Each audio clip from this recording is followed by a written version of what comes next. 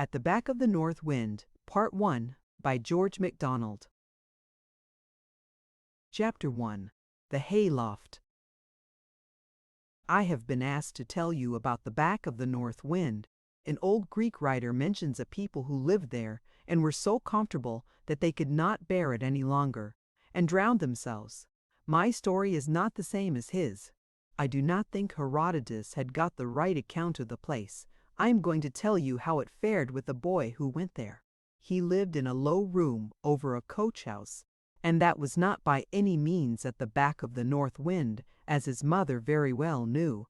For one side of the room was built only of boards, and the boards were so old that you might run a penknife through into the north wind, and then let them settle between them, which was the sharper. I know that when you pulled it out again, the wind would be after it like a cat after a mouse, and you would know soon enough you were not at the back of the north wind. Still, this room was not very cold, except when the north wind blew stronger than usual. The room I have to do with now was always cold, except in summer, when the sun took the matter into his own hands.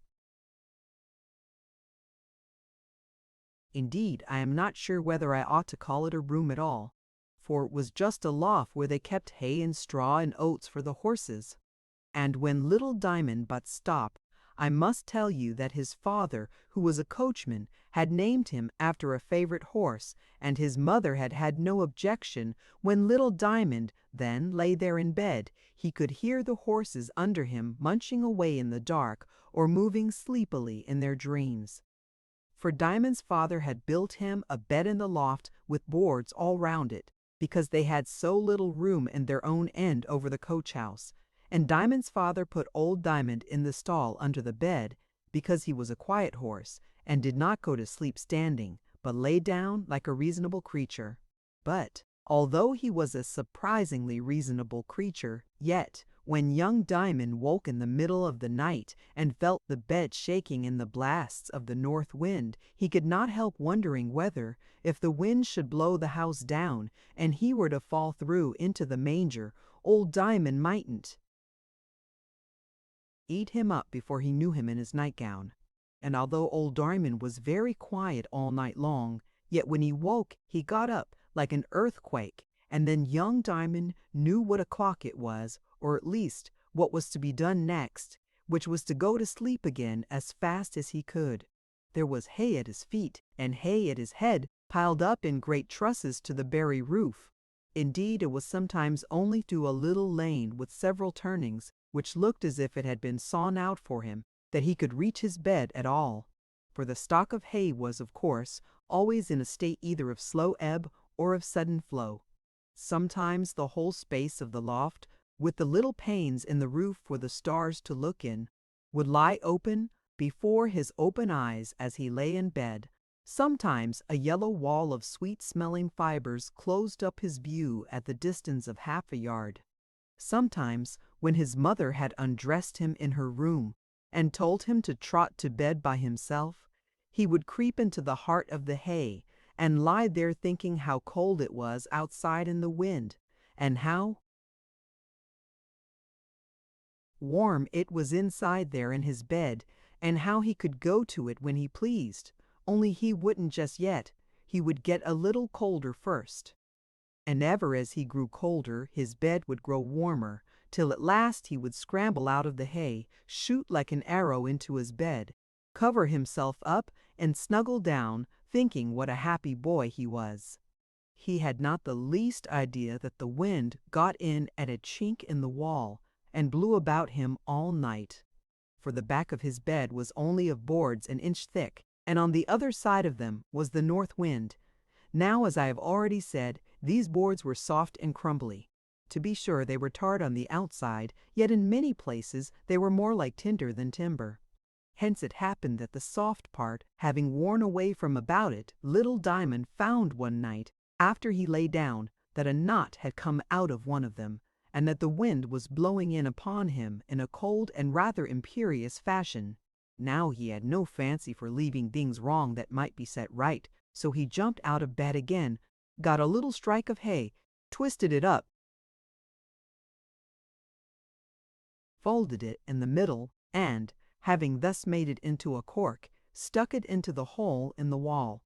But the wind began to blow loud and angrily, and, as Diamond was falling asleep, out blew his cork and hit him on the nose, just hard enough to wake him up quite and let him hear the wind whistling shrill in the hole. He searched for his hay cork, found it, stuck it in harder, and was just dropping off once more when pop! With an angry whistle behind it, the cork struck him again, this time on the cheek. Up he rose once more, made a fresh stopple of hay, and corked the hole severely. But he was hardly down again before pop! It came on his forehead. He gave it up, drew the clothes above his head, and was soon fast asleep.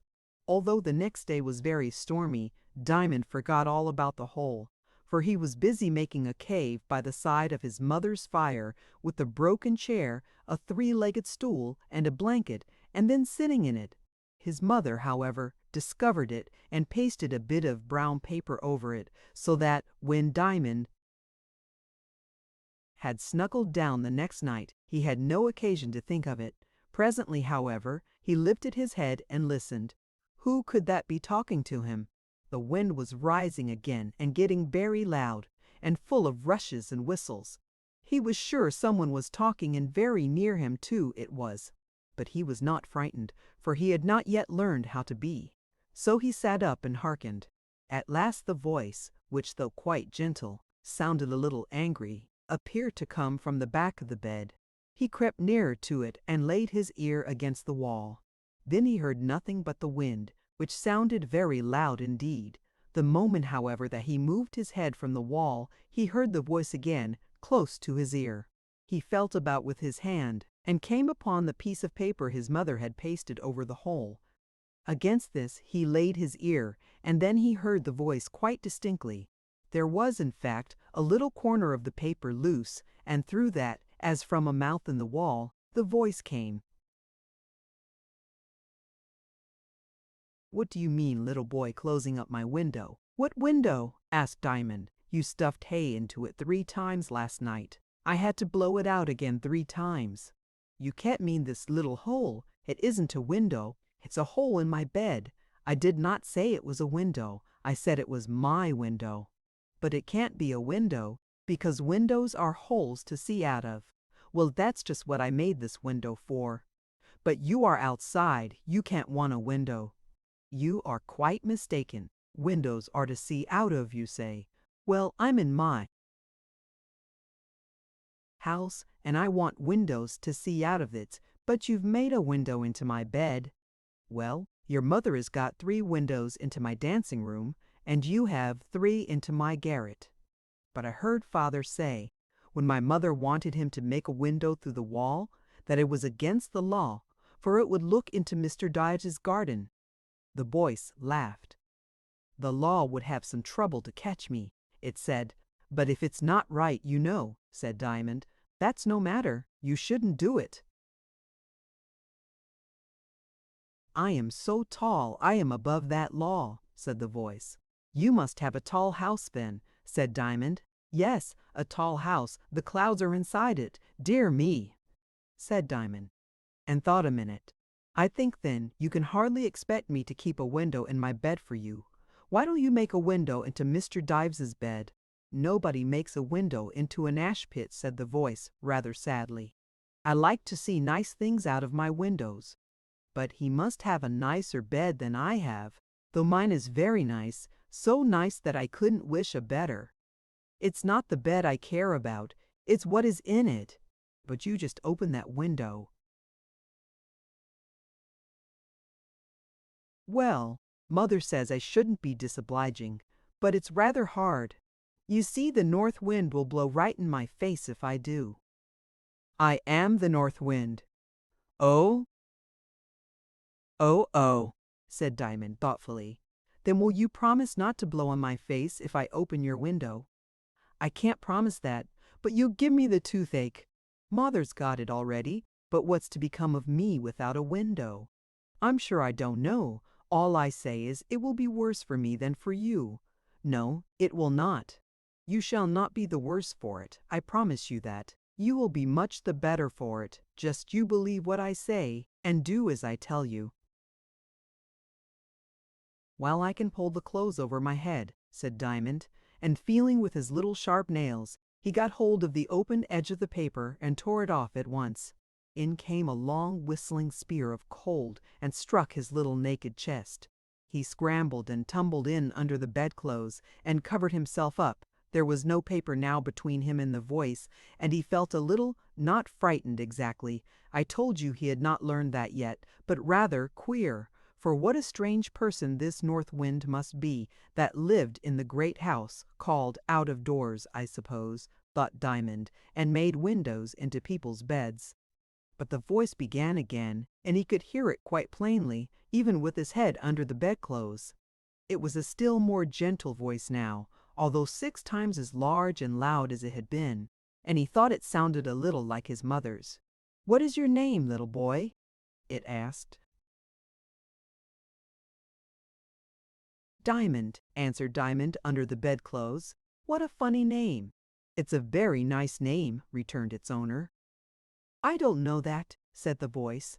"Well, I do," retorted Diamond, a little rudely. "Do you know to whom you are speaking?" "No," said Diamond, and indeed he did not. For to know a person's name is not always to know the person's self. "Then I must not be angry with you.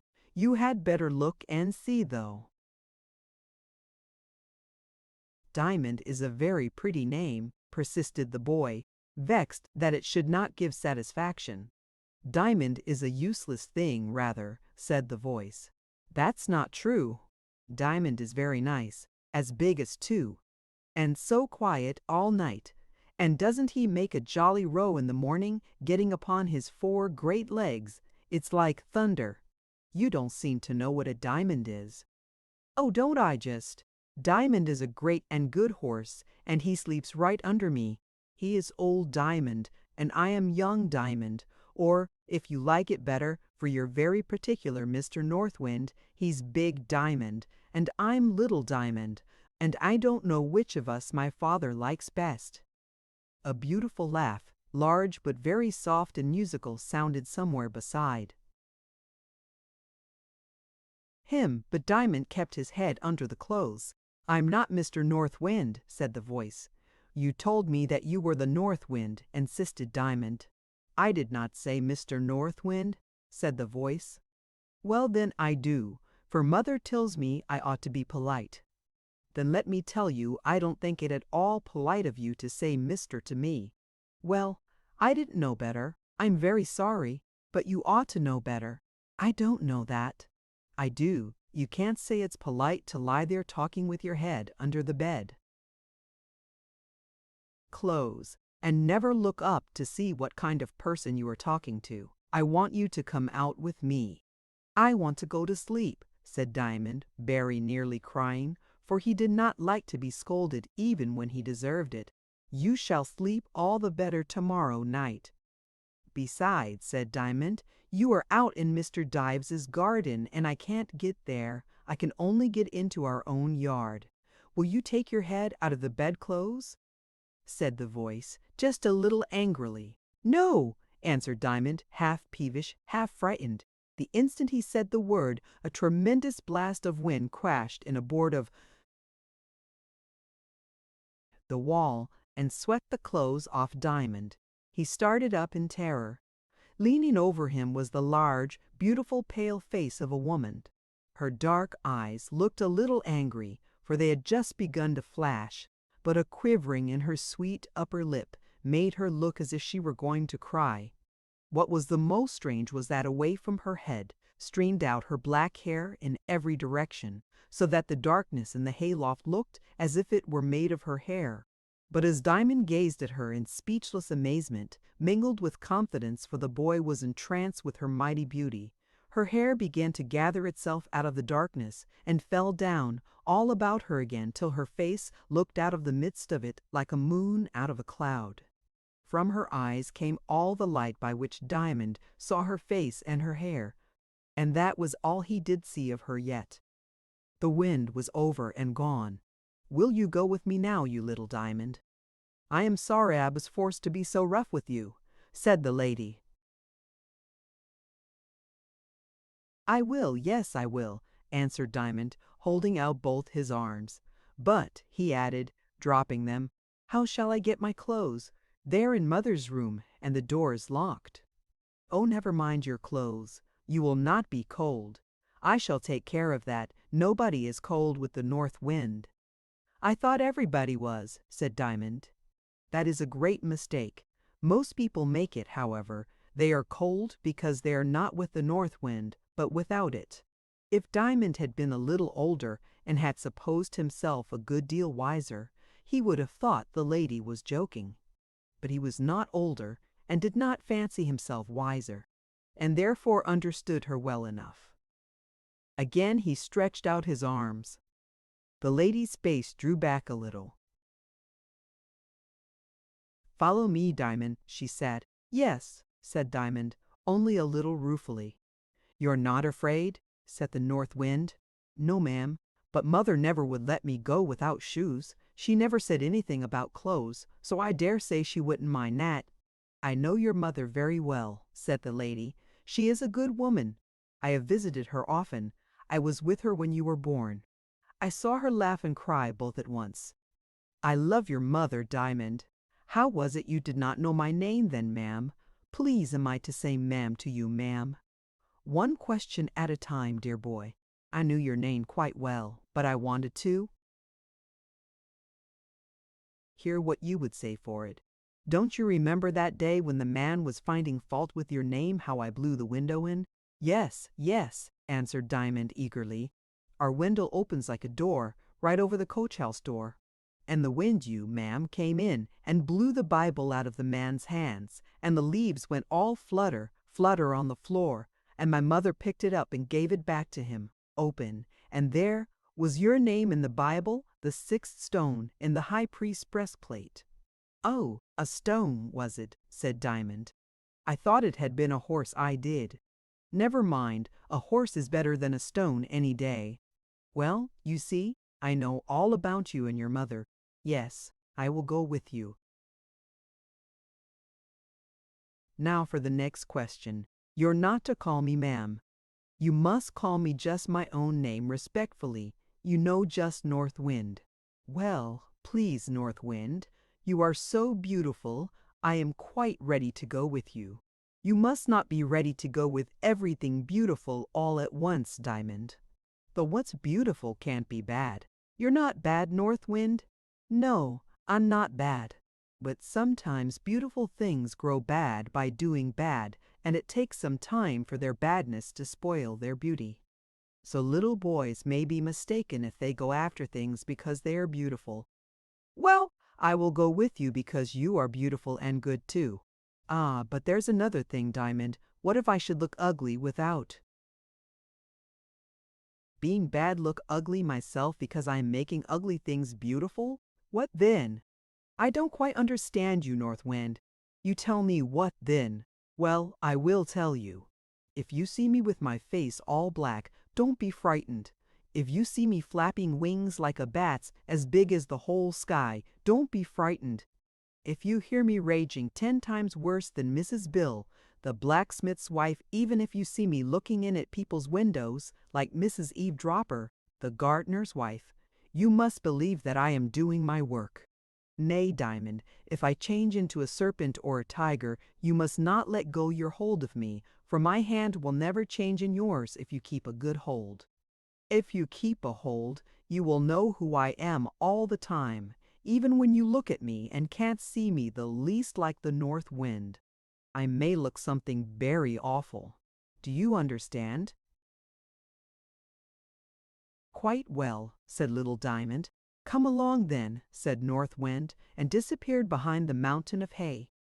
Diamond crept out of bed and followed her. Chapter 2. The Lawn.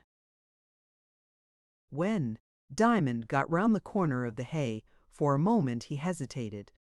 The stair by which he would naturally have gone down to the door was at the other side of the loft, and looked very black indeed, for it was full of North Wind's hair as she descended before him, and just beside him was the ladder going straight down into the stable, up which his father always came to fetch the hay for Diamond's dinner. Through the opening in the floor, the faint gleam of the stable lantern was enticing, and Diamond thought he would run down that way. The stair went close past the loose box in which Diamond the horse lived. When Diamond the boy was halfway down, he remembered that it was of no use to go this way, for the stable door was locked. But at the same moment, there was Horse Diamond's great head poked out of his box onto the ladder, for he knew Boy Diamond, although he was in his nightgown, and wanted him to pull his ears for him. This Diamond did very gently for a minute or so, and patted and stroked his neck too, and kissed the big horse, and had begun to take the bits of straw and hay out of his mane, when all at once he recollected that the Lady North Wind was waiting for him in the yard.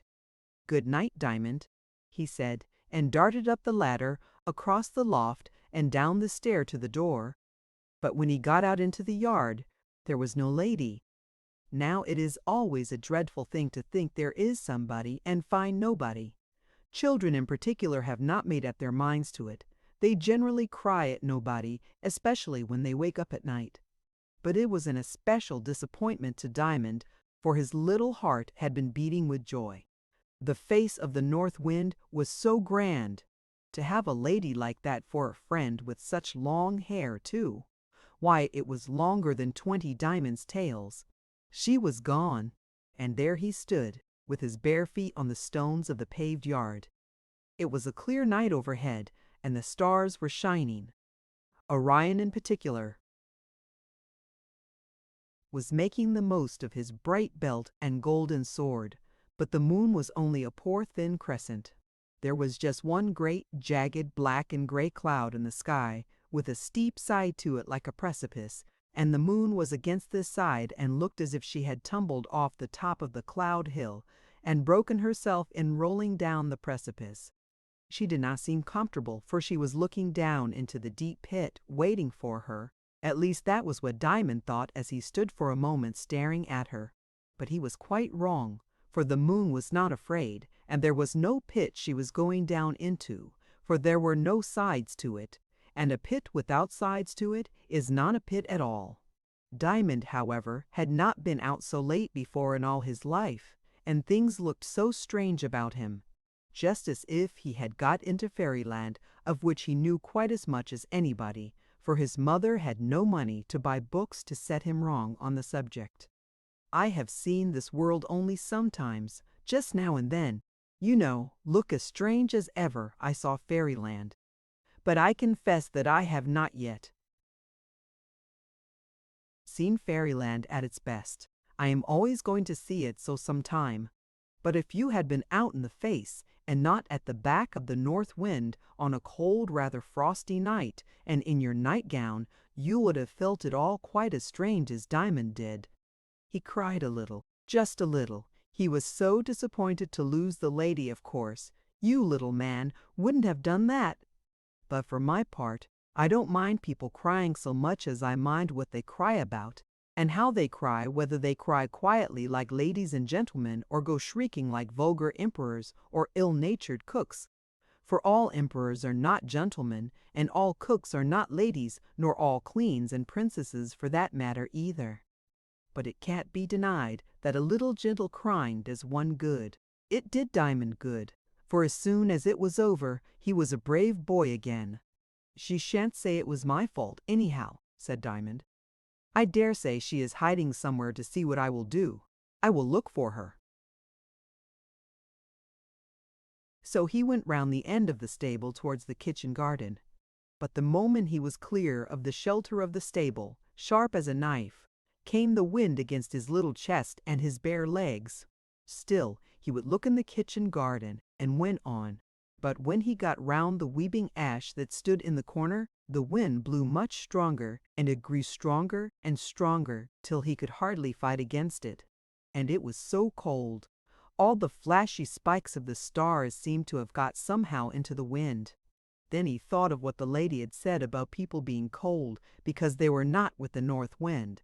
How it was that he should have guessed what she meant at that very moment, I cannot tell, but I have observed that the most wonderful thing in the world is how people come to understand anything." He turned his back to the wind and trotted again towards the yard, whereupon, strange to say, it blew so much more gently against his calves than it had blown against his shins that he began to feel almost warm by contrast. You must not think it was cowardly of Diamond to turn his back to the wind. He did so only because he thought Lady North Wind had said something like telling him to do so. If she had said to him that he must hold his face to it, Diamond would have held his face to it. But the most foolish thing is to fight for no good and to please nobody. Well, it was just as if the wind was pushing Diamond along. If he turned round, it grew very sharp on his legs especially, and so he thought the wind might really be Lady North Wind, though he could not see her, and he had better let her blow him wherever she pleased. So she blew, and he went and went, until he found himself standing at a door in a wall, which door led from the yard into a little belt of shrubbery flanking Mr. Coleman's house. Mr. Coleman was his father's master and the owner of Diamond. He opened the door and went through the shrubbery and out into the middle of the lawn, still hoping to find North Wind. The soft grass was very pleasant to his bare feet and felt warm. After the stones of the yard, but the lady was nowhere to be seen. Then he began to think that after all he must have done wrong, and she was offended with him for not following close after her, but staying to talk to the horse, which certainly was neither wise nor polite. There he stood in the middle of the lawn, the wind blowing his nightgown till it flapped like a loose sail. The stars were very shiny over his head, but they did not give light enough to show that the grass was green, and Diamond stood alone in the strange night, which looked half solid all about him. He began to wonder whether he was in a dream or not. It was important to determine this. For, thought Diamond, if I am in a dream, I am safe in my bed, and I needn't cry. But if I'm not in a dream, I'm out here, and perhaps I had better cry, or at least, I'm not sure whether I can help it. He came to the conclusion, however, that, whether he was in a dream or not, there could be no harm in not crying for a little while longer. He could begin whenever he liked. The back of Mr. Coleman's house was to the lawn, and one of the drawing-room windows looked out upon it. The ladies had not gone to bed, for the light was still shining in that window. But they had no idea that a little boy was standing on the lawn in his nightgown, or they would have run out in a moment. And as long as he saw that light, Diamond could not feel quite lonely. He stood staring, not at the great warrior Orion in the sky, nor yet at the disconsolate, neglected moon going down in the west, but at the drawing-room window with the light shining through its green curtains. He had been in that room once or twice that he could remember at Christmas times. For the Colemans were kind people, though they did not care much about children. All at once, the light went nearly out. He could only see a glimmer of the shape of the window. Then, indeed, he felt that he was left alone. It was so dreadful to be out in the night after everybody was gone to bed. That was more than he could bear. He burst out crying in good earnest, beginning with a wail like that of the wind when it is waking up. Perhaps you think this was very foolish, for could he not go home to his own bed again when he liked? Yes, but it looked dreadful to him to creep up that stair again and lie down in his bed again, and know that North Wind's window was open beside him, and she gone, and he might never see her again. He would be just as lonely there as here. Nay, it would be much worse if he had to think that the window was nothing but a hole in the wall. At the very moment when he burst out crying, the old nurse, who had grown to be one of the family, for she had not gone away when Miss Coleman did not want any more nursing, came to the back door, which was of glass, to close the shutters. She thought she heard a cry, and, peering out with a hand on each side of her eyes like Diamond's blinkers, she saw something white on the lawn. Too old and too wise to be frightened, she opened the door and went straight towards the white thing to see what it was. And when Diamond saw her coming, he was not frightened either, though Mrs. Crump was a little cross sometimes. For there is a good kind of crossness that is only disagreeable, and there is a bad kind of crossness that is very nasty indeed. So she came up with her neck stretched out, and her head at the end of it, and her eyes foremost of all, like a snail's, peering into the night to see what it could be that went on glimmering white before her. When she did see, she made a great exclamation and threw up her hands. Then without a word, for she thought Diamond was walking in his sleep, she caught hold of him and led him towards the house. He made no objection, for he was just in the mood to be grateful for notice of any sort, and Mrs. Crump led him straight into the drawing-room. Now, from the neglect of the new housemaid, the fire in Miss Coleman's bedroom had gone out, and her mother had told her to brush her hair by the drawing-room fire, a disorderly proceeding which a mother's wish could justify. The young lady was very lovely, though not nearly so beautiful as North Wind, and her hair was extremely long, for it came down to her knees, though that was nothing at all to North Wind's hair. Yet when she looked round, with her hair all about her, as Diamond entered, he thought for one moment that it was North Wind, and, pulling his hand from Mrs. Crump's, he stretched out his arms and ran towards Miss Coleman. She was so pleased that she threw down her brush and almost knelt on the floor to receive him in her arms. He saw the next moment that she was not Lady North Wind, but she looked so like her he could not help running into her arms and bursting into tears afresh. Mrs. Crump said the poor child had walked out in his sleep, and Diamond thought she ought to know, and did not contradict her for anything he knew. It might be so indeed. He let them talk on about him, and said nothing, and when, after their astonishment was over, and Miss Coleman had given him a sponge cake, it was decreed that Mrs. Crump should take him to his mother, he was quite satisfied.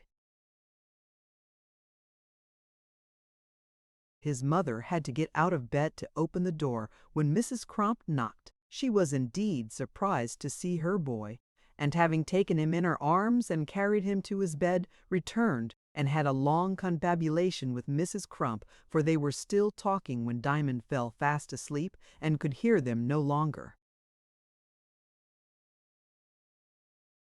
Chapter 3. Old Diamond. Diamond woke very early in the morning and thought what a curious dream he had had. But the memory grew brighter and brighter in his head, until it did not look altogether like a dream, and he began to doubt whether he had not really been abroad in the wind last night. He came to the conclusion that, if he had really been brought home to his mother by Mrs. Crump, she would say something to him about it, and that would settle the matter. Then he got up and dressed himself, but, finding that his father and mother were not yet stirring, he went down the ladder to the stable.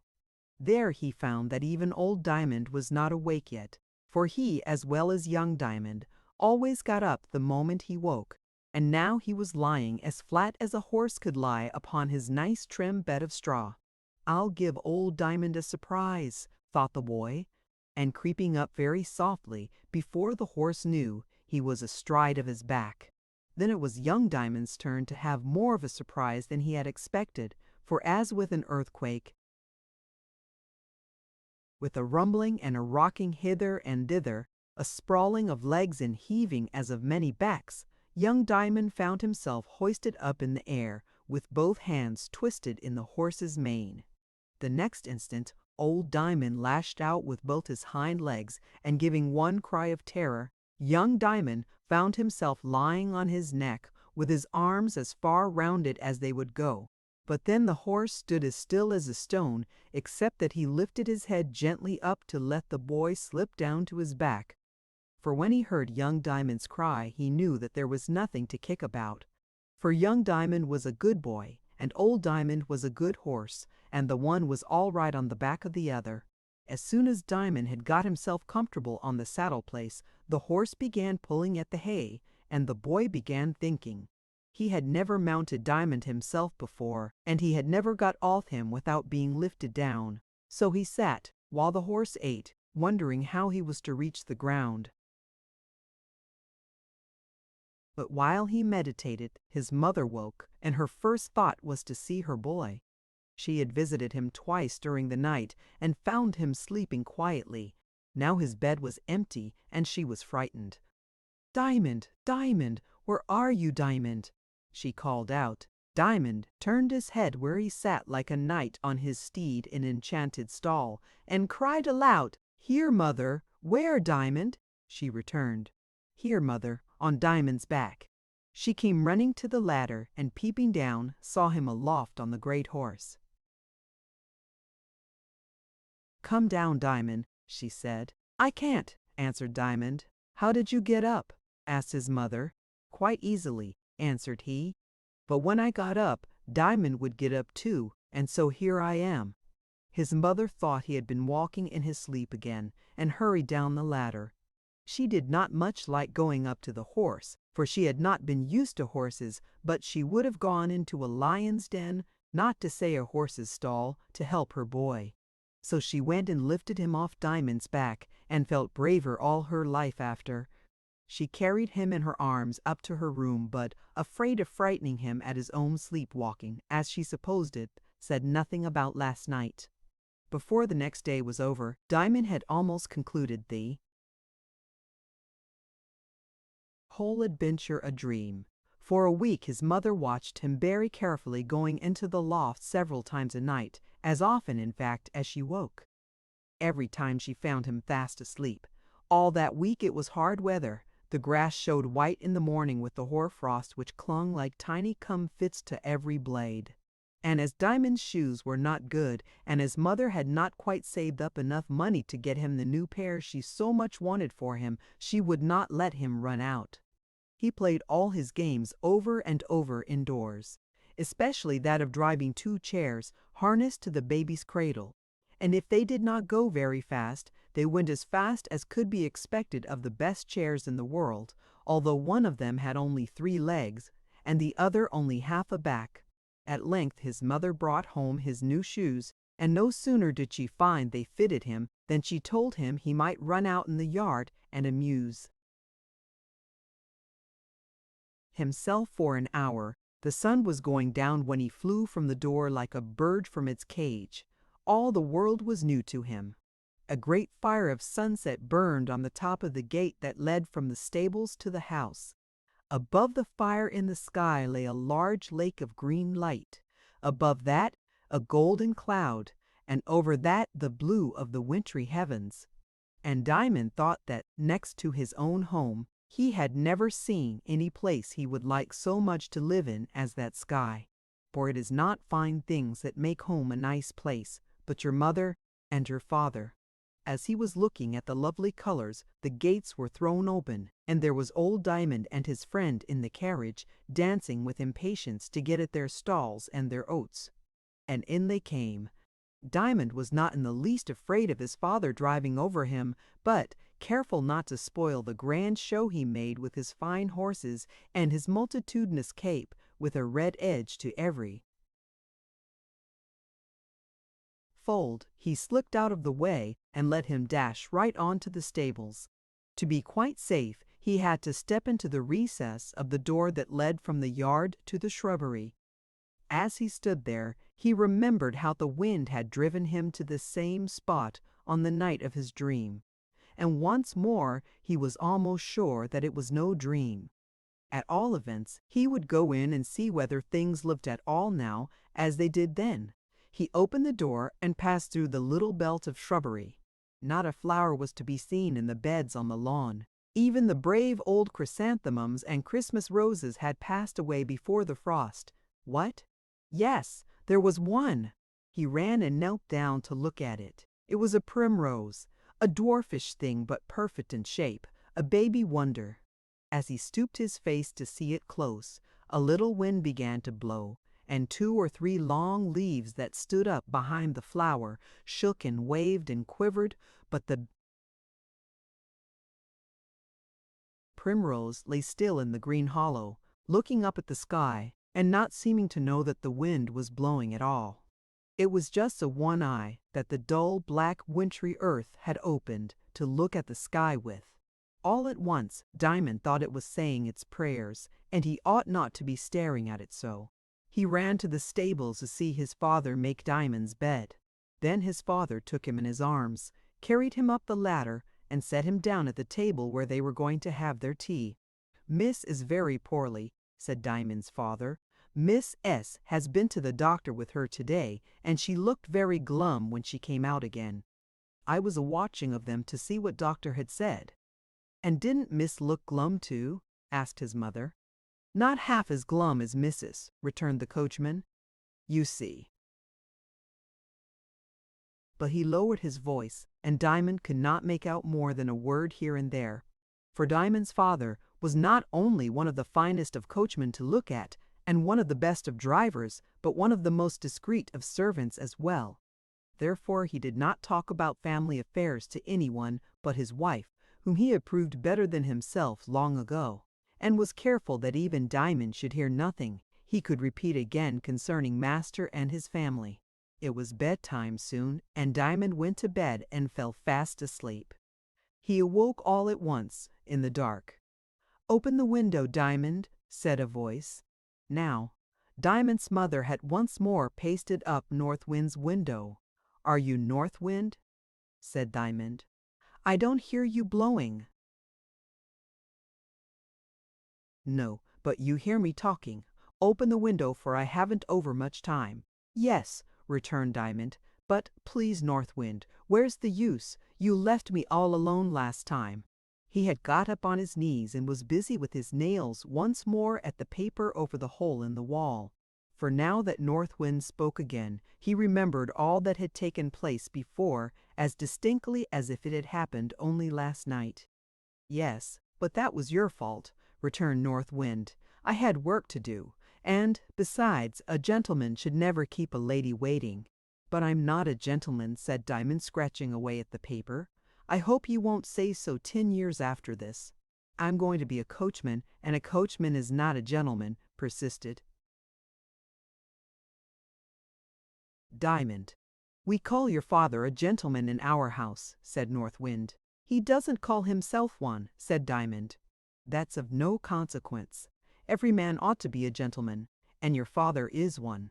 Diamond was so pleased to hear this that he scratched at the paper like 10 mice, and getting hold of the edge of it, tore it off. The next instant a young girl glided across the bed and stood upon the floor. "Oh dear," said Diamond, quite dismayed. "I didn't know. Who are you, please?" "I'm North Wind." "Are you really?" "Yes. Make haste." "But you're no bigger than me." "Do you think I care about how big or how little I am? Didn't you see me this evening? I was less then." "No. Where was you?" "Behind the leaves of the primrose. Didn't you see them blowing?" "Yes." "Make haste then if you want to go with me." "But you are not big enough to take care of me. I think you are only Miss North Wind. I am big enough to show you the way, anyhow, but if you won't come, why, you must stay." "I must dress myself." I didn't mind with a grown lady, but I couldn't go with a little girl in my nightgown. "Very well, I'm not in such a hurry as I was the other night." "Dress as fast as you can, and I'll go and shake the primrose leaves till you come." "Don't hurt it," said Diamond. North Wind broke out in a little laugh, like the breaking of silver bubbles, and was gone in a moment. Diamond saw, for it was a starlit night, and the mass of hay was at a low ebb, now the gleam of something vanishing down the stair, and springing out of bed, dressed himself as fast as ever he could. Then he crept out into the yard, through the door in the wall, and away to the primrose. Behind it stood North Wind, leaning over it, and looking at the flower as if she had been its mother. "Come along," she said, jumping up and holding out her hand. Diamond took her hand. It was cold, but so pleasant and full of life, it was better than warm. She led him across the garden. With one bound, she was on the top of the wall. Diamond was left at the foot. "Stop, stop," he cried. "Please, I can't jump like that." "You don't try," said North Wind, who from the top looked down a foot taller than before. Give me your hand again, and I will try," said Diamond. She reached down, Diamond laid hold of her hand, gave a great spring, and stood beside her. "This is nice," he said. Another bound, and they stood in the road by the river. It was full tide, and the stars were shining clear in its depths, for it lay still, waiting for the turn to run down again to the sea. They walked along its side, but they had not walked far before its surface was covered with ripples, and the stars had vanished from its bosom. And North Wind was now tall as a full-grown girl. Her hair was flying about her head, and the wind was blowing a breeze down the river. But she turned aside and went up a narrow lane, and as she went her hair fell down around her. "I have some rather disagreeable work to do tonight," she said, "before I get out to sea, and I must set about it at once. The disagreeable work must be looked after first." So saying, she laid hold of Diamond and began to run, gliding along faster and faster.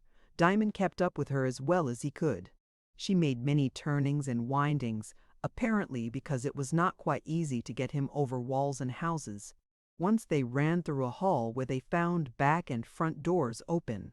At the foot of the stair, North Wind stood still, and Diamond, hearing a great growl, started in terror, and there, instead of North Wind, was a huge wolf by his side.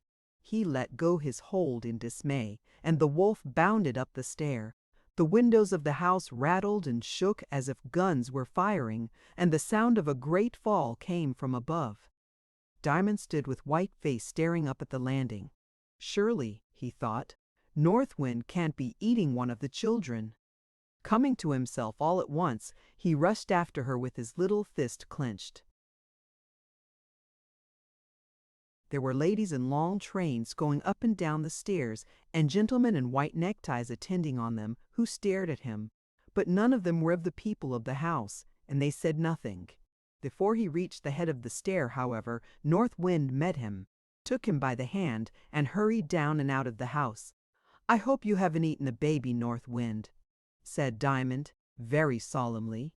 North Wind laughed merrily and went tripping on faster. Her grassy robes swept and swirled about her steps, and wherever it passed over withered leaves, they went fleeing and whirling in spirals, and running on their edges like wheels, all about her feet. "No," she said at last, "I did not eat a baby.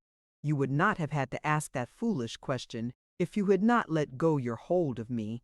You would have seen how I served a nurse that was calling a child bad names and telling her she was wicked. She had been drinking. I saw an ugly gin bottle in a cupboard." "And you frightened her?" said Diamond. "I believe so," answered North Wind, laughing merrily. "I flew at her throat, and she tumbled over on the floor with such a crash that they ran in. She'll be turned away tomorrow, and quite time, if they knew as much as I do. But didn't you frighten the little one? She never saw me. The woman would not have seen me either if she had not been wicked." "Oh," said Diamond, dubiously. "Why should you see things," returned North Wind, "that you wouldn't understand or know what to do with? Good people see good things, bad people bad things. Then are you a bad thing? No? For you see me, Diamond dear," said the girl, and she looked down at him, and Diamond saw the loving eyes of the great lady beaming from the depths of her falling hair. "I had to make myself look like a bad thing before she could see me. If I had put on any other shape than a wolf's, she would not have seen me, for that is what is growing to be her own shape inside of her." "I don't know what you mean," said Diamond, "but I suppose it's all right." They were now climbing the slope of a grassy ascent. It was Primrose Hill, in fact, although Diamond had never heard of it. The moment they reached the top, North Wind stood and turned her face towards London. The stars were still, shining clear and cold overhead. There was not a cloud to be seen. The air was sharp, but Diamond did not find it cold. "Now," said the lady, "whatever you do, do not let my hand go. I might have lost you the last time, only I was not in a hurry then. Now I am in a hurry." Yet she stood still for a moment. Chapter 4. North Wind. And as she stood looking towards London, Diamond saw that she was trembling. "Are you cold, North Wind?" he asked. "No, Diamond," she answered, looking down upon him with a smile. "I am only getting ready to sweep one of my rooms. Those careless, greedy, untidy children make it in such a mess." As she spoke, he could have told by her voice, if he had not seen with his eyes, that she was growing larger and larger. Her head went up and up towards the stars. And as she grew, still trembling through all her body, her hair also grew longer and longer, and lifted itself from her head and went out in black waves. The next moment, however, it fell back around her, and she grew less and less till she was only a tall woman. Then she put her hands behind her head and gathered some of her hair and began weaving and knotting it together. When she had done, she bent down her beautiful face close to his and said, "Diamond, I am afraid you would not keep hold of me, and if I were to drop you, I don't know what might happen. So I have been making a place for you in my hair. Come." Diamond held out his arms, for with that grand face looking at him, he believed like a baby. She took him in her hands, threw him over her shoulder, and said, "Get in, Diamond." And Diamond parted her hair with his hands, crept between, and feeling about, soon found the woven nest. It was just like a pocket, or like the shawl in which gypsy women carry their children. North Wind put her hands to her back, felt all about the nest, and finding it safe, said, "Are you comfortable, Diamond?" "Yes, indeed," answered Diamond. The next moment he was rising in the air. North Wind grew towering up to the place of the clouds. Her hair went streaming out from her till it spread like a mist over the stars. She flung herself abroad in space. Diamond held on by two of the twisted ropes which, parted and interwoven, formed his shelter, for he could not help being a little afraid. As soon as he had come to himself, he peeped through the woven meshes, for he did not dare to look over the top of the nest. The earth was rushing past like a river or a sea below him. Trees and water and green grass hurried away beneath. A great roar of wild animals rose as they rushed over the zoological gardens, mixed with a chattering of monkeys and a screaming of birds, but it died away in a moment behind them. And now there was nothing but the roofs of houses, sweeping along like a great torrent of stones and rocks. Chimney pots fell, and tiles flew from the roofs, but it looked to him as if they were left behind by the roofs and the chimneys as they scudded away. There was a great roaring, for the wind was dashing against London like a sea, but at North Wind's back, Diamond, of course, felt nothing of it all. He was in a perfect calm. He could hear the sound of it, that was all. By and by he raised himself and looked over the edge of his nest. There were the houses rushing up and shooting away below him, like a fierce torrent of rocks instead of water. Then he looked up to the sky, but could see no stars. They were hidden by the blinding masses of the lady's hair which swept between. He began to wonder whether she would hear him if he spoke. He would try. "Please, North Wind," he said, "what is that noise?" From high over his head came the voice of North Wind, answering him gently. "The noise of my besom. I am the old woman that sweeps the cobwebs from the sky, only I'm busy with the floor now."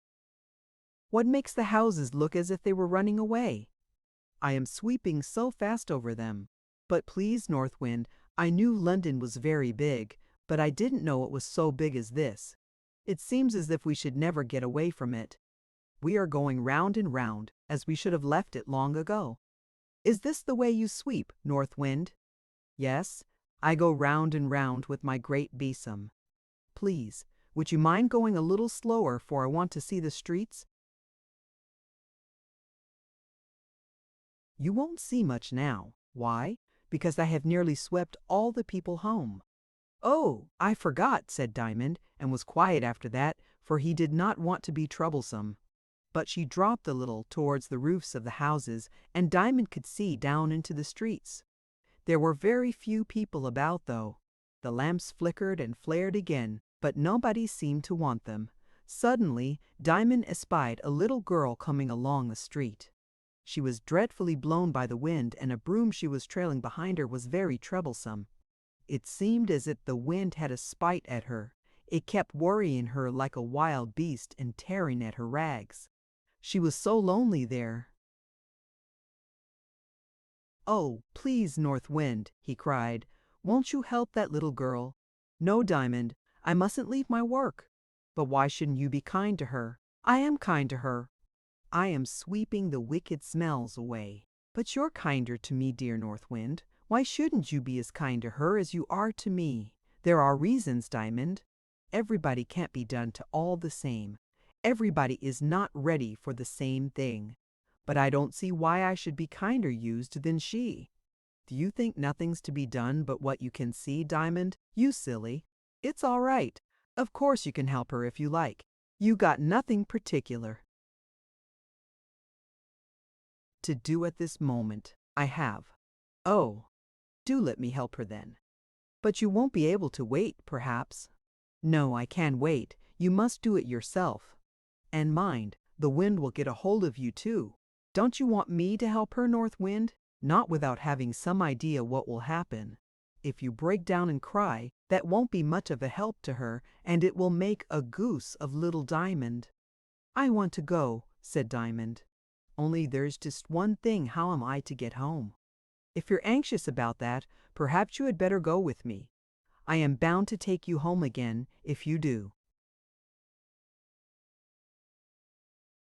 "There," cried Diamond, who was still looking after the little girl. "I'm sure the wind will blow her over and perhaps kill her. Do let me go." They had been sweeping more slowly along the line of the street. There was a lull in the roaring.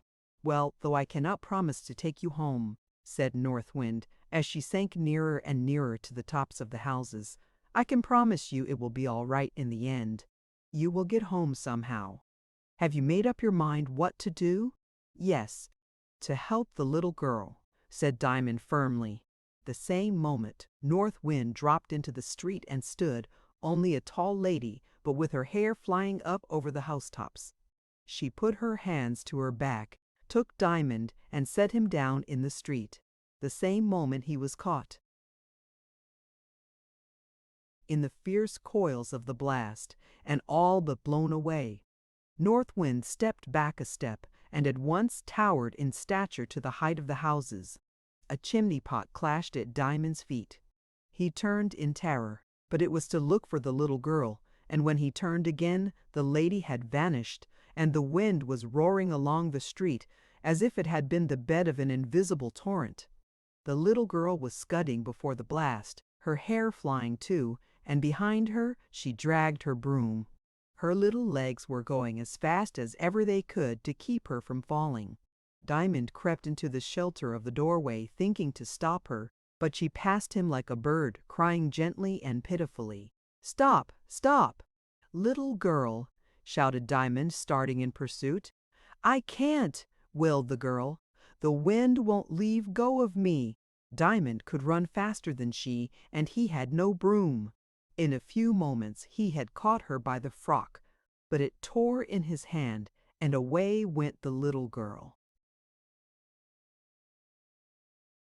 So he had to run again, and this time he ran so fast that he got before her, and turning round, caught her in his arms, when down they went both together, which made the little girl laugh in the midst of her crying. "Where are you going?" asked Diamond, rubbing the elbow that had stuck farthest out. The arm it belonged to was twined round a lamp-post as he stood between the little girl and the wind. "Home," she said, gasping for breath. "Then I will go with you," said Diamond. And then they were silent for a while, for the wind blew worse than ever, and they had both to hold on to the lamp-post. "Where is your crossing?" asked the girl at length. "I don't sweep," answered Diamond. "What do you do then?" asked she. You ain't big enough for most things." "I don't know what I do," answered he, feeling rather ashamed. "Nothing, I suppose. My father's Mr. Coleman's coachman." "Have you a father?" she said, staring at him as if a boy with a father was a natural curiosity. "Yes, haven't you?" returned Diamond. "No, nor mother neither. Old Sal's all I've got." And she began to cry again. "I wouldn't go to her if she wasn't good to me," said Diamond. "But you must go somewheres." "Move on," said the voice of a policeman behind them. "I told you so," said the girl. "You must go somewheres. They're always at it." "But old Sal doesn't beat you, does she?" "I wish she would." "What do you mean?" asked Diamond, quite bewildered. "She would if she was my mother."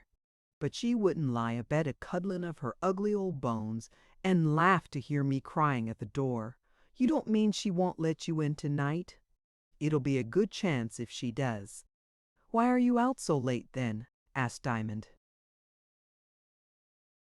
"My crossing's a long way off at the West End, and I had been indulgin' in doorsteps and muses." "We'd better have a try anyhow," said Diamond. "Come along." As he spoke, Diamond thought he caught a glimpse of North Wind turning a corner in front of them, and when they turned the corner too, they found it quiet there, but he saw nothing of the lady. "Now you leave me," he said, taking her hand, "and I'll take care of you." The girl withdrew her hand, but only to dry her eyes with her frock, for the other had enough to do with her broom. She put it in his again, and led him, turning after turning, until they stopped at the cellar door in a very dirty lane. There she knocked. "I shouldn't like to live here," said Diamond. "Oh yes, you would, if you had nowhere else to go to," answered the girl. "I only wish we may get in." "I don't want to go in," said Diamond.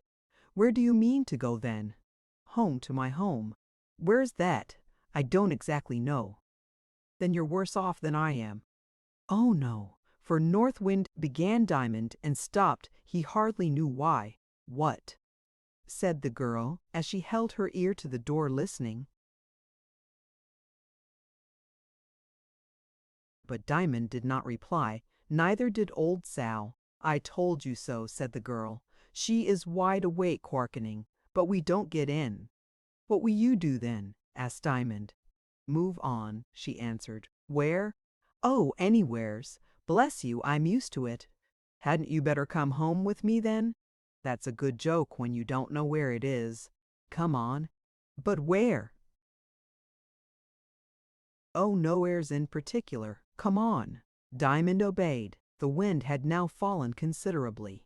They wandered on and on, turning in this direction and that, without any reason for one way more than another, until they had got out of the thick of the houses into a waste kind of place. By this time they were both very tired. Diamond felt a good deal inclined to cry, and thought he had been very silly to get down from the back of North Wind. Not that he would have minded it if he had done the girl any good, but he thought he had been of no use to her. He was mistaken there, for she was far happier for having Diamond with her than if she had been wandering about alone. She did not seem so tired as he was. "Do let us rest a bit," said Diamond. "Let's see," she answered. "There's something like a railway there. Perhaps there's an open arch." They went towards it and found one, and, better still, there was an empty barrel lying under the arch. "Hello, here we are," said the girl. "A barrel's the jolliest bed going on the tramp, I mean. We'll have 40 winks, and then go on again." She crept in, and Diamond crept in beside her. They put their arms round each other, and when he began to grow warm, Diamond's courage began to come back. "This is jolly," he said. "I'm so glad." "I don't think so much of it," said the girl. "I'm used to it, I suppose, but I can't think how a kid like you comes to be out all alone this time of night." She called him a kid, but she was not really a month older than he was, only she had had to work for her bread, and that so soon makes people older. "But I shouldn't have been out so late if I hadn't got down to help you," said Diamond. North Wind is gone home long ago. I think you must ha' got out o' one of them hidjous films, said the girl. You said something about the North Wind afore that I couldn't get the rights of. So now, for the sake of his character, Diamond had to tell her the whole story. She did not believe a word of it. She said he wasn't such a flat as to believe all that bosh. But as she spoke, there came a great blast of wind through the arch and set the barrel rolling. So they made haste to get out of it, for they had no notion of being rolled over and over as if they had been packed tight and wouldn't hurt, like a barrel of herrings. I thought we should have had a sleep, said Diamond, but I can't say I'm very sleepy after all. Come, let's go on again. They wandered on and on, sometimes sitting on a doorstep, but always turning into lanes or fields when they had a chance. They found themselves at last on a rising ground that sloped rather steeply on the other side. It was a waste kind of spot below, bounded by an irregular wall, with a few doors in it. Outside lay broken things in general, from garden rollers to flower pots and wine bottles. But the moment they reached the brow of the rising ground, a gust of wind seized them and blew them downhill as fast as they could run. Nor could Diamond stop before he went bang against one of the doors in the wall. To his dismay, it burst open. When they came to themselves, they peeped in. It was the back door of a garden. "Ah, ah!" cried Diamond, after staring for a few moments. "I thought so. North Wind takes nobody in. Here I am in Master's garden. I tell you what, little girl, you just bore a hole in old Sal's wall and put your mouth to it and say please." "North Wind, mayn't I go out with you, and then you'll see what'll come?" "I dare say I shall, but I'm out in the wind too often already to want more of it." "I said with the North Wind, not in it. It's all one. It's not all one. It is all one. But I know best. And I know better. I'll box your ears," said the girl. Diamond got very angry, but he remembered that even if she did box his ears, he mustn't box hers again, for she was a girl, and all that boys must do if girls are rude is to go away and leave them. So he went in at the door. "Goodbye, mister," said the girl. This brought Diamond to his senses. "I'm sorry I was cross," he said. "Come in, and my mother will give you some breakfast." "No, thank you. I must be off to my crossing. It's morning now." "I'm very sorry for you," said Diamond. "Well, it is a life to be tired of what with old Sal, and so many holes in my shoes. I wonder you're so good. I should kill myself." "Oh, no, you wouldn't. When I think of it, I always want to see what's coming next, and so I always wait till next is over. Well, I suppose there's somebody happy somewheres. But it ain't in them carriages. Oh my, how they do look sometimes fit to bite your head off. Goodbye." She ran up the hill and disappeared behind it. Then Diamond shut the door as he best could and ran through the kitchen garden to the stable. And wasn't he glad to get into his own blessed bed again? Chapter 5. The Summer House. Demon said nothing to his mother about his adventures. He had half a notion that North Wind was a friend of his mother, and that, if she did not know all about it, at least she did not mind his going anywhere with the Lady of the Wind. At the same time he doubted whether he might not appear to be telling stories if he told all, especially as he could hardly believe it himself when he thought about it in the middle of the day, although when the twilight was once halfway on tonight he had no doubt about it, at least for the first few days after he had been with her. The girl that swept the crossing had certainly refused to believe him. Besides, he felt sure that North Wind would tell him if he ought to speak. It was some time before he saw the Lady of the Wind again. Indeed, nothing remarkable took place in Diamond's history until the following week. This was what happened then. Diamond the horse wanted new shoes, and Diamond's father took him out of the stable and was just getting on his back to ride him to the forge when he saw his little boy standing by the pump and looking at him wistfully. Then the coachman took his foot out of the stirrup, left his hold of the mane and bridle, came across to his boy, lifted him up, and setting him on the horse's back, told him to sit up like a man. He then led away both diamonds together. The boy atop felt not a little tremulous as the great muscles that lifted the legs of the horse knotted and relaxed against his legs, and he cowered towards the withers, grasping with his hands the bit of mane worn short by the collar. But when his father looked back at him, saying once more, "Sit up, Diamond," he let the mane go and sat up, notwithstanding that the horse, thinking, I suppose, that his master had said to him, "Come up, Diamond," stepped out faster. For both the diamonds were just grandly obedient. And Diamond soon found that, as he was obedient to his father, so the horse was obedient to him. For he had not ridden far before he found courage to reach forward and catch hold of the bridle. And when his father, whose hand was upon it, felt the boy pull it towards him, he looked up and smiled, and, well pleased, let go his hold, and left Diamond to guide Diamond, and the boy soon found that he could do so perfectly. It was a grand thing to be able to guide a great beast like that, and another discovery he made was that, in order to guide the horse, he had in a measure to obey the horse first. If he did not yield his body to the motions of the horse's body, he could not guide him, he must fall off. The blacksmith lived at some distance deeper into London.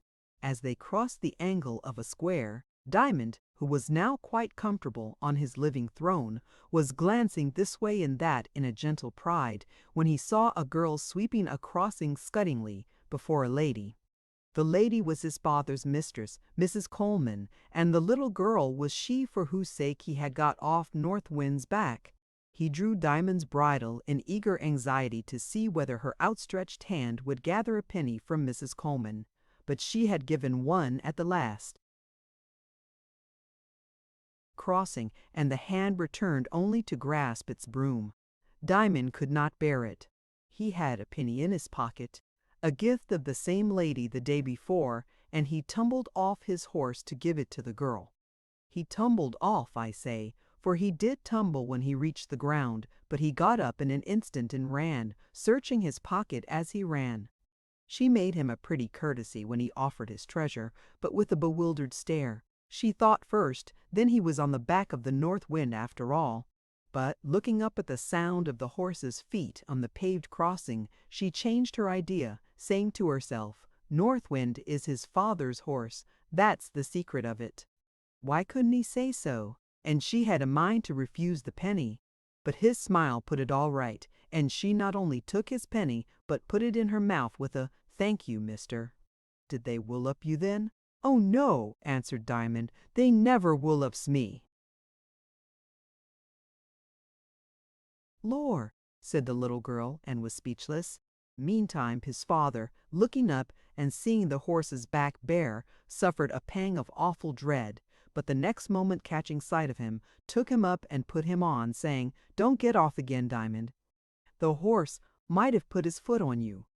"No, father," answered the boy, and rode on in majestic safety. The summer drew near, warm and splendid. Miss Coleman was a little better in health, and sat a good deal in the garden. One day she saw Diamond peeping through the shrubbery and called him. He talked to her so frankly that she often sent for him after that, and by degrees it came about that he had leave to run in the garden as he pleased. He never touched any of the flowers or blossoms, for he was not like some boys who cannot enjoy a thing without pulling it to pieces and so preventing everyone from enjoying it after them. A week even makes such a long time in a child's life that Diamond had begun once more to feel as if North Wind were a dream of some far-off year. One hot evening he had been sitting with the young mistress, as they called her, in a little summer house at the bottom of the lawn. A wonderful thing for beauty, the boy thought, for a little window in the side of it was made of colored glass. It grew dusky, and the lady began to feel chill, and went in, leaving the boy in the summer house. He sat there gazing out at a bed of tulips, which, although they had closed for the night, could not go quite asleep for the wind that kept waving them about. All at once he saw a great bumblebee fly out of one of the tulips. "There, that is something done," said a voice, a gentle, merry, childish voice, but so tiny. At last it was. I thought he would have had to stay there all night, poor fellow. I did. Diamond could not tell whether the voice was near or far away. It was so small and yet so clear. He had never seen a fairy, but he had heard of such, and he began to look all about for one. And there was the tiniest creature sliding down the stem of the tulip. "Are you the fairy that herds the bees?" he asked, going out of the summer house and down on his knees on the green shore of the tulip bed. "I'm not a fairy," answered the little creature. "How do you know that? It would become you better to ask how you are to know it. You've just told me." "Yes, but what's the use of knowing a thing only because you're told it?" "Well, how am I to know you are not a fairy? You do look very like one. In the first place, fairies are much bigger than you see me." "Oh," said Diamond reflectively, "I thought they were very little. But they might be tremendously bigger than I am, and yet not very big.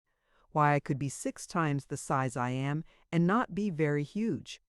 Besides, a fairy can't grow big and little at will, though the nursery tales do say so.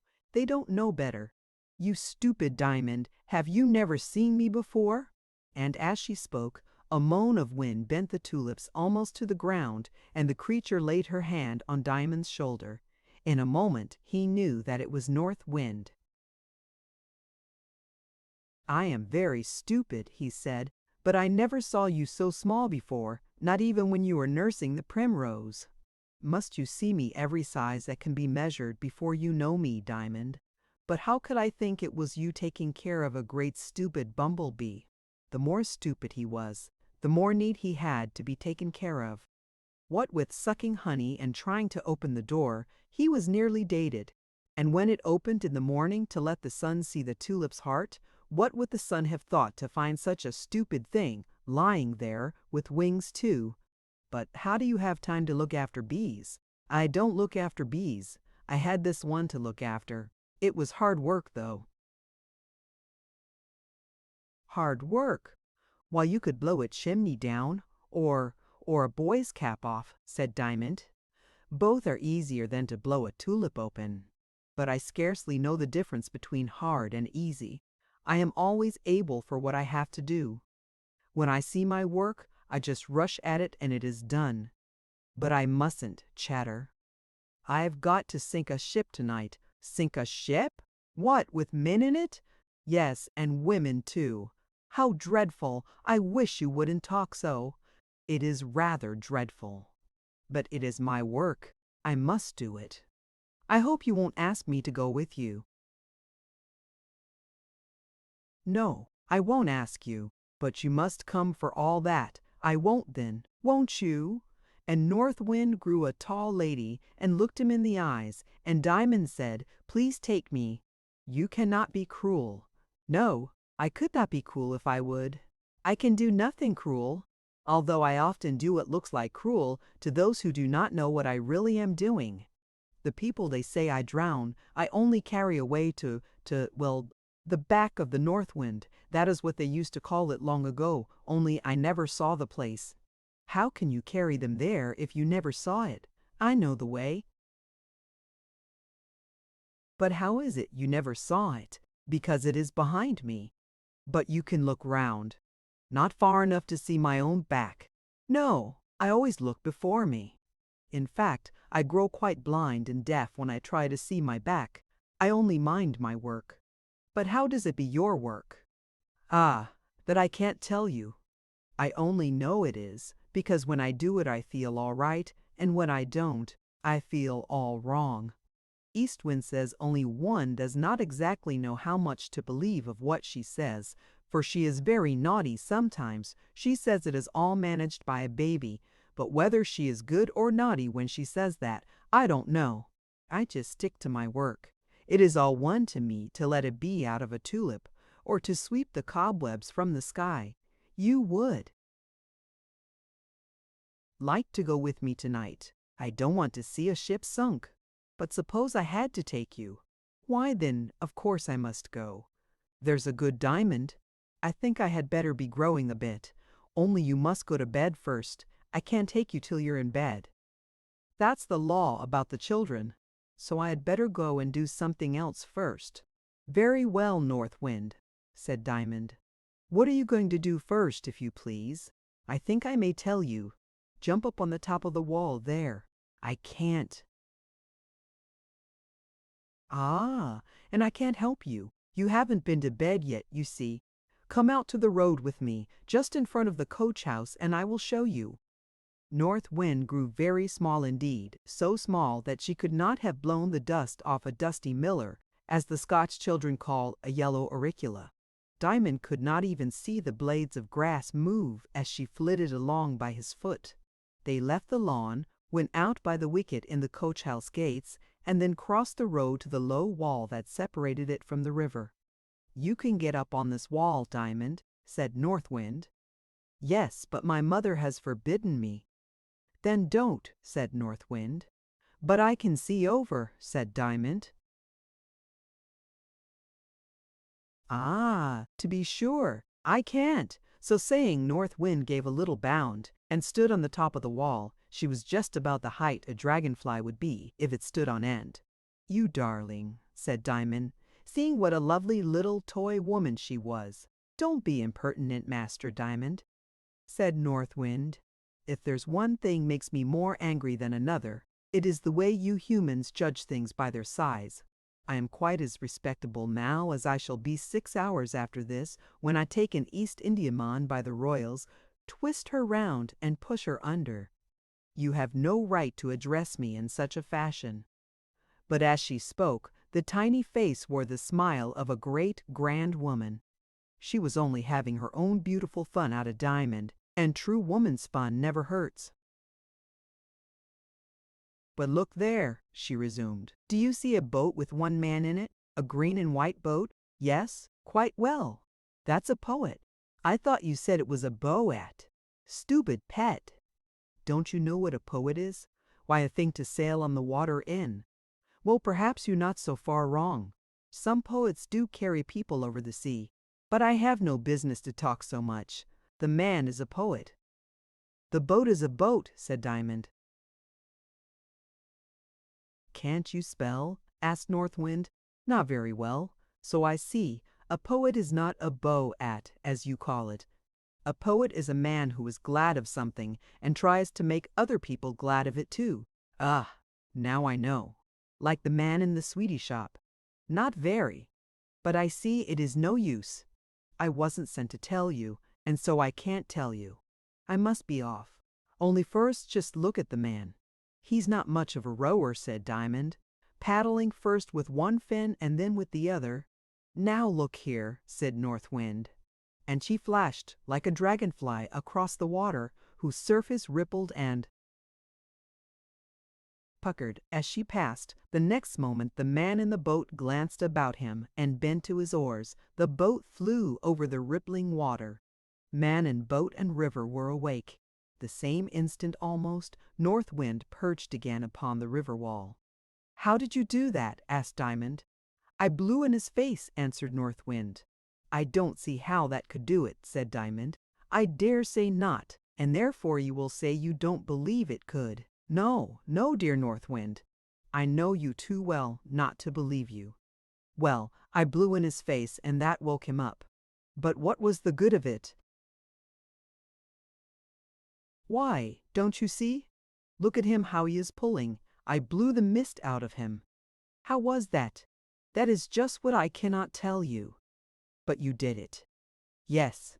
I have to do 10,000 things without being able to tell how.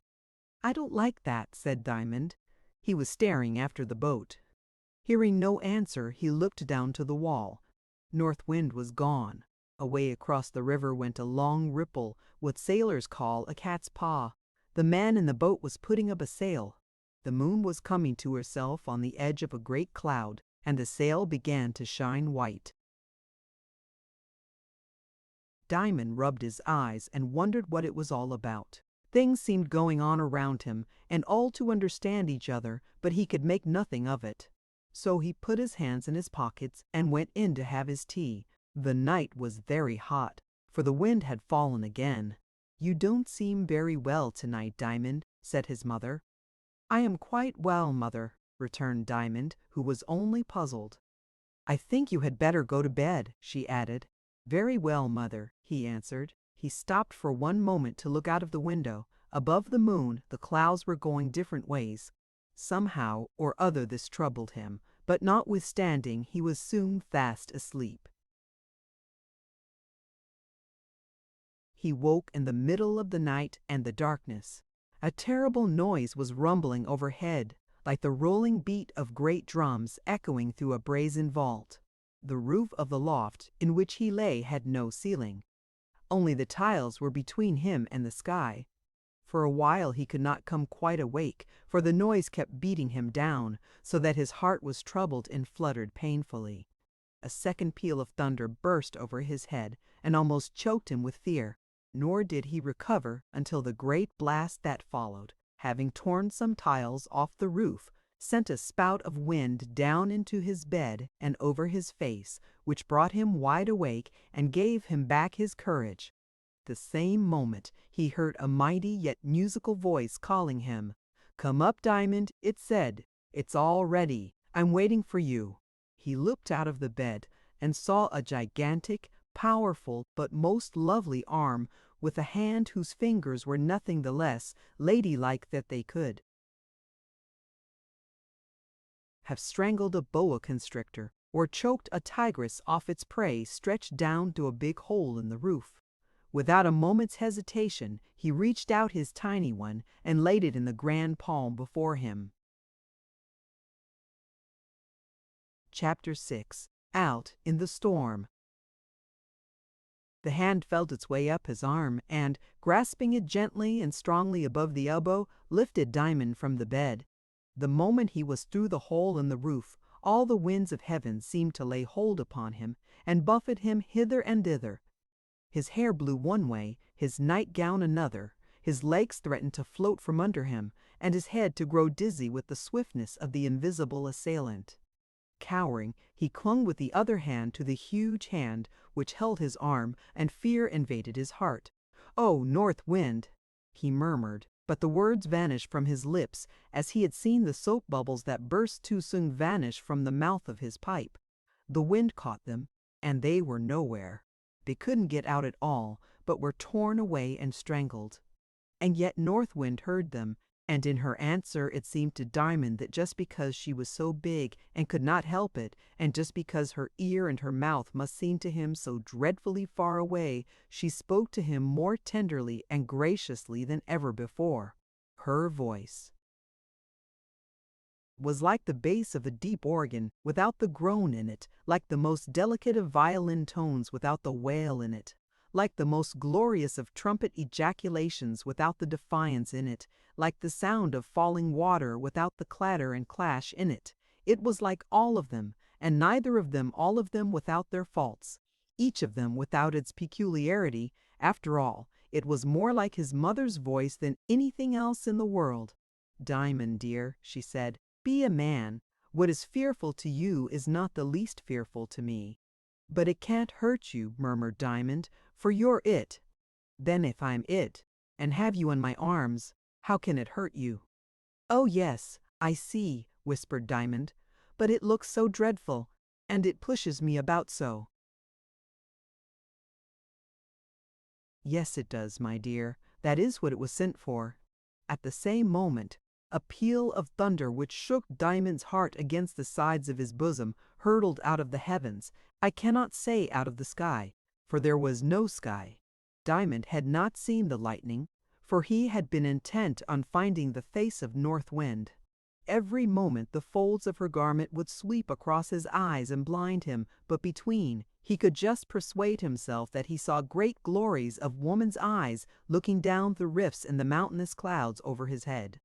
He trembled so at the thunder that his knees failed him, and he sunk down at North Wind's feet and clasped her round the column of her ankle. She instantly stooped, lifted him from the roof up into her bosom, and held him there, saying, as if to an inconsolable child, "Diamond, dear, this will never do." "Oh yes, it will," answered Diamond. "I am all right now, quite comfortable. I assure you, dear North Wind, if you will only let me stay here, I shall be all right indeed. But you will feel the wind here, Diamond." "I don't mind that a bit, so long as I feel your arms through it," answered Diamond, nestling closer to her grand bosom. "Brave boy!" returned North Wind, pressing him closer. "No," said Diamond, "I don't see that. It's not courage at all, so long as I feel you there. But hadn't you better get into my hair? Then you would not feel the wind, you will hear." "Ah, but, dear North Wind, you don't know how nice it is to feel your arms about me. It is 1,000 times better to have them and the wind together than to have only your hair and the back of your neck and no wind at all. But it is surely more comfortable there? Well, perhaps, but I begin to think there are better things than being comfortable. Yes, indeed there are. Well, I will keep you in front of me. You will feel the wind, but not too much.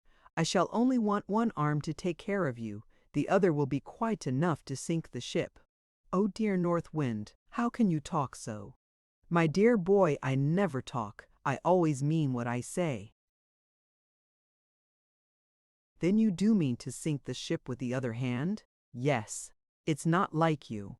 "How do you know that?" "Quite easily. Here you are taking care of a poor little boy with one arm, and there you are sinking a ship with the other. It can't be like you." "Ha! But which is me? I can't be two mes, you know. No, nobody can be two mes. Well, which me is me? Now I must think. There looks to be two." "Yes, that's the very point. You can't be knowing the thing you don't know, can you?" "No. Which me do you know?" "The kindest, goodest, best me in the world," answered Diamond, clinging to North Wind. "Why am I good to you?" "I don't know.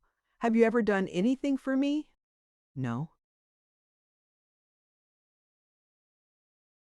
"Then I must be good to you because I choose to be good to you." "Shats, why should I choose?" Because you like." "Why should I like to be good to you?" "I don't know, except it be because it's good to be good to me." "That's just it. I am good to you because it's good to be good to me." "That's just it. I am good to you because I like to be good." "Then why shouldn't you be good to other people as well as to me?" "That's just what I don't know." "Why shouldn't I?" "I don't know either." "Then why shouldn't you?" "Because I am." "There it is again," said Diamond. "I don't see that you are. It looks quite the other thing." "Well, but listen to me, Diamond. You know the one me, you say, and that is good." "Yes. Do you know the other me as well?" "No, I can't. I shouldn't like to." "There it is. You don't know the other me." "You are sure of one of them?" "Yes." "And you are sure there can't be two mes?" "Yes." "Then the me you don't know must be the same as the me you do know, else there would be two mes." "Yes." "Then the other me you don't know must be as kind as the me you do know." "Yes." "Besides, I tell you that it is so, only it doesn't look like it. That I confess freely. Have you anything more to object?" "No, no, dear North Wind. I am quite satisfied." "Then I will tell you something you might object. You might say that the me you know is like the other me, and that I am cruel all through. I know that can't be, because you are so kind. But that kindness might be only a pretense for the sake of being more cruel afterwards." Diamond clung to her tighter than ever, crying, "No, no, dear North Wind. I can't believe that. I don't believe it. I won't believe it. That would kill me. I love you, and you must love me, else how did I come to love you? How could you know how to put on such a beautiful face if you did not love me and the rest? No, you may sink as many ships as you like, and I won't say another word. I can't say I shall like to see it, you know." "That's quite another thing," said North Wind, and as she spoke she gave one. spring from the roof of the hayloft and rushed up into the clouds with Diamond on her left arm close to her heart. And as if the clouds knew she had come, they burst into a fresh jubilation of thunderous light. For a few moments, Diamond seemed to be borne up through the depths of an ocean of dazzling flame. The next, the winds were writhing around him like a storm of serpents, for they were in the midst of the clouds and mists, and they of course took the shapes of the wind, eddying and wreathing and whirling and shooting and dashing about, like gray and black water, so that it was as if the wind itself had taken shape, and he saw the gray and black wind tossing and raving most madly all about him. Now it blinded him by smiting him upon the eyes, now it deafened him by bellowing in his ears. For even when the thunder came, he knew now that it was the billows of the great ocean of the air, dashing against each other in their haste to fill the hollow scooped by the lightning. Now it took his breath quite away by sucking it from his body with the speed of its rush. But he did not mind it. He only gasped first and then laughed, for the arm of North Wind was about him, and he was leaning against her bosom. It is quite impossible for me to describe what he saw. Did you ever watch a great wave shoot into a winding passage amongst rocks? If you ever did, you would see that the water rushed every way at once, some of it even turning back and opposing the rest. Greater confusion you might see nowhere except in a crowd of frightened people. Well, the wind was like that, except that it went much faster and therefore was much wilder, and twisted and shot and curled and dodged and clashed and raved 10 times more madly than anything else in creation except human passions. Diamond saw the threads of the lady's hair streaking it all. In parts indeed he could not tell which was hair and which was black storm and vapor. It seemed sometimes that all the great billows of mist, muddy wind were woven out of the crossing lines of North Wind's infinite hair, sweeping in endless intertwistings. And Diamond felt as the wind seized on his hair, which his mother kept rather long, as if he too was a part of the storm, and some of its life went out from him. But so sheltered was he by North Wind's arm and bosom, that only at times in the fiercer onslaught of some curl-billowed eddy did he recognize for a moment how wild was the storm in which he was carried, nestling in its very core and formative center. It seemed to Diamond likewise that they were motionless in this center, and that all the confusion and fighting went on around them. Flash after flash illuminated the fierce chaos, revealing in varied yellow and blue and gray and dusky red the vaporous contention. Peal after peal of thunder tore the infinite waste, but it seemed to Diamond that North Wind and he were motionless, all but the hair. It was not so. They were sweeping with the speed of the wind itself towards the sea. Chapter 7. The Cathedral. I must not go on describing what cannot be described, for nothing is more wearisome. Before they reached the sea, Diamond felt North Wind's hair just beginning to fall about him. "Is the storm over, North Wind?" he called out. "No, Diamond, I am only waiting a moment to set you down. You would not like to see the ship sunk, and I am going to give you a place to stop in till I come back for you." "Oh, thank you," said Diamond. "I shall be sorry to leave you, North Wind, but I would rather not see the ship go down, and I'm afraid the poor people will cry, and I should hear them. Oh dear! There are a good many passengers on board, and to tell the truth, Diamond, I don't care about your hearing the cry you speak of. I am afraid you would not get it out of your little head again for a long time." "But how can you bear it then, North Wind? For I am sure you are kind. I shall never doubt that again." "I will tell you how I am able to bear it, Diamond. I am always hearing, through every noise, through all the noise I am making myself even, the sound of a far-off song. I do not exactly know where it is or what it means, and I don't hear much of it, only the odor of its music, as it were, flitting across the great billows of the ocean outside this air in which I make such a storm. But what I do hear is quite enough to make me able to bear the cry from the drowning ship."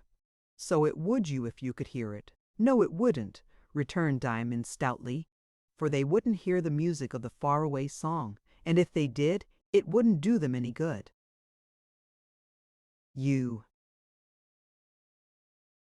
see, you and I are not going to be drowned, and so we might enjoy it.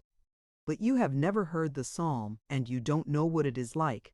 Somehow, I can't say how, it tells me that all is right, that it is coming to swallow up all cries. But that won't do them any good, the people, I mean, persisted Diamond. It must, said North Wind hurriedly. It wouldn't be the song, it seems to be, if it did not swallow up all their fear and pain too, and set them singing it themselves with the rest. I am sure it will. And do you know, ever since I knew I had hair, that is, ever since it began to go out and away, that song has been coming nearer and nearer. Only I must say it was some 1,000 years before I heard it. But how can you say it was coming nearer when you did not hear it? Asked doubting little Diamond. Since I began to hear it, I know it is growing louder, therefore I judge it was coming nearer and nearer, until I did hear it first. I'm not so very old, you know, a few 1,000 years only, and I was quite a baby when I heard the noise first. But I knew it must come from the voices of people ever so much older and wiser than I was. I can't sing at all except now and then, and I can never tell what my song is going to be. I only know what it is after I have sung it. But this will never do. Will you stop here? I can't see anywhere to stop, said Diamond.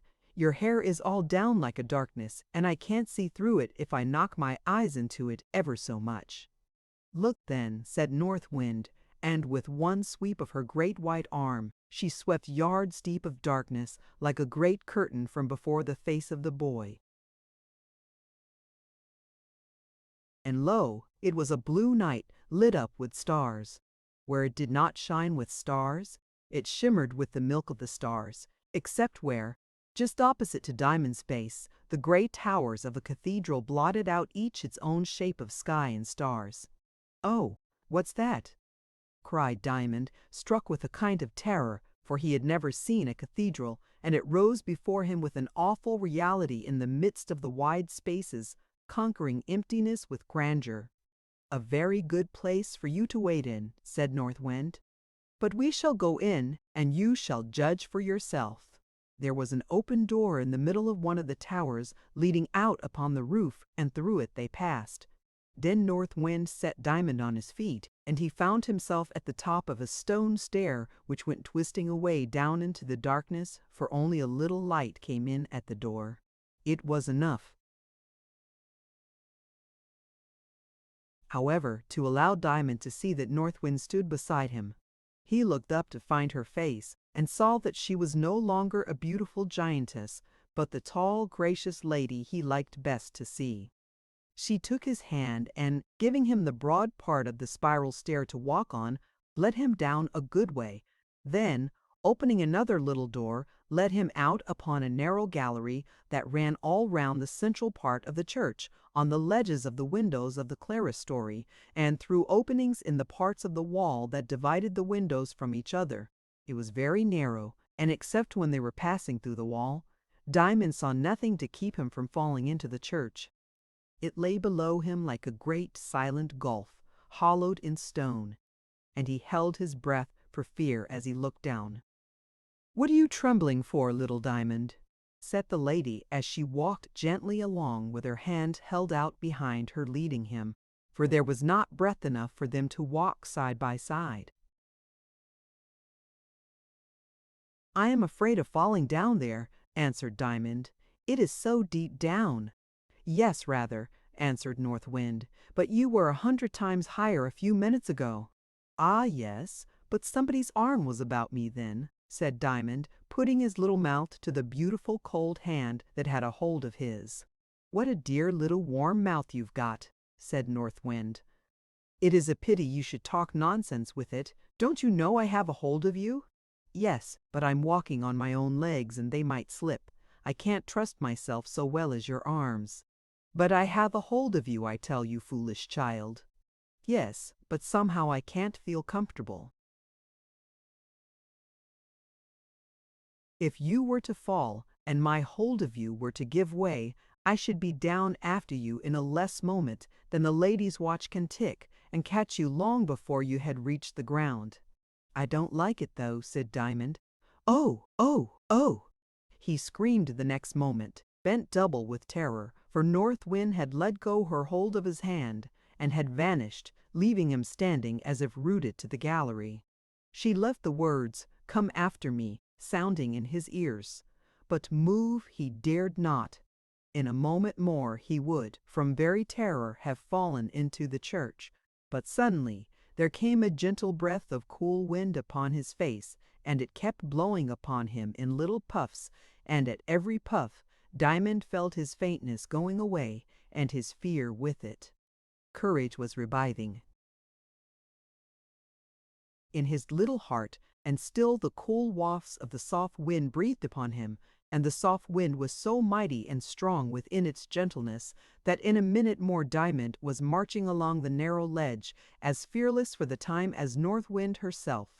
He walked on, with the windows all in a row on one side of him, and the great empty nave of the church echoing to every one of his brave strides on the other, until at last he came to a little open door, from which a broader stair led him down and down and down, till at last, all at once, he found himself in the arms of North Wind, who held him close to her and kissed him on the forehead. Diamond nestled to her and murmured into her bosom, "Why did you leave me here, dear North Wind, then my myth?" "Because I wanted you to walk alone," she answered.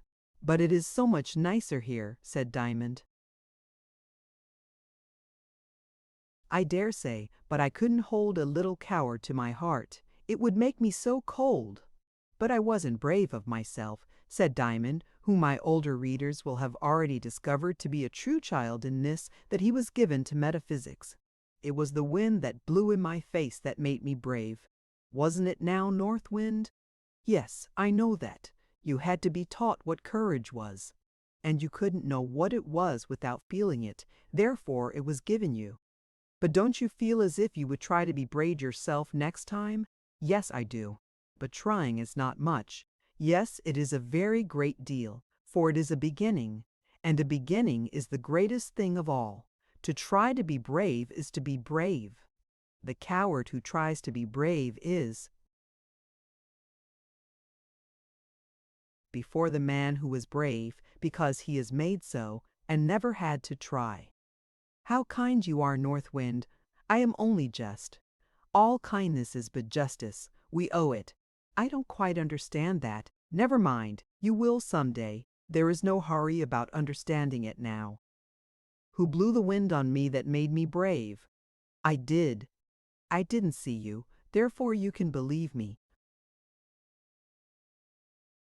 "Yes, yes, of course. But how was it that such a little breath could be so strong?" "That I don't know." "But you made it strong." "No, I only blew it." "I knew it would make you strong, just as it did the man in the boat, you remember. But how my breath has that power, I cannot tell. It was put into it when I was made. That is all I know. But really I must be going about my work." "Ah, the poor ship! I wish you would stop here and let the poor ship go." "That I dare not do." "Will you stop here till I come back?" "Yes." "You won't be long." "Not longer than I can help. Trust me, you shall get home before the morning." In a moment North Wind was gone, and the next Diamond heard a moaning about the church, which grew and grew to a roaring. The storm was up again, and he knew that North Wind's hair was flying. The church was dark. Only a little light came through the windows, which were almost all of that precious old stained glass, which is so much lovelier than the new. But Diamond could not see how beautiful they were, for there was not enough of light in the stars to show the colors of them. He could only just distinguish them from the walls. He looked up, but could not see the gallery along which he had passed. He could only tell where it was, far up by the faint glimmer of the windows of the clerestory, whose sills made part of it. The church grew very lonely about him, and he began to feel like a child whose mother has forsaken it. Only he knew that to be left alone is not always to be forsaken. He began to feel his way about the place, and for a while went wandering up and down. His little footsteps waked little answering echoes in the great house. It wasn't too big to mind him. It was as if the church knew he was there and meant to make itself his house. So it went on giving back an answer to every step, until at length Diamond thought he should like to say something out loud and see what the church would answer. But he found he was afraid to speak. He could not utter a word for fear of the loneliness. Perhaps it was as well that he did not, for the sound of a spoken word would have made him feel the place yet more deserted and empty. But he thought he could sing. He was fond of singing, and at home he used to sing, to tunes of his own, all the nursery rhymes he knew. So he began to try, "Hey, diddle diddle," but it wouldn't do. Then he tried "Little Boy Blue," but it was no better. Neither would "Sing a Song of Sixpence" sing itself at all. Then he tried "Poor Old Cocky Too," but he wouldn't do. They all sounded so silly, and he had never thought them silly before. So he was quiet and listened to the echoes that came out of the dark corners in answer to his footsteps. At last he gave a great sigh and said, "I'm so tired." But he did not hear the gentle echo that answered from far away over his head, for at the same moment he came against the lowest of a few steps that stretched across the church and fell down and hurt his arm. He cried a little first and then crawled up the steps on his hands and knees. At the top he came to a little bit of carpet, on which he lay down, and there he lay staring at the dull window that rose nearly 100 feet above his head. Now this was the eastern window of the church, and the moon was at that moment just on the edge of the horizon. The next she was peeping over it, and lo! with the moon, St. John and St. Paul and the rest of them began to dawn in the window in their lovely garments. Diamond did not know that the wonder-working moon was behind, and he thought all the light was coming out of the window itself, and that the good old men were appearing to help him, growing out of the night and the darkness, because he had hurt his arm, and was very tired and lonely, and North Wind was so long in coming. So he lay and looked at them backwards over his head, wondering when they would come down, or what they would do next. They were very dim, for the moonlight was not strong enough for the colors, and he had enough to do with his eyes trying to make out their shapes. So his eyes grew tired and more tired, and his eyelids grew so heavy that they would keep tumbling down over his eyes. He kept lifting them and lifting them, but every time they were heavier than the last. It was no use, they were too much for him. Sometimes before he had got them half up, down they were again, and at length he gave it up quite, and the moment he gave it up, he was fast asleep. Chapter 8. The East Window. That Dappin had fallen fast asleep is very evident from the strange things he now fancied as taking place, for he thought he heard a sound as of whispering up in the great window. He tried to open his eyes, but he could not, and the whispering went on and grew louder and louder until he could hear every word that was said. He thought it was the apostles talking about him, but he could not open his eyes. "And how comes he to be lying there, St. Peter?" said one. "I think I saw him a while ago up in the gallery, under the Nicodemus window. Perhaps he has fallen down. What do you think, St. Matthew?" "I don't think he could have crept here after falling from such a height. He must have been killed." "What are we to do with him? We can't leave him lying there, and we could not make him comfortable up here in the window. It's rather crowded already. What do you say, St. Thomas? Let's go down and look at him." There came a rustling and a chinking for some time, and then there was a silence, and Diamond felt somehow that all the apostles were standing round him and looking down on him, and still he could not open his eyes. "What is the matter with him, St. Luke?" asked one. "There's nothing the matter with him, answered St. Luke, who must have joined the company of the apostles from the next window, one would think. He's in a sound sleep. I have it, cried another. This is one of North Wind's tricks. She has caught him up and dropped him at our door, like a withered leaf or a foundling baby. I don't understand that woman's conduct, I must say. As if we hadn't enough to do with our money without going taking care of other people's children. That's not what our forefathers built cathedrals for. Now Diamond could not bear to hear such things against North Wind, who, he knew, never played anybody a trick. She was far too busy with her own work for that. He struggled hard to open his eyes, but without success. She should consider that a church is not a place for pranks, not to mention that we live in it, said another. It certainly is disrespectful of her, but she always is disrespectful. What right has she to bang at our windows, as she has been doing the whole of this night? I dare say there is glass broken somewhere. I know my blue robe is in a dreadful mess with the rain first and the dust after. It will cost me shillings to clean it. Then Diamond knew that they could not be apostles, talking like this. They could only be the sextons and vergers and such like, who got up at night and put on the robes of deans and bishops and called each other grand names, as the foolish servants he had heard his father tell of call themselves lords and ladies after their masters and mistresses. And he was so angry at their daring to abuse North Wind that he jumped up crying, North Wind knows best what she is about. She has a good right to blow the cobwebs from your windows, for she was sent to do it. She sweeps them away from grander places, I can tell you, for I've been with her at it. This was what he began to say, but as he spoke his eyes came wide open, and behold, there were neither apostles nor vergers there, not even a window with the effigies of holy men in it, but a dark heap of hay all about him, and the little panes in the roof of his loft glimmering blue in the light of the morning. Old Diamond was coming awake down below in the stable. In a moment more he was on his feet and shaking himself so that young Diamond's bed trembled under him.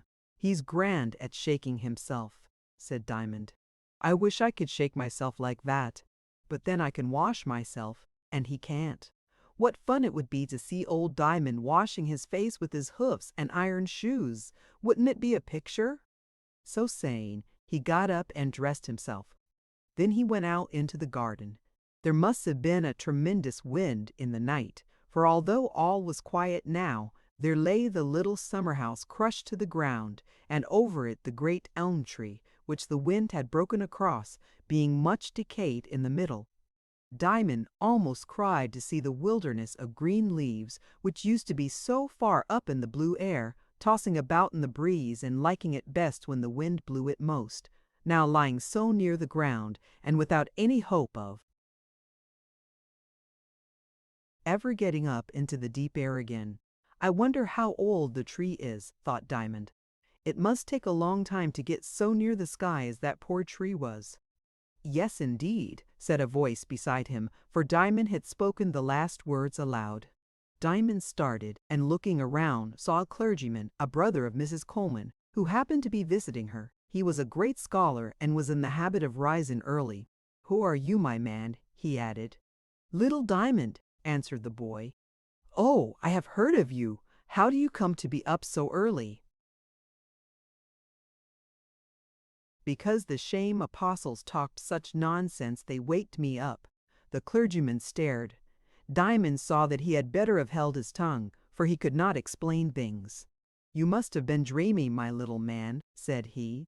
Dear, dear, he went on, looking at the tree, there has been terrible work here. This is the north wind's doing. What a pity. I wish we lived at the back of it, I'm sure. Where is that, sir? Asked Diamond.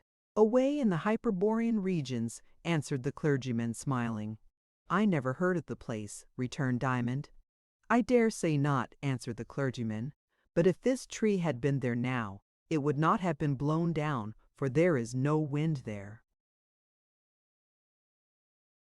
But, please, sir, if it had been there, said Diamond, we should not have had to be sorry for it, certainly not. Then we shouldn't have had to be glad for it either. You're quite right, my boy, said the clergyman, looking at him very kindly as he turned away to the house with his eyes bent towards the earth. But Diamond thought within himself, I will ask North Wind next time I see her to take me to that country. I think she did speak about it once before. Chapter 9. How Diamond Got to the Back of the North Wind. When Diamond went home to breakfast, he found his father and mother already seated at the table. They were both busy with their bread and butter, and Diamond sat himself down in his usual place. His mother looked up at him and, after watching him for a moment, said, I don't think the boy is looking well, husband. Don't you? Well, I don't know. I think he looks pretty bobbish. How do you feel yourself, Diamond, my boy? Quite well, thank you, father. At least, I think I've got a little headache. There, I told you, said his father and mother both at once. The child's very poorly, added his mother. The child's quite well, added his father. And then they both laughed. You see, said his mother, I've had a letter from my sister at Sandwich. Sleepy old hole, said his father. Don't abuse the place. There's good people in it, said his mother.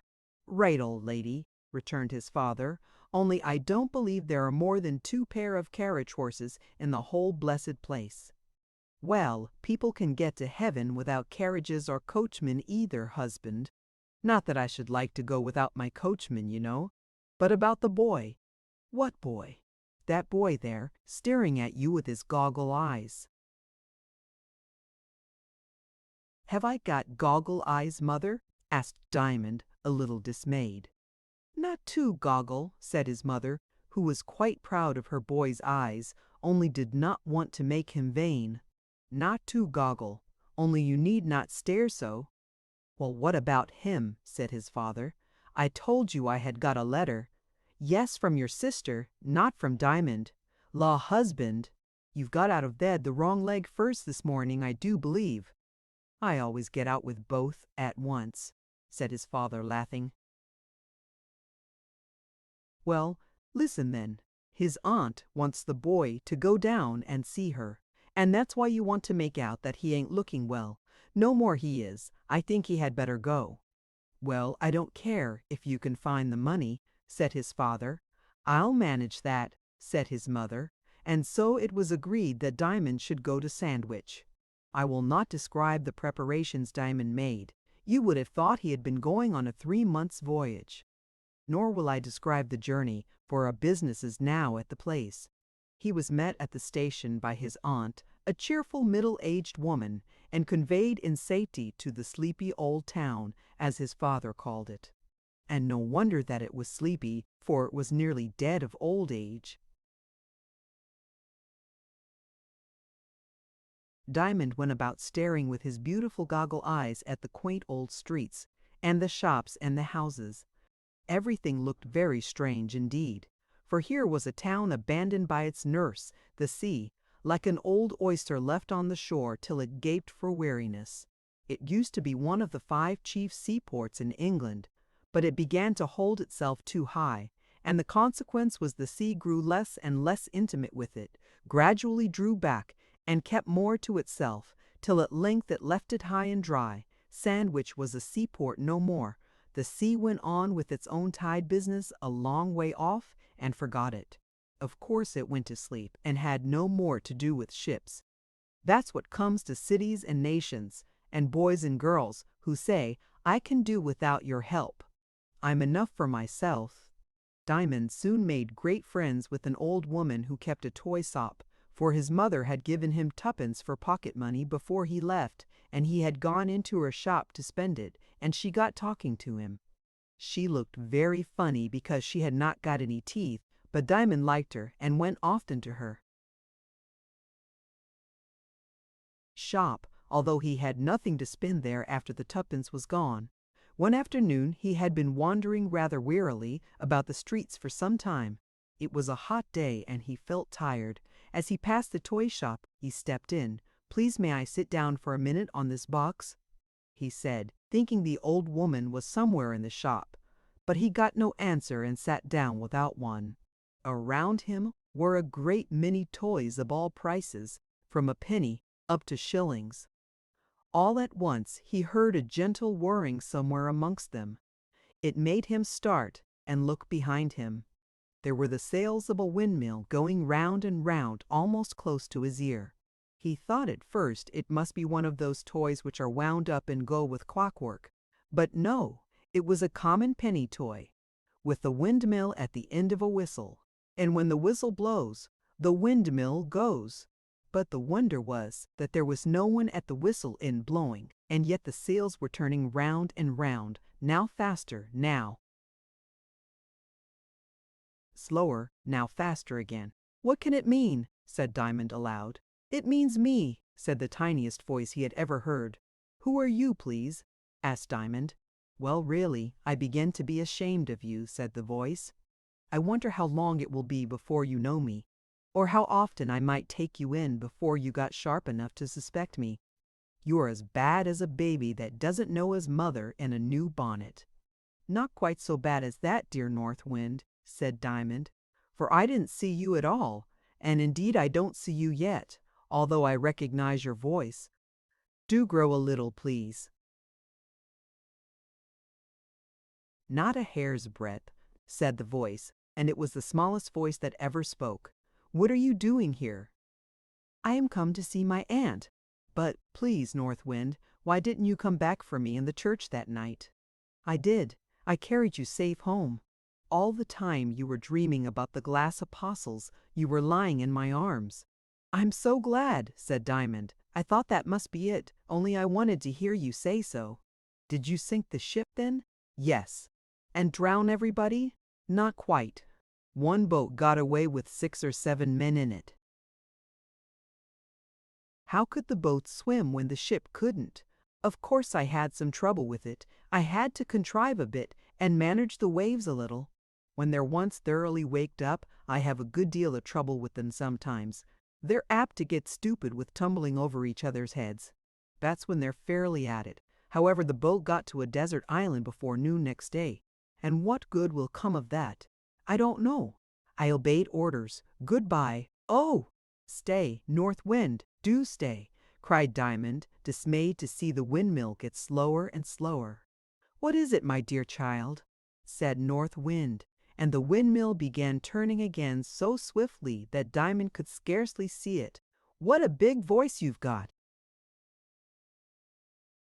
And what a noise you do make with it! What is it you want?" "I have little to do, but that little must be done. I want you to take me to the country at the back of the North Wind." "That's not so easy," said North Wind, and was silent for so long that Diamond thought she was gone indeed. But after he had quite given her up, the voice began again. "I almost wish old Herodotus had held his tongue about it. Much he knew of it. Why do you wish that, North Wind?"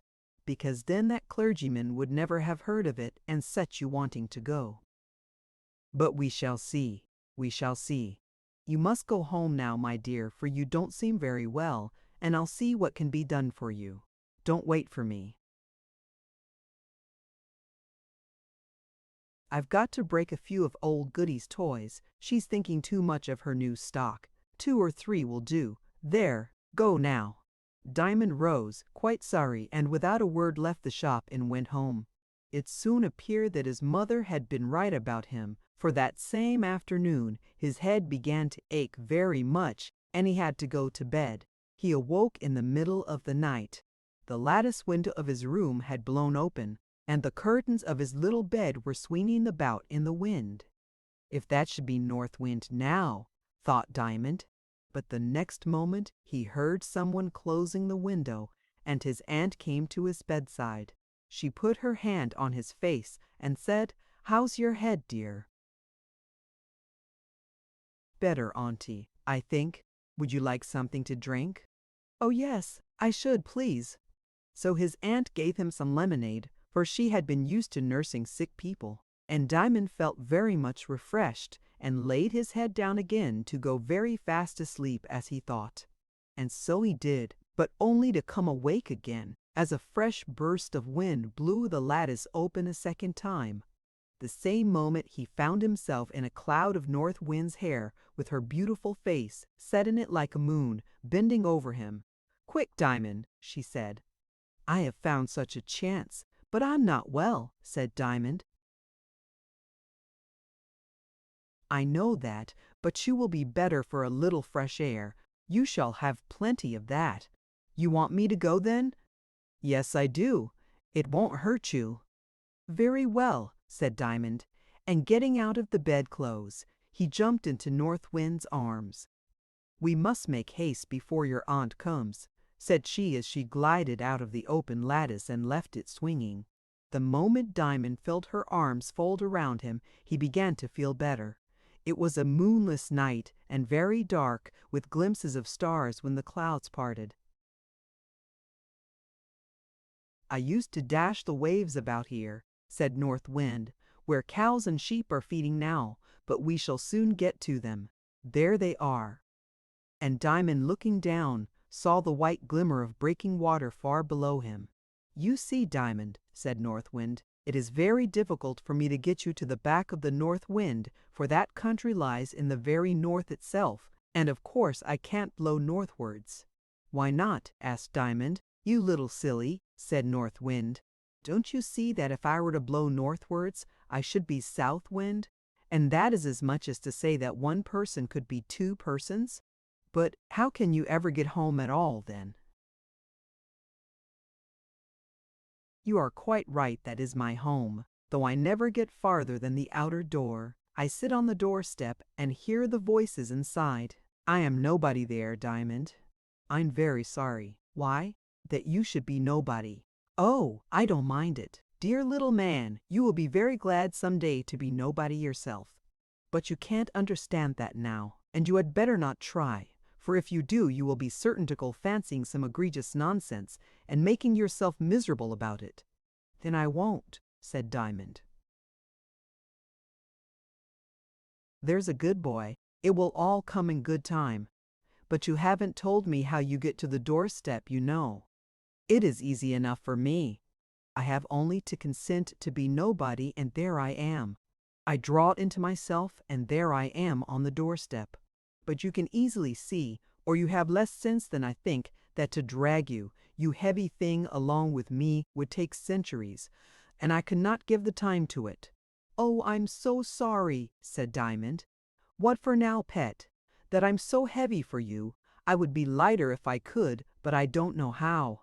"You silly darling." "Why, I could toss you 100 miles from me if I liked. It is only when I am going home that I shall find you heavy." "Then you are going home with me, of course. Did I not come to fetch you just for that?" "But all this time you must be going southwards." "Yes, of course I am.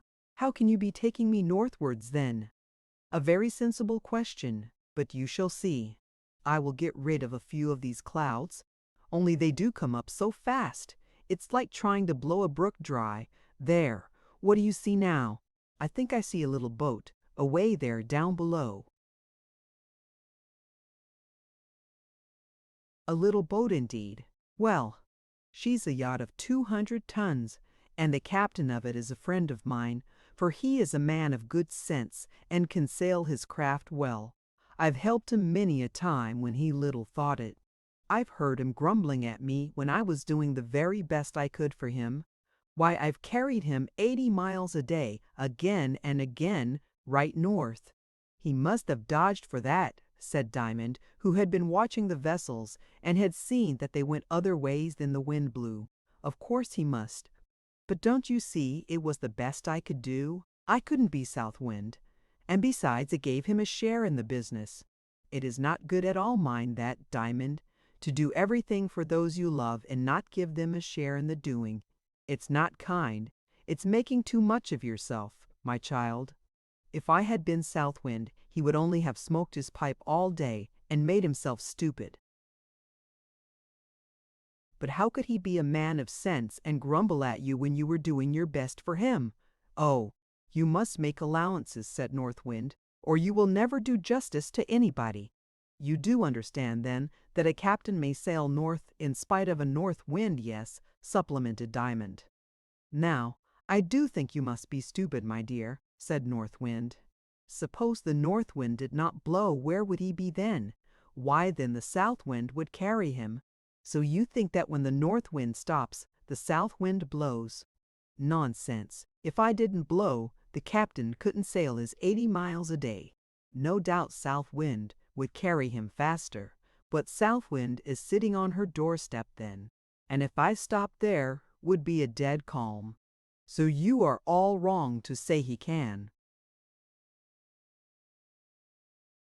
sail north in spite of me. He sails north by my help and my help alone. You see that, Diamond? Yes, I do, North Wind. I am stupid, but I don't want to be stupid. Good boy. I am going to blow you north in that little craft, one of the finest that ever sailed the sea. Here we are, right over it. I shall be blowing against you. You will be sailing against me, and all will be just as we want it. The captain won't get on so fast as he would like, but he will get on, and so shall we. I'm just going to put you on board. Do you see in front of the tiller that thing the man is working, now to one side, now to the other, a round thing like the top of a drum? Yes, said Diamond. Below that is where they keep their spare sails, and some stores of that sort. I am going to blow that cover off. The same moment I will drop you on deck, and you must tumble in.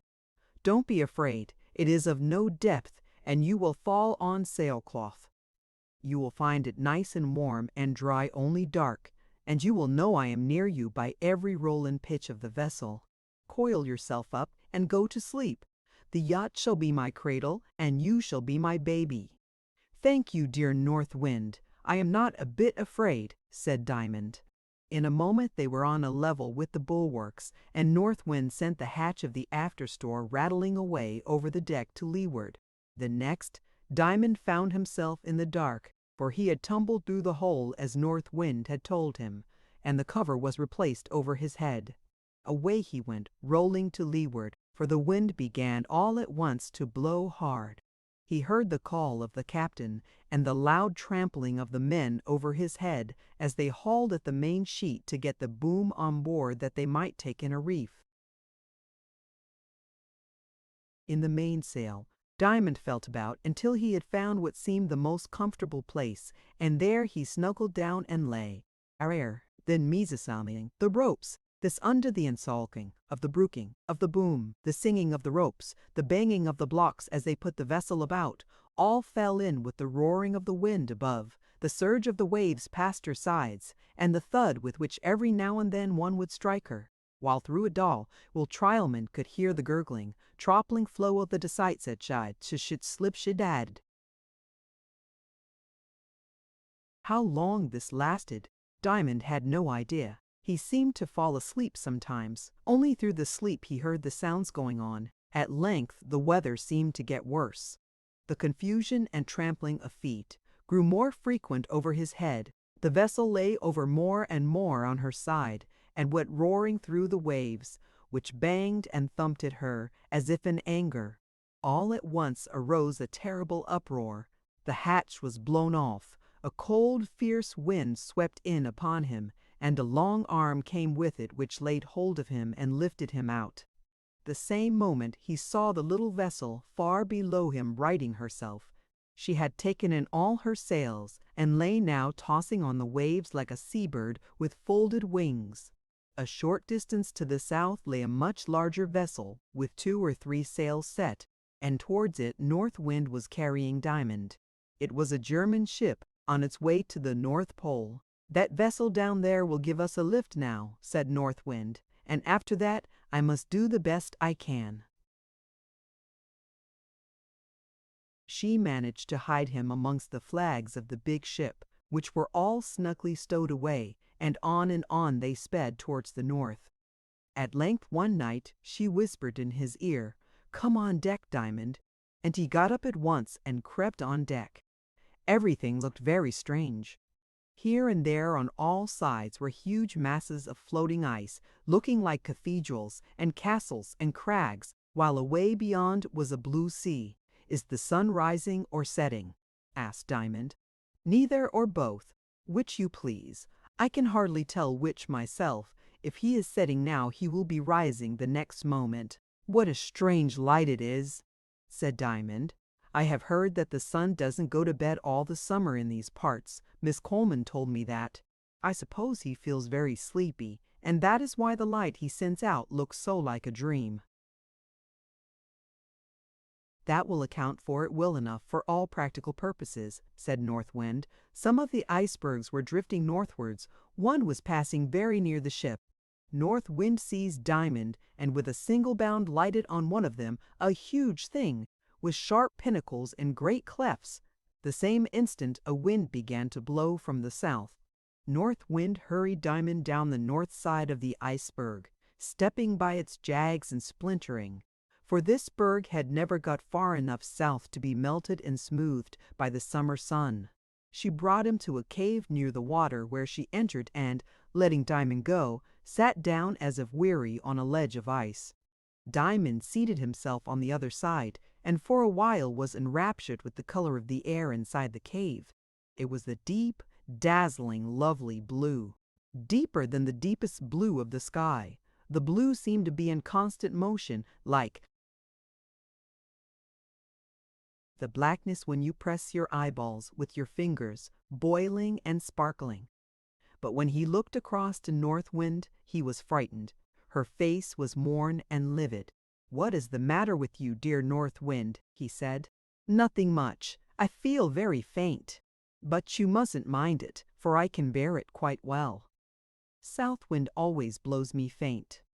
If it were not for the cold of the thick ice between me and her, I should faint altogether. Indeed, as it is, I fear I must vanish." Diamond stared at her in terror, for he saw that her form and face were growing, not small, but transparent, like something dissolving, not in water, but in light. He could see the side of the blue cave through her very heart, and she melted away till all that was left was a pale face, like the moon in the morning, with two great lucid eyes in it. "I'm going, Diamond," she said. "Does it hurt you?" asked Diamond. "It's very uncomfortable," she answered, "but I don't mind it, for I shall come all right again before long. I thought I should be able to go with you all the way, but I cannot. You must not be frightened, though. Just go straight on, and you will come all right. You'll find me on the doorstep."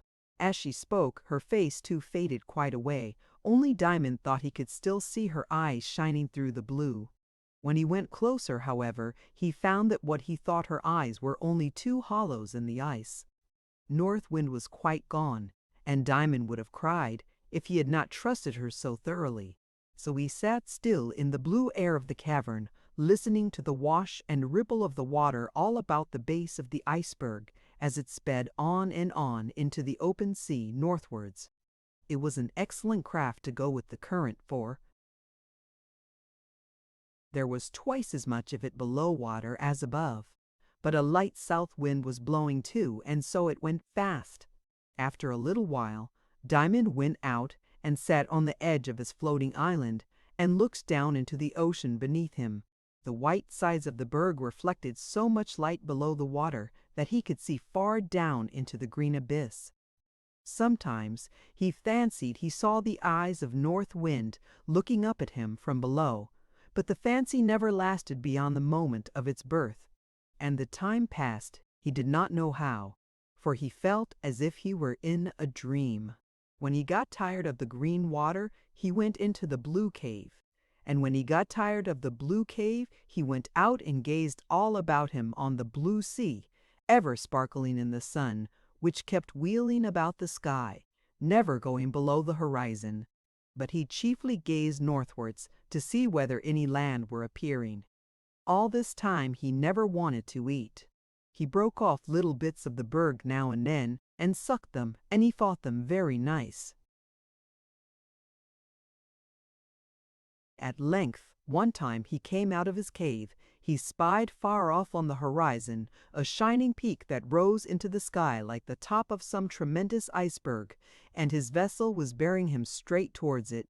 As it went on, the peak rose and rose higher and higher above the horizon, and other peaks rose after it, with sharp edges and jagged ridges connecting them. Diamond thought this must be the place he was going to, and he was right, for the mountains rose and rose, till he saw the line of the coast at their feet, and at length the iceberg drove into a little bay, all around which were lofty precipices with snow on their tops and streaks of ice down their sides. The berg floated slowly up to a projecting rock. Diamond stepped on shore, and without looking behind him began to follow a natural path which led windingly towards the top of the precipice. When he reached it, he found himself on a broad table of ice, along which he could walk without much difficulty. Before him, at a considerable distance, rose a lofty ridge of ice, which shot up into fantastic pinnacles and towers and battlements. The air was very cold and seemed somehow dead, for there was not the slightest breath of wind. In the center of the ridge before him appeared a gap like the opening of a valley, but as he walked towards it, gazing and wondering whether that could be the way he had to take, he saw that what had appeared a gap was the form of a woman seated against the ice front of the ridge, leaning forwards with her hands in her lap and her hair hanging down to the ground. "It is North Wind on her doorstep," said Diamond joyfully, and hurried on. He soon came up to the place, and there the form sat, like one of the great figures at the door of an Egyptian temple, motionless with drooping arms and head. Then Diamond grew frightened, because she did not move nor speak. He was sure it was North Wind, but he thought she must be dead at last. Her face was white as the snow, her eyes were blue as the air in the ice cave, and her hair hung down straight, like icicles. She had on a greenish robe, like the color in the hollows of a glacier seen from far off. He stood up before her and gazed fearfully into her face for a few minutes before he ventured to speak. At length, with a great effort and a trembling voice, he faltered out, "North Wind." "Well, child," said the form without lifting its head. "Are you ill, dear North Wind?" "No. I am waiting." "What for? Till I'm wanted." "You don't care for me any more," said Diamond, almost crying now. "Yes, I do, only I can't show it. All my love is down at the bottom of my heart, but I feel it bubbling there." "What do you want me to do next, dear North Wind?" said Diamond, wishing to show his love by being obedient. "What do you want to do yourself?" "I want to go into the country at your back." "Then you must go through me. I don't know what you mean. I mean just what I say. You must walk on as if I were an open door and go right through me." "But that will hurt you." "Not in the least. It will hurt you, though. I don't mind that if you tell me to do it." "Do it," said North Wind. Diamond walked towards her instantly. When he reached her knees, he put out his hand to lay it on her, but nothing was there save an intense cold. He walked on. Then all grew white about him, and the cold stung him like fire. He walked on still, groping through the whiteness. It thickened about him. At last it got into his heart, and he lost all sense. I would say that he fainted only, whereas in common faints all grows black about you. He felt swallowed up in whiteness. It was when he reached North Wind's heart that he fainted and fell, but as he fell, he rolled over the threshold, and it was thus that Diamond got to the back of the North Wind. Chapter 10. At the Back of the North Wind. I have now come to the most difficult part of my story. And why? Because I do not know enough about it. And why should I not know as much about this part as about any other part? For of course I could know nothing about the story except Diamond had told it, and why should not Diamond tell about the country at the back of the North Wind, as well as about his adventures in getting there? Because when he came back he had forgotten a great deal, and what he did remember was very hard to tell. Things there are so different from things here. The people there do not speak the same language, for one thing. Indeed, Diamond insisted that there they do not speak at all. I do not think he was right, but it may well have appeared so to Diamond. The fact is, we have different reports of the place from the most trustworthy people. Therefore, we are bound to believe that it appears somewhat different to different people. All, however, agree in a general way about it. I will tell you something of what two very different people have reported, both of whom knew more about it, I believe, than Herodotus. One of them speaks from his own experience, for he visited the country, the other from the testimony of a young peasant girl who came back from it for a month's visit to her friends. The former was a great Italian of noble family who died more than 500 years ago, the latter a Scotch shepherd who died not 40 years ago, the latter a Scotch shepherd who died not 40 years ago. The Italian, then, informs us that he had to enter that country through a fire so hot that he would have thrown himself into boiling glass to cool himself. This was not Diamond's experience, but then Durante, that was the name of the Italian, and it means lasting, for his books will last as long as there are enough men in the world worthy of having them. Durante was an elderly man, and Diamond was a little boy, and so their experience must be a little different. The peasant girl, on the other hand, fell fast asleep in a wood and woke in the same country.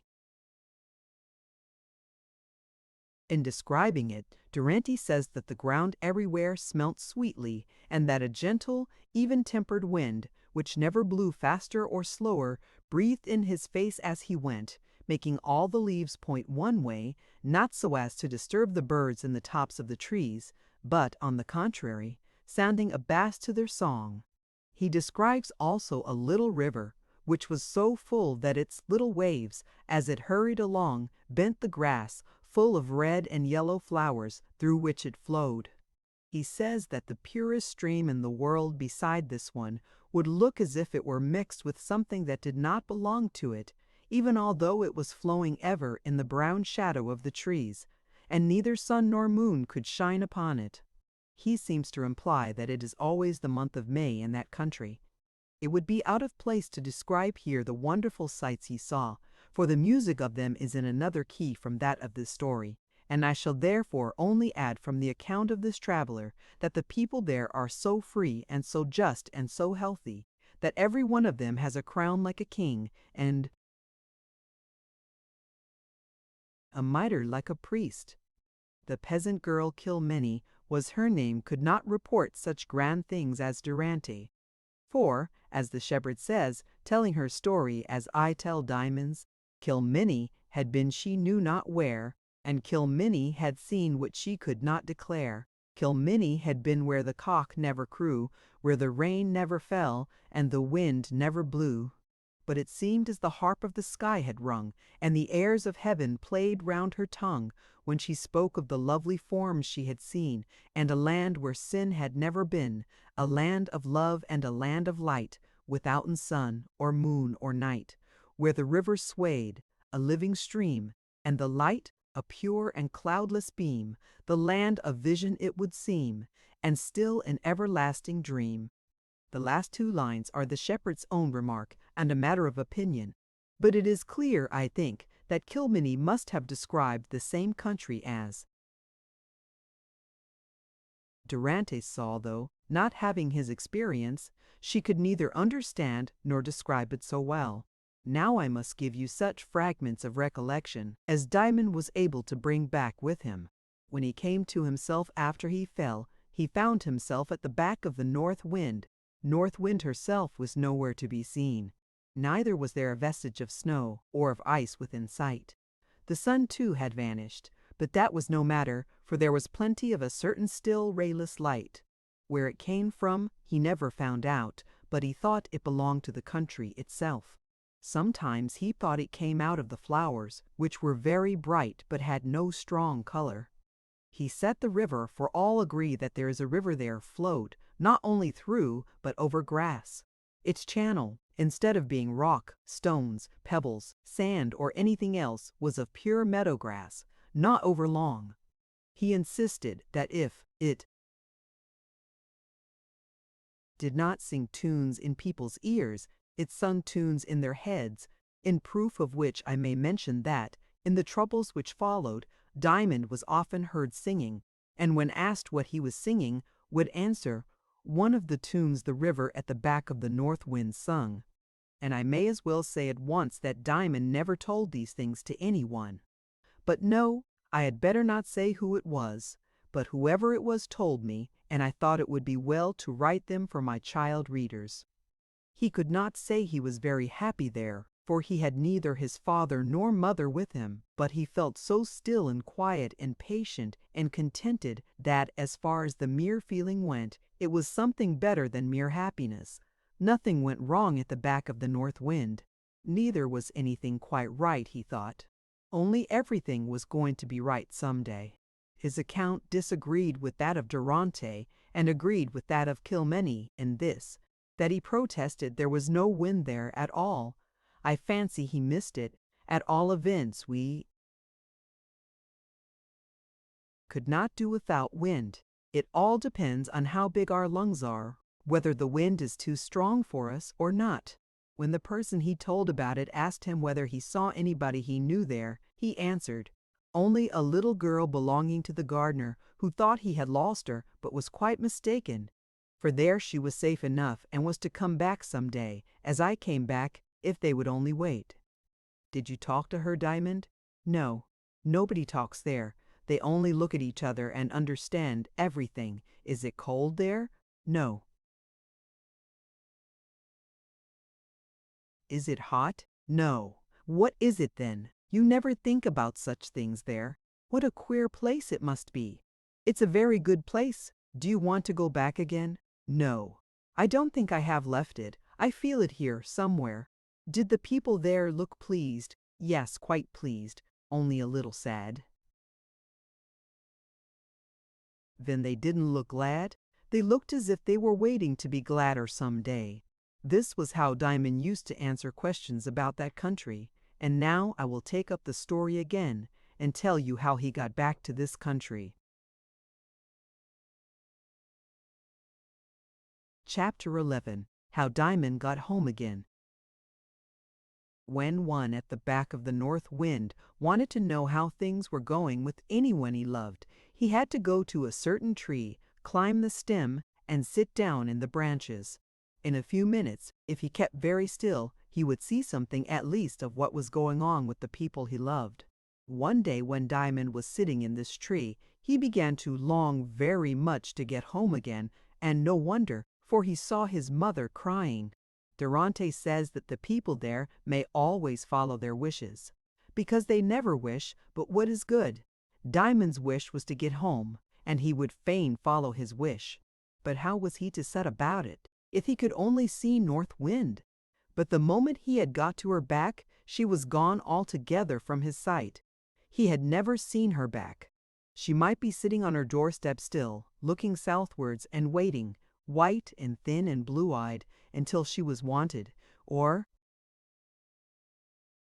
she might have again become a mighty creature, with power to do that which was demanded of her, and gone far away upon many missions.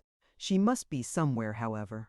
He could not go home without her, and therefore he must find her. She could never have intended to leave him always away from his mother. If there had been any danger of that, she would have told him, and given him his choice about going. For North Wind was right honest. How to find North Wind, therefore, occupied all his thoughts. In his anxiety about his mother, he used to climb the tree every day and sit in its branches. However many of the dwellers there did so, they never incommoded one another. For the moment one got into the tree, he became invisible to everyone else, and it was such a wide-spreading tree that there was room for every one of the people of the country in it without the least interference with each other. Sometimes, on getting down, two of them would meet at the root, and then they would smile to each other, more sweetly than at any other time, as much as to say, "Ah, you've been up there too." One day he was sitting on one of the outer branches of the tree, looking southwards after his home. Far away was a blue shining sea, dotted with gleaming and sparkling specks of white. Those were the icebergs. Nearer he saw a great range of snow-capped mountains, and down below him the lovely meadow grass of the country, with the stream flowing and flowing through it. away towards the sea. As he looked, he began to wonder, for the whole country lay beneath him like a map, and that which was near him looked just as small as that which he knew to be miles away. The ridge of ice which encircled it appeared but a few yards off, and no larger than the row of pebbles with which a child will mark out the boundaries of the kingdom he has appropriated on the seashore. He thought he could distinguish the vapory form of North Wind, seated as he had left her on the other side. Hastily he descended the tree, and to his amazement found that the map or model of the country still lay at his feet. He stood in it.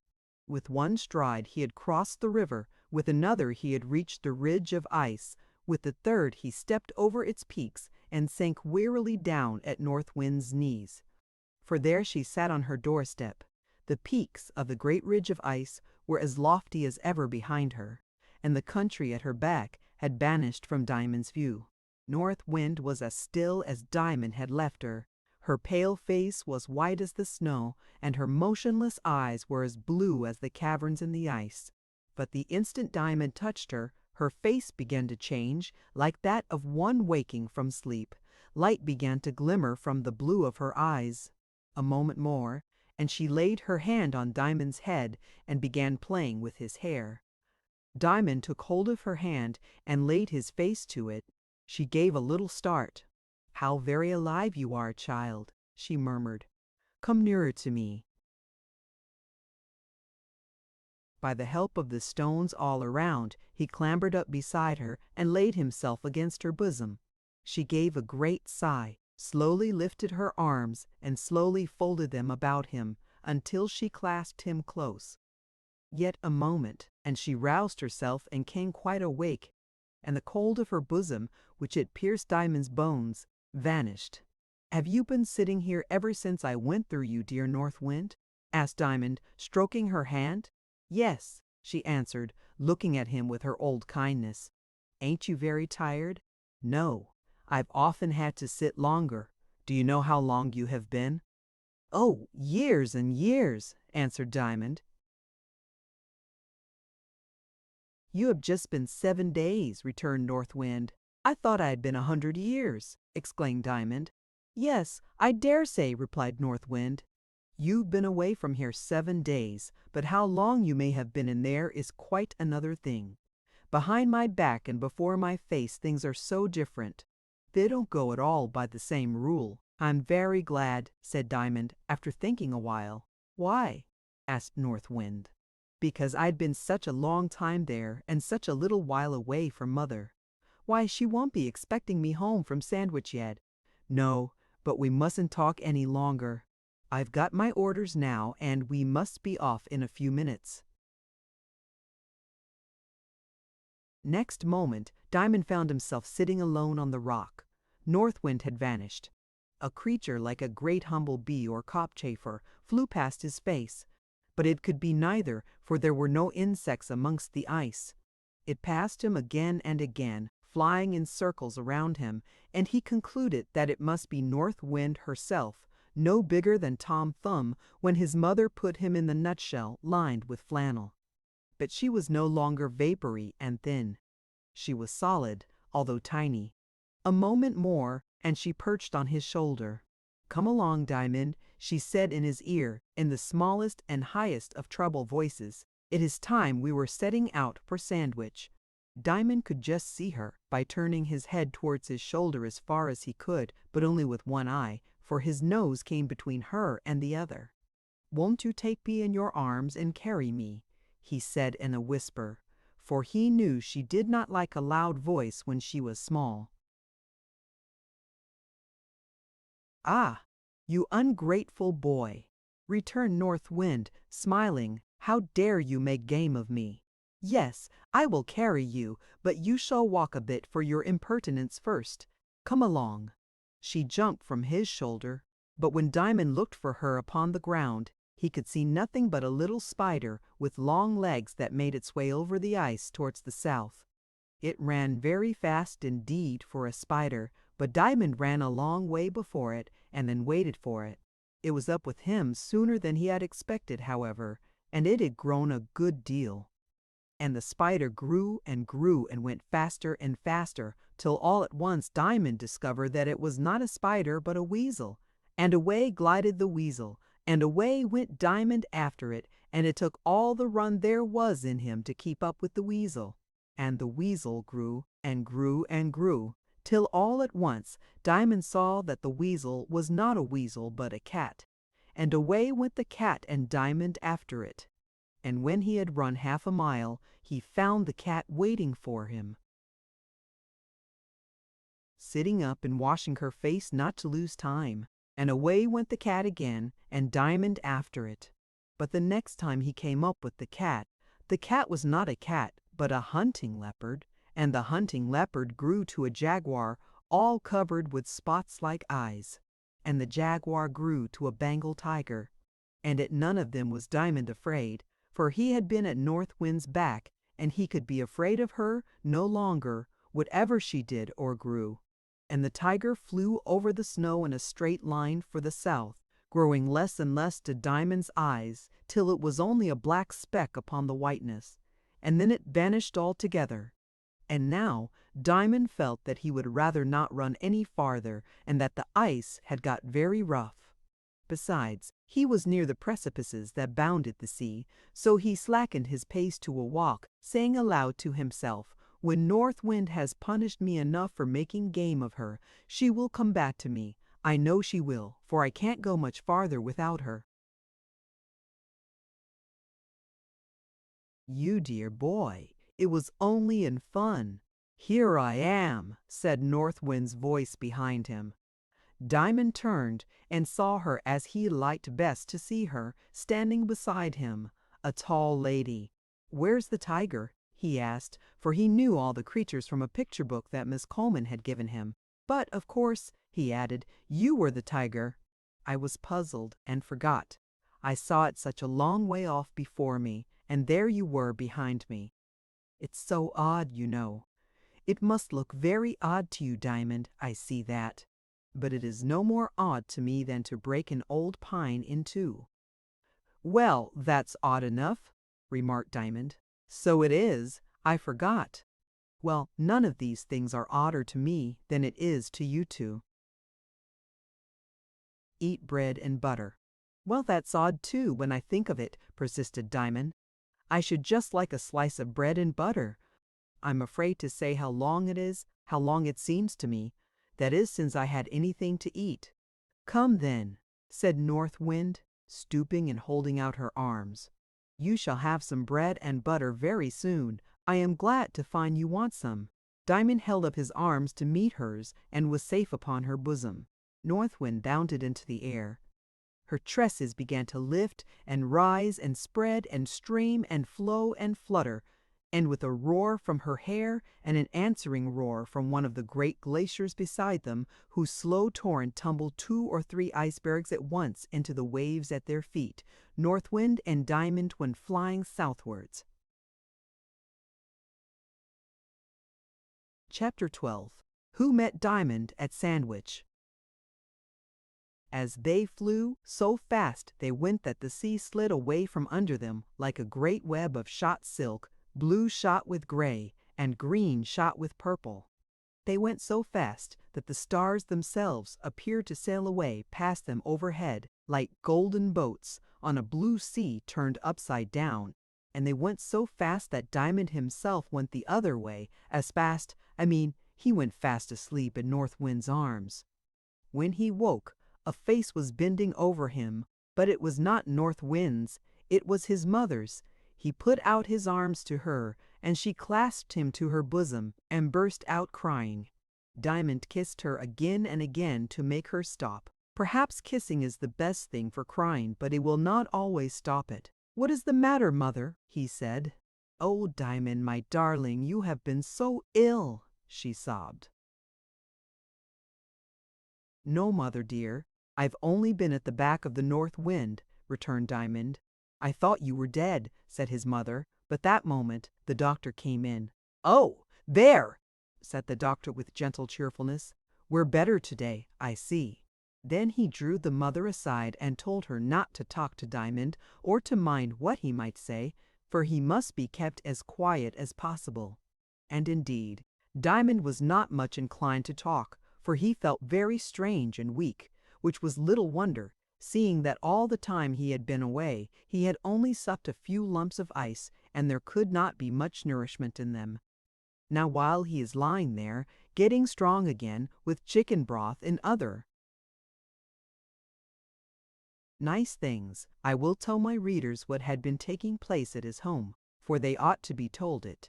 They may have forgotten that Miss Coleman was in a very poor state of health. Now there were 3 reasons for this. In the first place, her lungs were not strong. In the second place, there was a gentleman somewhere who had not behaved very well to her. In the third place, she had not anything particular to do. These 3 knots together are enough to make a lady very ill indeed. Of course she could not help the first cause, but if the other 2 causes had not existed, that would have been of little consequence. She would only have to be a little careful. The second she could not help quite, but if she had had anything to do, and had done it well, it would have been very difficult for any man to behave badly to her. And for this third cause of her illness, if she had had anything to do that was worth doing, she might have borne his bad behavior so that even that would not have made her ill. It is not always easy, I confess, to find something to do that is worth doing, but the most difficult things are constantly being done, and she might have found something if she had tried. Her fault lay in this, that she had not tried. But, to be sure, her father and mother were to blame that they had never set her going. Only then again, nobody had told her father and mother that they ought to set her going in that direction. So as none of them would find it out of themselves, North Wind had to teach them. We know that North Wind was very busy that night on which she left Diamond and the cathedral. She had, in a sense, been blowing through and through the Coleman's house the whole of the night.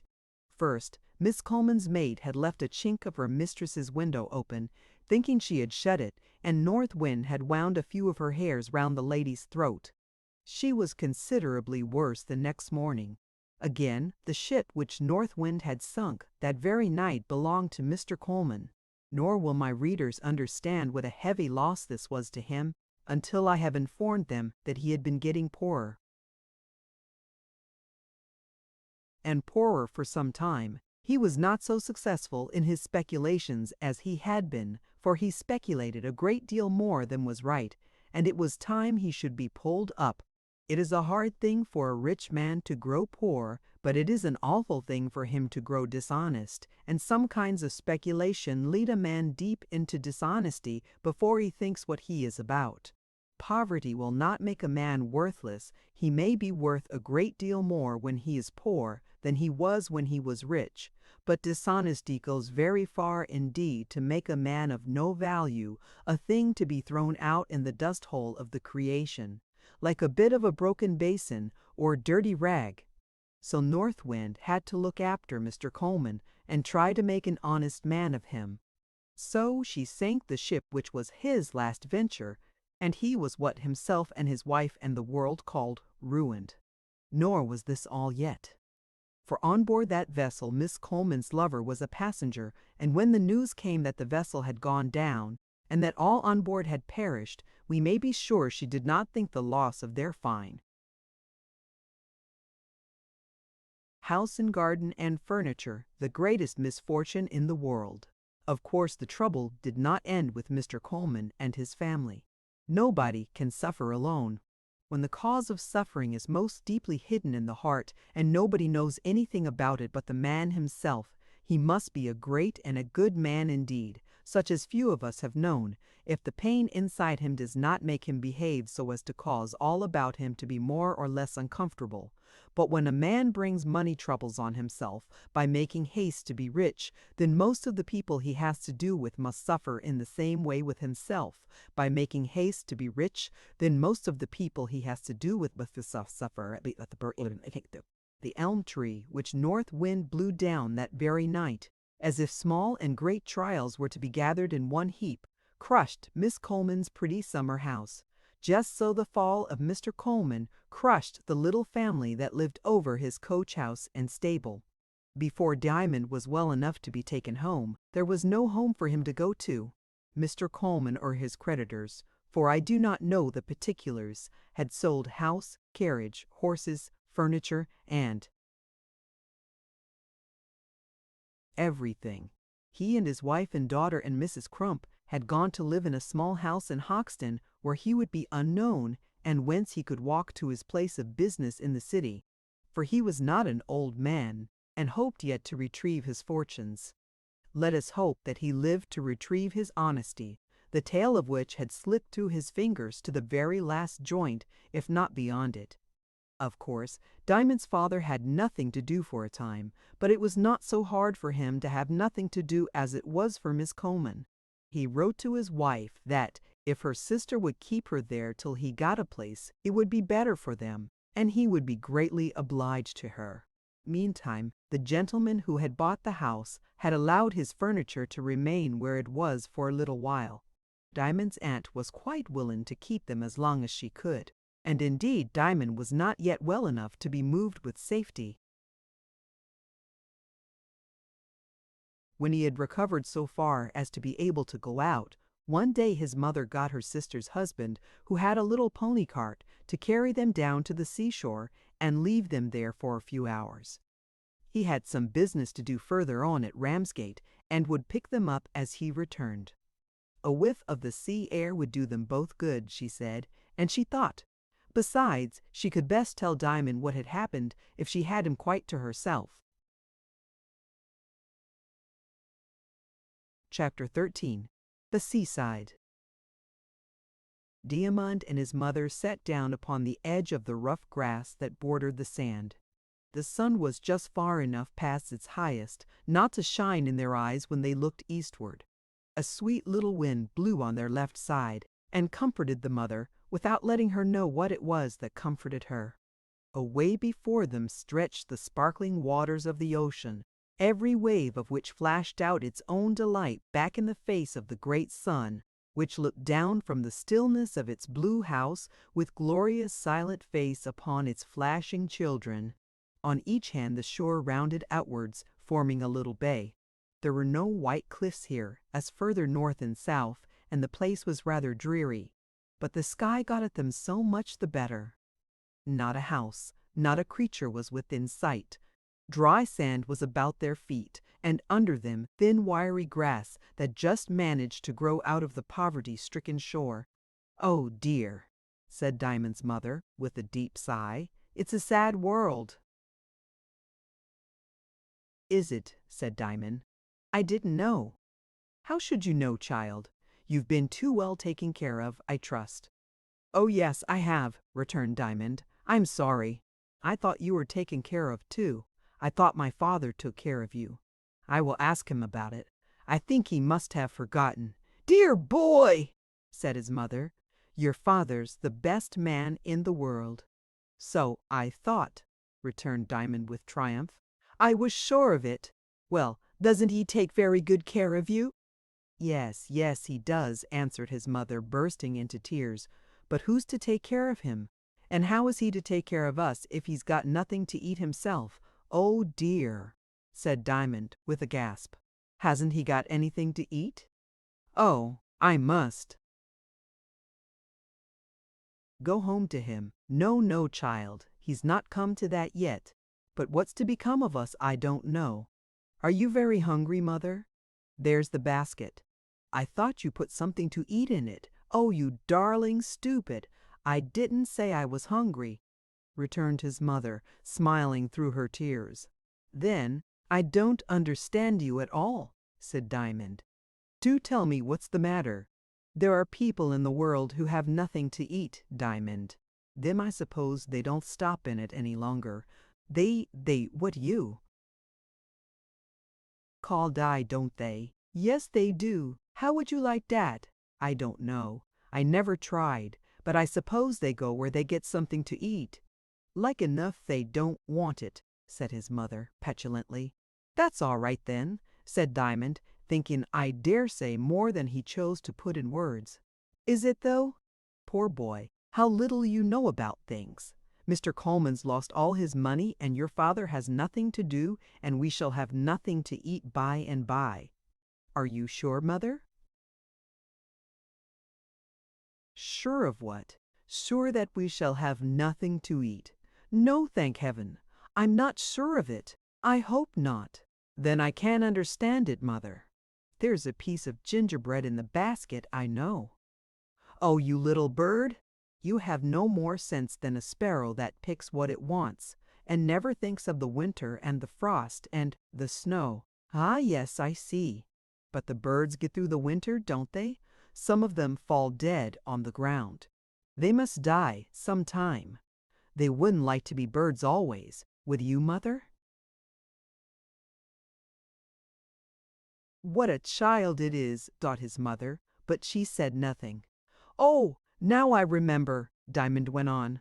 "Father told me that day I went to Epping Forest with him that the rose bushes and the may bushes and the holly bushes were the birds' barns, for there were the hips and the haws and the holly berries all ready for the winter. Yes, that's all very true. So you see the birds are provided for. But there are no such barns for you and me, Diamond. Ain't there? No, we've got to work for our bread."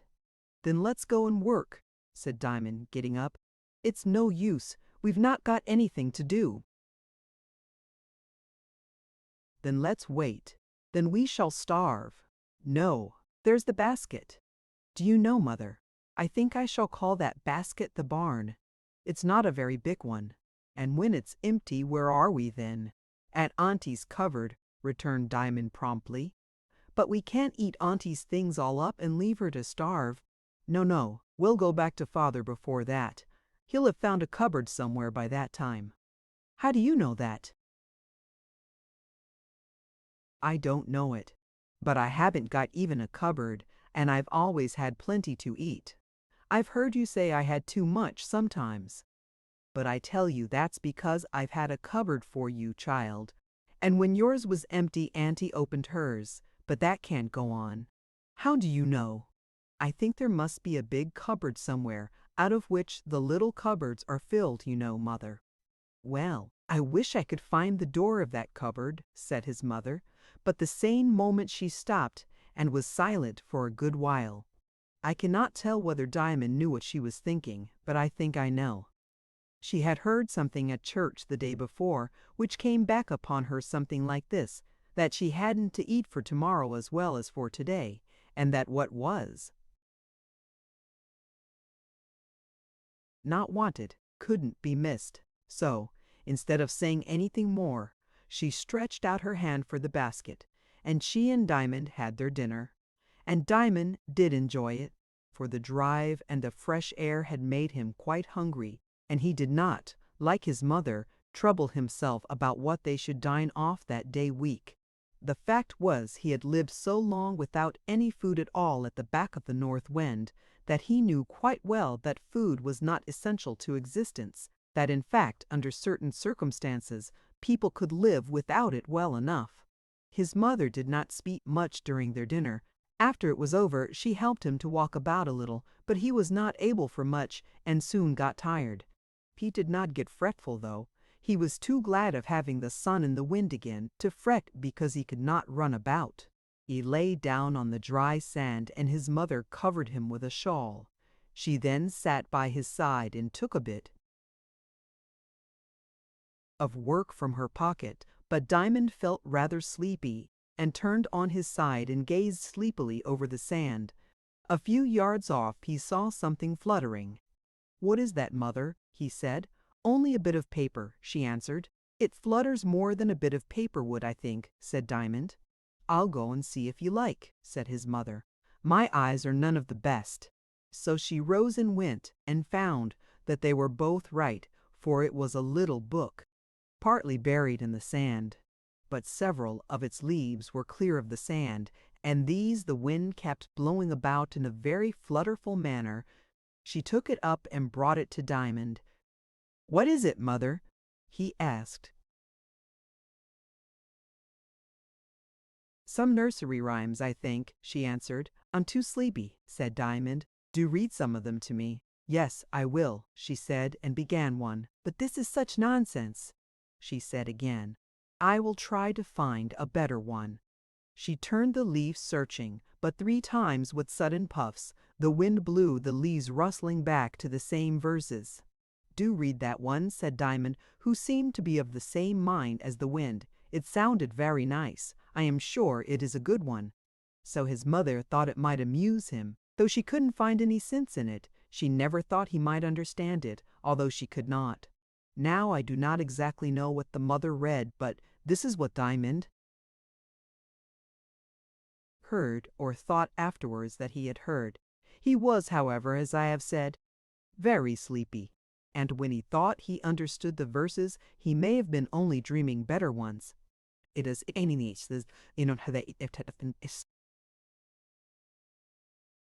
moon, and dare and had a cheap vow to sebes, with a sign and sheep who wake us to remontram, or the prat the skip or the Simon, perfolkable sapsidum the proud septet posepet, but the bum pair of it, to that if steeper baba pigable if the saddle by the blang if the sit about.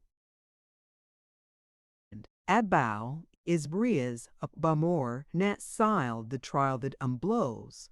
To will well its reclile was the bay about folk of the nast fies of the baichi kit the ball of the bizzy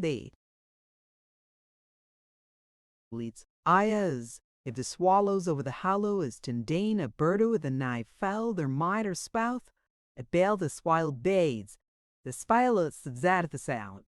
It is a mighty schleigo.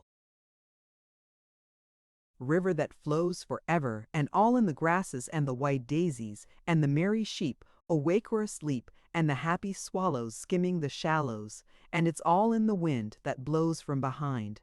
Here Diamond became aware that his mother had stopped reading. "Why don't you go on, mother dear?" he asked. "It's such nonsense," said his mother. "I believe it would go on forever." "That's just what it did," said Diamond. "What did?" she asked. "Why, the river, that's almost the very tune it used to sing." His mother was frightened, for she thought the fever was coming on again, so she did not contradict him. "Who made that poem?" asked Diamond. "I don't know," she answered. "Some silly woman for her children, I suppose, and then thought it good enough to print." "She must have been at the back of the north wind some time or other anyhow," said Diamond. "She couldn't have got a hold of it anywhere else. That's just how it went." And he began to chant bits of it here and there. But his mother said nothing for fear of making him worse, and she was very glad indeed when she saw her brother-in-law jogging along in his little cart. They lifted Diamond in and got up themselves, and away they went, home again, home again, home again, as Diamond sang. But he soon grew quiet, and before they reached Sandwich he was fast asleep and dreaming of the country at the back of the north wind. Chapter 14. Old Diamond. After this Diamond recovered so fast that in a few days he was quite able to go home as soon as his father had a place for them to go. Now his father, having saved a little money, and finding that no situation offered itself, had been thinking over a new plan. A strange occurrence it was which turned his thoughts in that direction. He had a friend in the Bloomsbury region who lived by letting out cabs and horses to the cabmen. This man, happening to meet him one day as he was returning from an unsuccessful application, said to him, "Why don't you set up for yourself now in the cab line? I mean." "I haven't enough for that," answered Diamond's father. "You must have saved a goodish bit, I should think. Just come home with me now, and look at a horse I can let you have cheap. I bought him only a few weeks ago, thinking he'd do for a hansom, but I was wrong. He's got bone enough for a wagon, but a wagon ain't a hansom. He ain't got go enough for a hansom. You see parties as takes hansoms wants to go like the wind, and he ain't got wind enough, for he ain't so young as he once was. But for a four-wheeler as takes families and their luggages, he's the very horse. He'd carry a small house any day. I bought him cheap, and I'll sell him cheap." "Oh, I don't want him," said Diamond's father. "A body must have time to think over an affair of so much importance. And there's the cab too. That would come to a deal of money. I could fit you there, I dare say, said his friend. But come and look at the animal anyhow. Since I lost my own old pair, as was Mr. Coleman's, said Diamond's father, turning to accompany the cadmaster, I ain't almost got the heart to look a horse in the face. It's 1,000 pities to part man and horse. So it is, returned his friend sympathetically.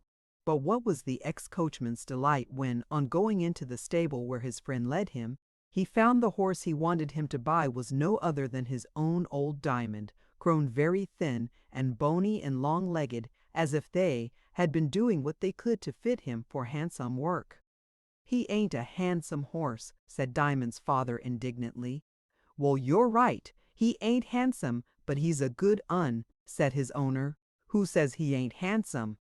He's one of the handsomest horses a gentleman's coachman ever druv, said Diamond's father, remarking to himself under his breath, though I says it as shouldn't, for he did not feel inclined all at once to confess that his own old horse could have sunk so low.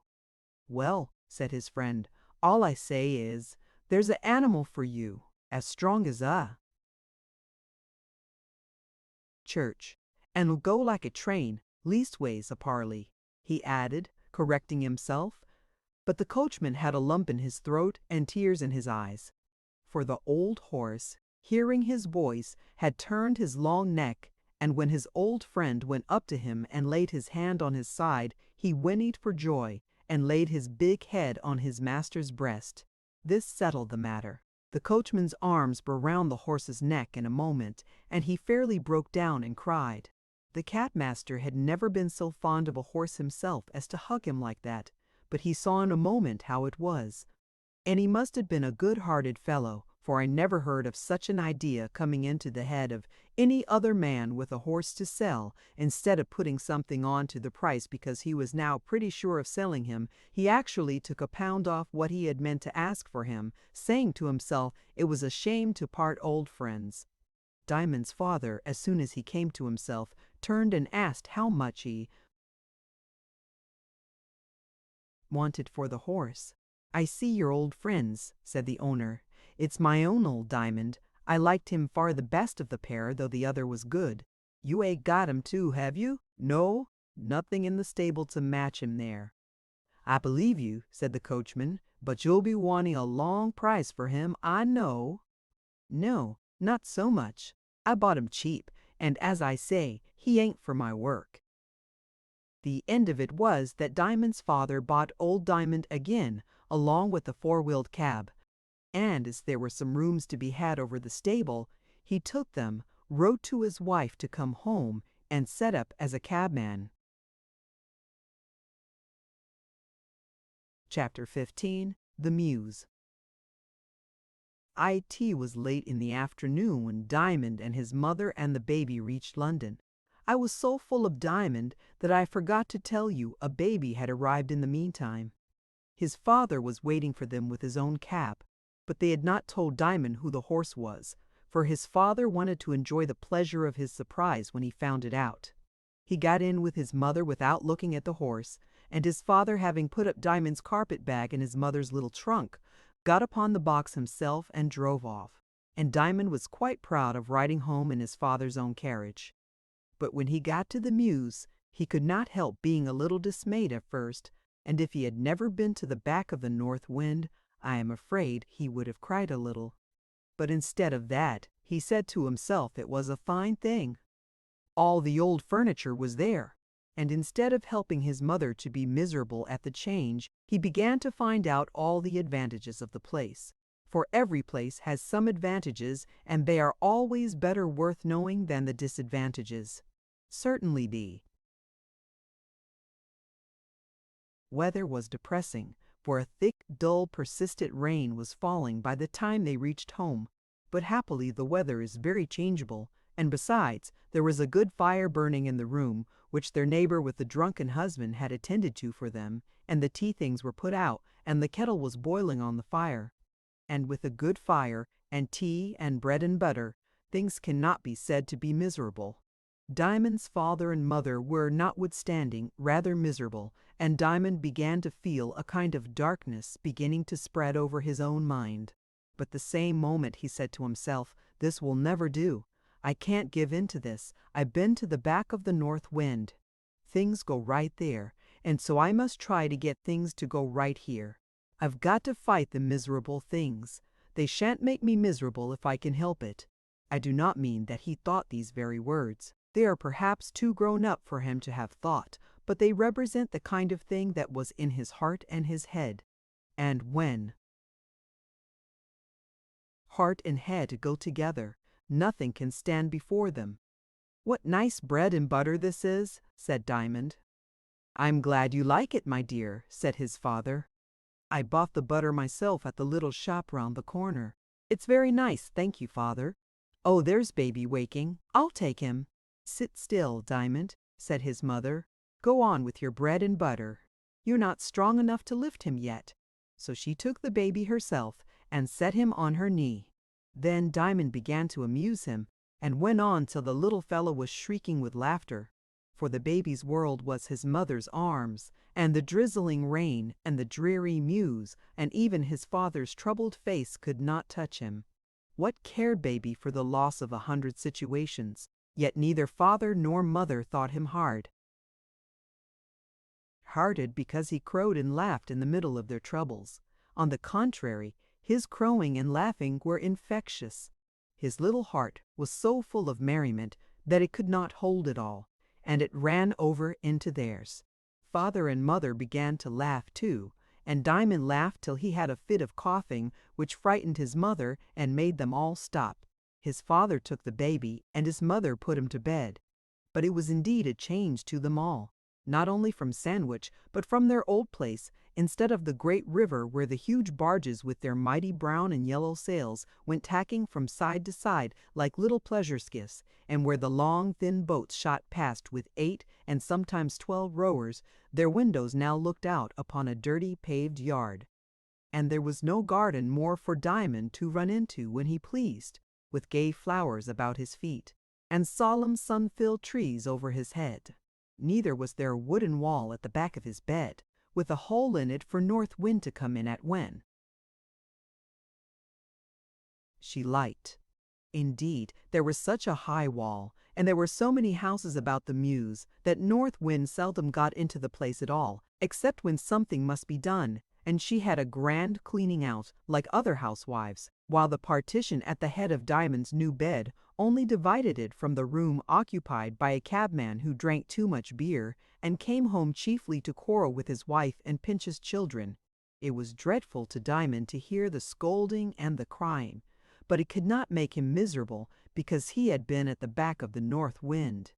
If my reader find it hard to believe that Diamond should be so good, he must remember that he had been to the back of the north wind. If he never knew a boy so good, did he ever know a boy that had been to the back of the north wind? It was not in the least strange of Diamond to behave as he did. On the contrary, it was thoroughly sensible of him. We shall see how he got on. Chapter 16. Diamond makes a beginning. The wind blew loud, but Diamond slept a deep sleep, and never heard it. My own impression is that every time when Diamond slept well and remembered nothing about it in the morning, he had been all that night at the back of the north wind. I am almost sure that was how he woke so refreshed and felt so quiet and hopeful all the day. Indeed, he said this much, though not to me, that always when he woke from such a sleep, there was a something in his mind. He could not tell what could not tell, whether it was the last far-off sounds of the river dying away in the distance, or some of the words of the endless song his mother had read to him on the seashore. Sometimes he thought it must have been the twittering of the swallows over the shallows, you know. But it may have been the chirping of the dingy sparrows picking up their breakfast in the yard. How can I tell? I don't know what I know. I only know what I think, and to tell the truth, I am more for the swallows than the sparrows. When he knew he was coming awake, he would sometimes try hard to keep hold of the words of what seemed a new song, one he had not heard before, a song in which the words and the music somehow appeared to be all one. But even when he thought he had got them well fixed in his mind, ever as he came awaker, as he would say, one line faded away out of it, and then another, till at last there was nothing left but some lovely picture of water or grass or daisies or something else very common, but with all the commonness polished off it and the lovely soul of it, which people meet so seldom, yet seldomer believe in, shining out. But after that he would sing the oddest, loveliest little songs to the baby of his own making, his mother said. But Diamond said he did not make them. They were made somewhere inside him, and he knew nothing about them till they were coming out. When he woke that first morning he got up at once, saying to himself, "I've been ill long enough, and have given a great deal of trouble. I must try and be of use now, and help my mother." When he went into her room, he found her lighting the fire, and his father just getting out of bed. They had only the one room, besides the little one, not much more than a closet, in which Diamond slept. He began at once to set things to rights, but the baby waking up, he took him and nursed him till his mother had got the breakfast ready. She was looking gloomy, and his father was silent. And indeed, except Diamond had done all he possibly could to keep out the misery that was trying to get in at doors and windows, he too would have grown miserable, and then they would have been all miserable together. But to try to make others comfortable is the only way to get right comfortable ourselves, and that comes partly of not being able to think so much about ourselves when we are helping other people, for ourselves will always do pretty well if we don't pay them too much attention. Ourselves are like some little children who will be happy enough so long as they are left to their own games, but when we begin to interfere with them and make them presents of too nice playthings or too many sweet things, they begin at once to fret and spoil. "Why, Diamond, child," said his mother at last, "you're as good to your mother as if you were a girl nursing the baby and toasting the bread and sweeping up the hearth. I declare a body would think you had been among the fairies." Could Diamond have had greater praise or greater pleasure?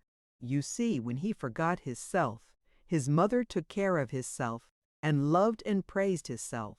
Our own praises poison ourselves, and puff and swell them up, till they lose all shape and beauty, and become like great toadstools. But the praises of father or mother do ourselves good, and comfort them and make them beautiful. They never do them any harm. If they do any harm, it comes of our mixing some of our own praises with them, and that turns them nasty and slimy and poisonous. When his father had finished his breakfast, which he did rather in a hurry, he got up and went down into the yard to get out his horse and put him to the cab.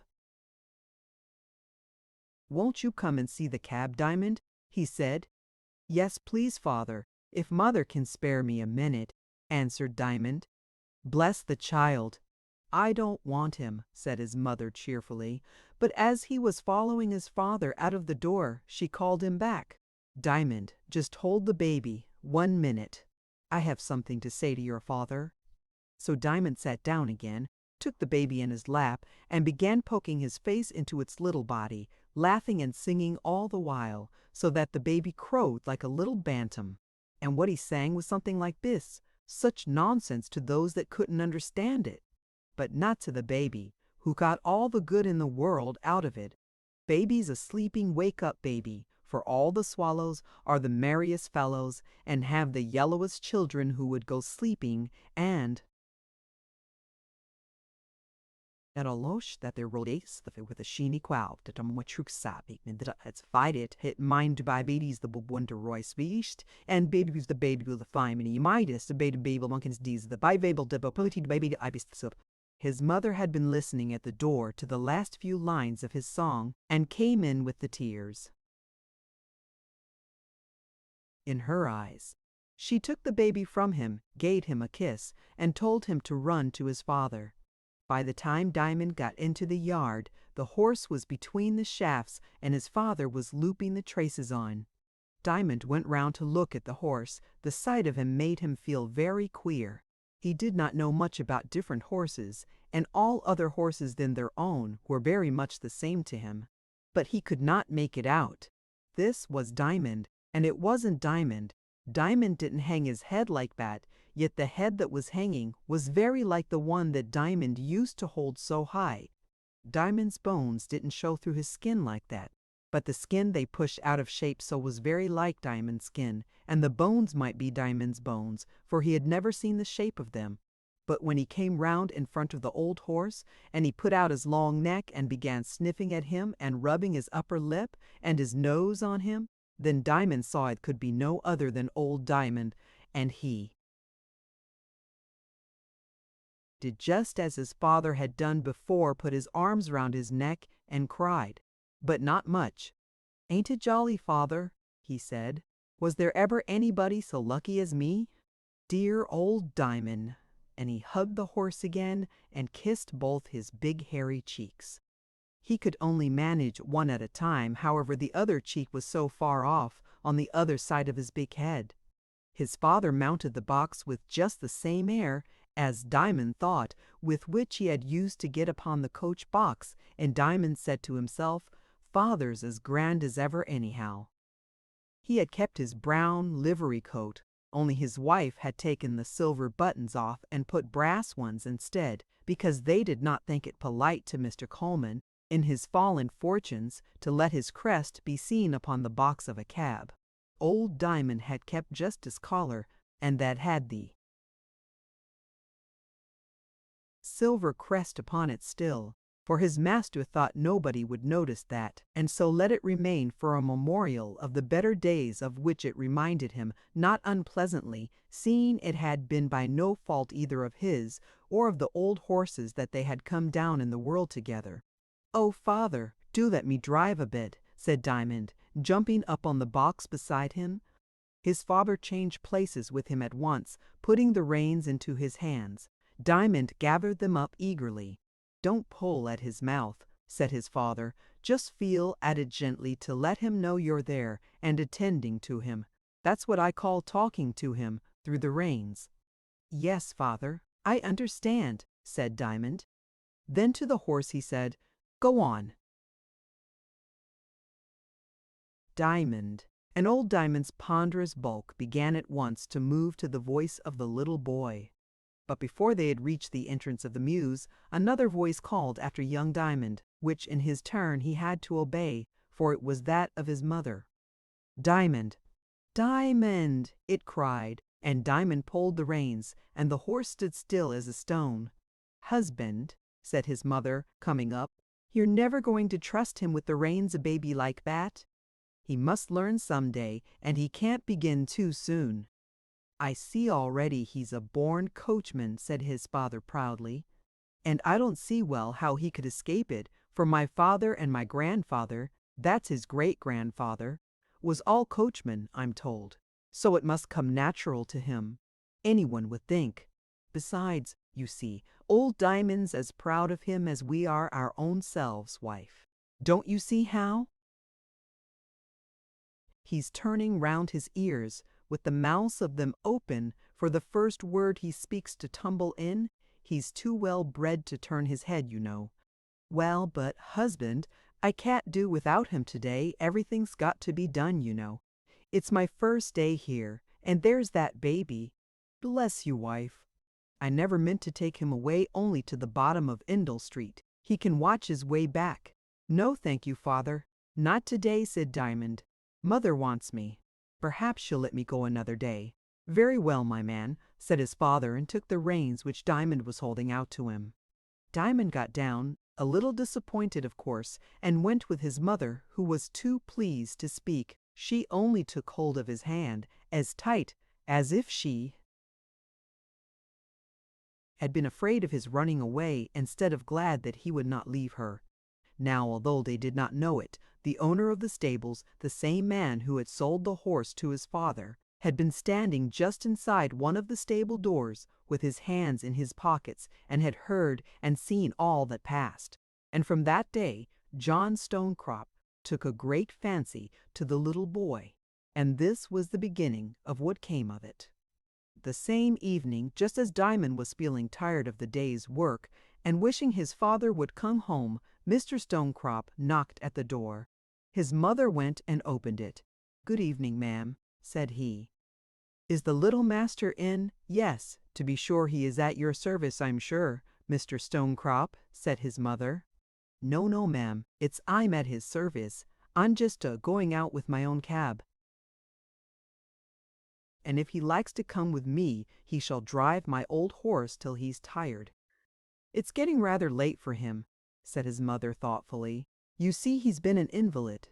Diamond thought, what a funny thing! How could he have been an invalid when he did not even know what the word meant? But of course his mother was right. "Oh, well," said Mr. Stonecrop, "I can just let him drive through Bloomsbury Square, and then he shall run home again." "Very good, sir." "And I'm much obliged to you," said his mother. And Diamond, dancing with delight, got his cap, put his hand in Mr. Stonecrop's, and went with him to the yard where the cab was waiting. He did not think the horse looked nearly so nice as Diamond, nor Mr. Stonecrop nearly so grand as his father, but he was none the less pleased. He got up on the box, and his new friend got up beside him. "What's the horse's name?" whispered Diamond, as he took the reins from the man. "It's not a nice name," said Mr. Stonecrop. "You needn't call him by it. I didn't give it him. He'll go well enough without it. Give the boy a whip, Jack. I never carries one when I drive old." He didn't finish the sentence. Jack handed Diamond a whip, with which, by holding it half down the stick, he managed just to flack the haunches of the horse, and away he went. "Mind the gate," said Mr. Stonecrop, and Diamond did mind the gate, and guided the nameless horse through it in safety, pulling him this way and that, according as was necessary. Diamond learned to drive all the sooner that he had been accustomed to do what he was told, and could obey the smallest hint in a moment. Nothing helps one to get on like that.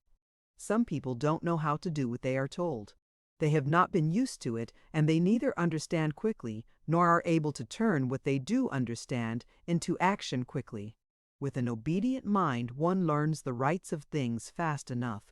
For it is the law of the universe, and to obey is to understand. "Look out!" cried Mr. Stonecrop as they were turning the corner into Bloomsbury Square. It was getting dusky now. A cab was approaching rather rapidly from the opposite direction, and Diamond pulling aside, and the other driver pulling up. They only just escaped a collision. Then they knew each other. "Why, Diamond, it's a bad beginning to run into your own father," cried this driver. "But, father, wouldn't it have been a bad ending to run into your own son?" said Diamond in return, and the two men laughed heartily. "This is very kind of you, I'm sure, Stonecrop," said his father. "Not a bit. He's a brave fellow, and 'll be fit to drive on his own hook in a week or two.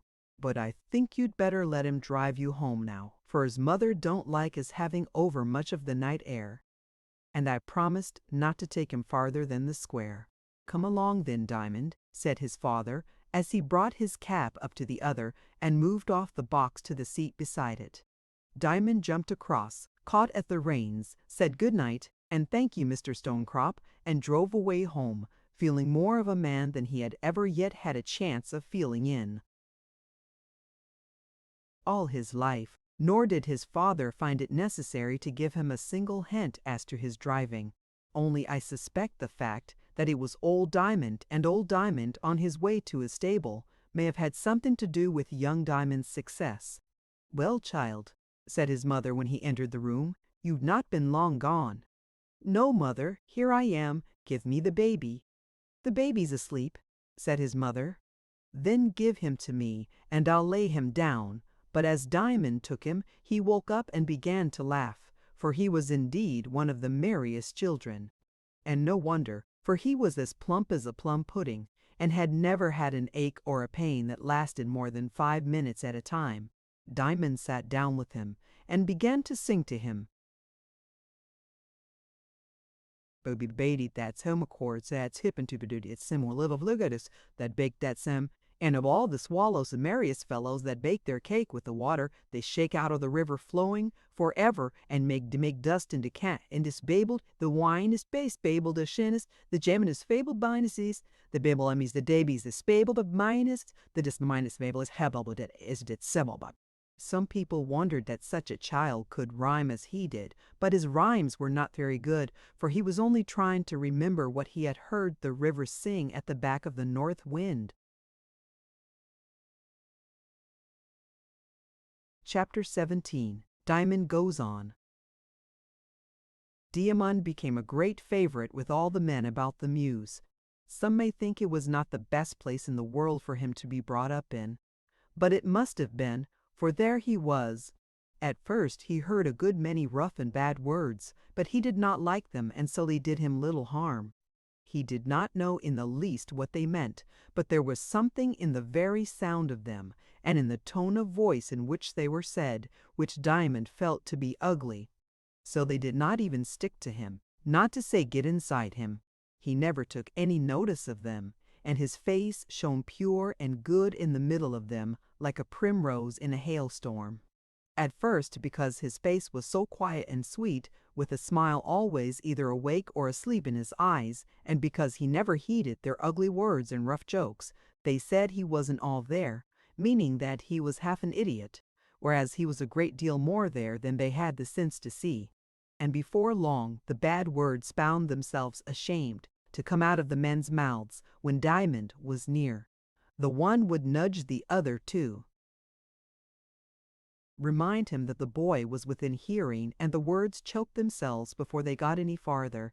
When they talked to him nicely, he had always a good answer, sometimes a smart one, ready, and that helped much to make them change their minds about him. One day Jack gave him a currycomb and a brush to try his hand upon old Diamond's coat. He used them so deftly, so gently, and yet so thoroughly, as far as he could reach, that the man could not help admiring him. "You must make haste and grow," he said. "It won't do to have a horse's belly clean and his back dirty, you know." "Give me a leg," said Diamond, and in a moment he was on the old horse's back with the comb and brush. He sat on his withers, and reaching forward as he ate his hay, he curried and he brushed, first at one side of his neck and then at the other. When that was done, he asked for a dressing comb and combed his mane thoroughly. Then he pushed himself onto his back and did his shoulders as far down as he could reach. Then he sat on his croup and did his back and sides. Then he turned around like a monkey and attacked his hind quarters and combed his tail. This last was not so easy to manage, for he had to lift it up, and every now and then old Diamond would whisk it out of his hands, and once he sent the comb flying out of the stable door, to the great amusement of the men. But Jack fetched it again, and Diamond began once more, and did not leave off until he had done the whole business fairly well, if not in a first-rate, experienced fashion. All the time the old horse went on eating his hay, and, but with an occasional whisk of his tail, when Diamond tickled or scratched him, took no notice of the proceeding. But that was all a pretense, for he knew very well who it was that was perched on his back, and rubbing away at him with the comb and the brush. So he was quite pleased and proud, and perhaps said to himself something like this: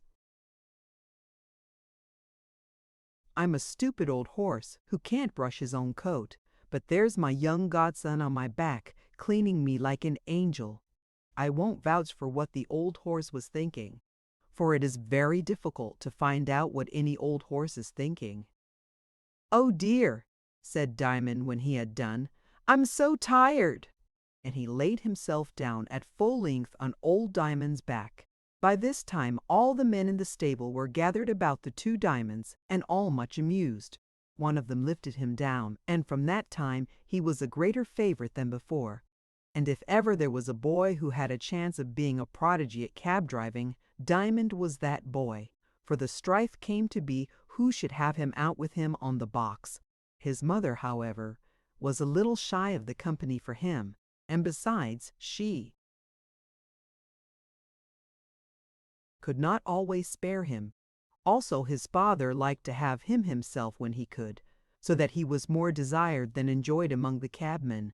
But one way and another he did learn to drive all sorts of horses, and to drive them well, and that through the most crowded streets in London City.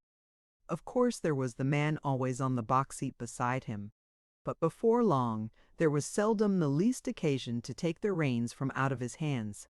For one thing, he never got frightened, and consequently was never in too great a hurry, yet when the moment came for doing something sharp, he was always ready for it. I must once more remind my readers that he had been to the back of the north wind. One day, which was neither washing day, nor cleaning day, nor marketing day, nor Saturday, nor Monday, upon which consequently Diamond could be spared from the baby, his father took him on his own cab, after a stray job or two by the way. They drew up in the row upon the stand between Cockspur Street and Pall Mall. They waited a long time, but nobody seemed to want to be carried anywhere. By and by ladies would be going home from the Academy exhibition, and then there would be a chance of a job. Though, to be sure, said Diamond's father, with what truth I cannot say, but he believed what he said, some ladies is very hard and keeps you to the bare 6 pence a mile, when everyone knows that ain't enough to keep a family and a cap upon. To be sure it's the law, but mayhap they may get more law than they like some day themselves.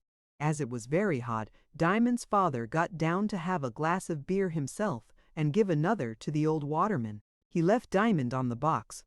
A sudden noise got up, and Diamond looked round to see what was the matter. There was a crossing near the cab stand, where a girl was sweeping. Some rough young imps had picked a quarrel with her, and were now hauling at her broom to get it away from her. But as they did not pull all together, she was holding it against them, scolding and entreating alternately. Diamond was off his box in a moment, and running to the help of the girl. He got hold of the broom at her end and pulled along with her.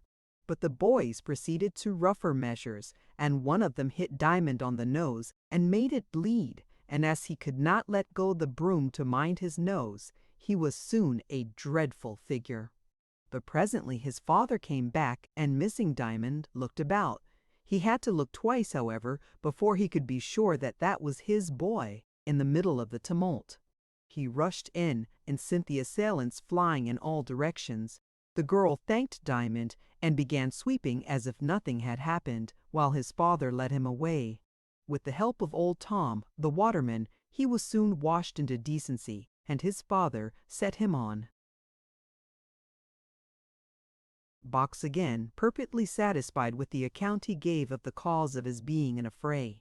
"I couldn't let them behave so to a poor girl, could I, father?" he said. "Certainly not, Diamond," said his father, quite pleased, for Diamond's father was a gentleman. A moment after, up came the girl, running, with her broom over her shoulder and calling, "Cab there, cab!" Diamond's father turned instantly, for he was the foremost in the rank, and followed the girl. One or two other passing cabs heard the cry, and made for the place, but the girl had taken care not to call till she was near enough to give her friends the first chance. When they reached the curbstone, who should it be waiting for the cab but Mrs. and Miss Coleman? They did not look at the cabman, however.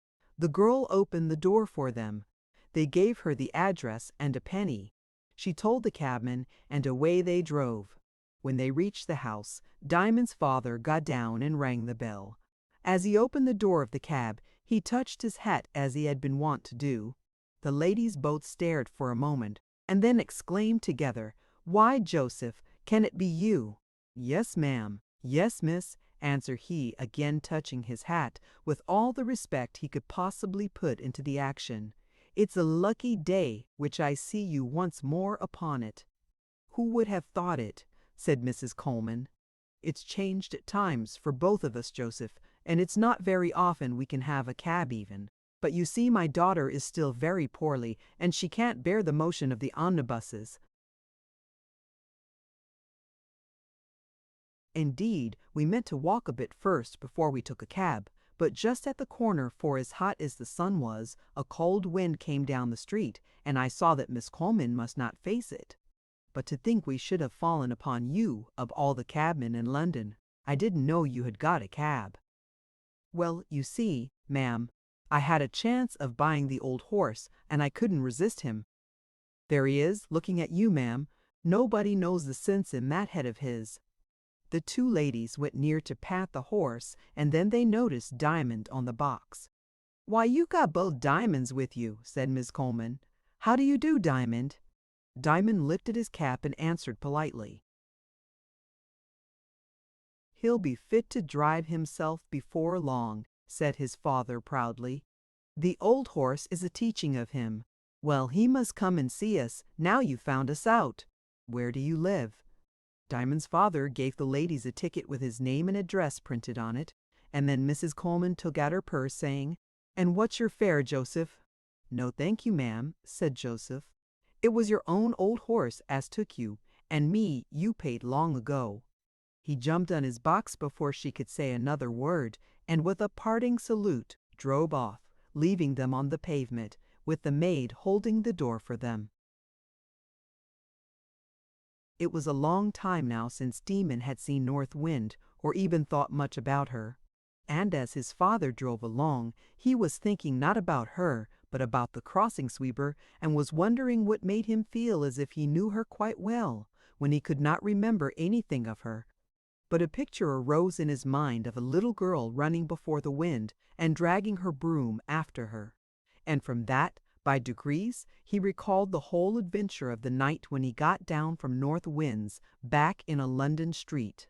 But he could not quite satisfy himself whether the whole affair was not a dream which he had dreamed when he was a very little boy. Only he had been to the back of the North Wind, since there could be no doubt of that, for when he woke every morning he always knew that he had been there again. And as he thought and thought, he recalled another thing that had happened that morning, which, although it seemed a mere accident, might have something to do with what had happened since. His father had intended going on the stand at King's Cross that morning, and had turned into Gray's Inn Lane to drive there, when they found the way blocked up, and upon enquiry were informed that a stack of chimneys had been blown down in the night and had fallen across the road. They were just clearing the rubbish away. Diamond's father turned and made for Charing Cross. That night the father and mother had a great deal to talk about. "Poor things," said the mother. "It's worse for them than it is for us. You see, they've been used to such grand things, and for them to come down to a little poky house like that, it breaks my heart to think of it." "I don't know," said Diamond thoughtfully, "whether Mrs. Coleman had bells on her toes." "What do you mean, child?" said his mother. "She had rings on her fingers anyhow," returned Diamond. "Of course she had, as any lady would. What has that to do with it?" "When we were down at Sandwich," said Diamond, "you said you would have to part with your mother's ring, now we were poor." "Bless the child, he forgets nothing," said his mother. "Really, Diamond, a body would need to mind what they say to you." "Why?" said Diamond. "I only think about it." "That's just why," said the mother. "Why is that why?" persisted Diamond, for he had not yet learned that grown-up people are not often so much grown up that they never talk like children, and spoiled ones too. "Mrs. Coleman is none so poor as all that yet. No, thank heaven, she's not come to that." "Is it a great disgrace to be poor?" asked Diamond, because of the tone in which his mother had spoken. But his mother, whether conscience-stricken I do not know, hurried him away to bed, where after various attempts to understand her, resumed and resumed again, in spite of invading sleep, he was conquered at last and gave in, murmuring over and over to himself, "Why is why?" but getting no answer to the question.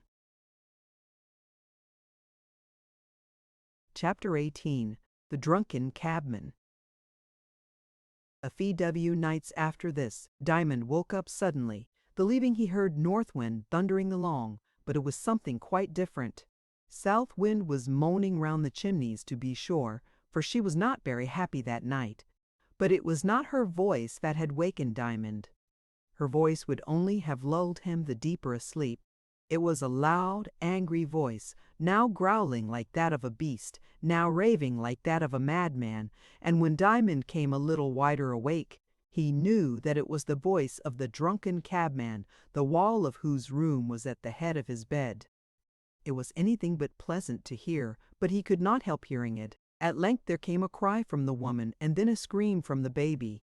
Thereupon Diamond thought it time that somebody did something, and as himself was the only somebody at hand, he must go and see whether he could not do something. So he got up and put on part of his clothes and went down the stair, for the cabman's room did not open upon their stair, and he had to go out into the yard and in at the next door. This. Fortunately, the cabman, being drunk, had left open. By the time he reached their stair, all was still except the voice of the crying baby, which guided him to the right door. He opened it softly and peeped in. There, leaning back in a chair, with his arms hanging down by his sides and his legs stretched out before him and supported on his heels, sat the drunken cabman. His wife lay in her clothes upon the bed, sobbing, and the baby was wailing in the cradle. It was very miserable altogether. Now the way most people do when they see anything very miserable is to turn away from the sight and try to forget it.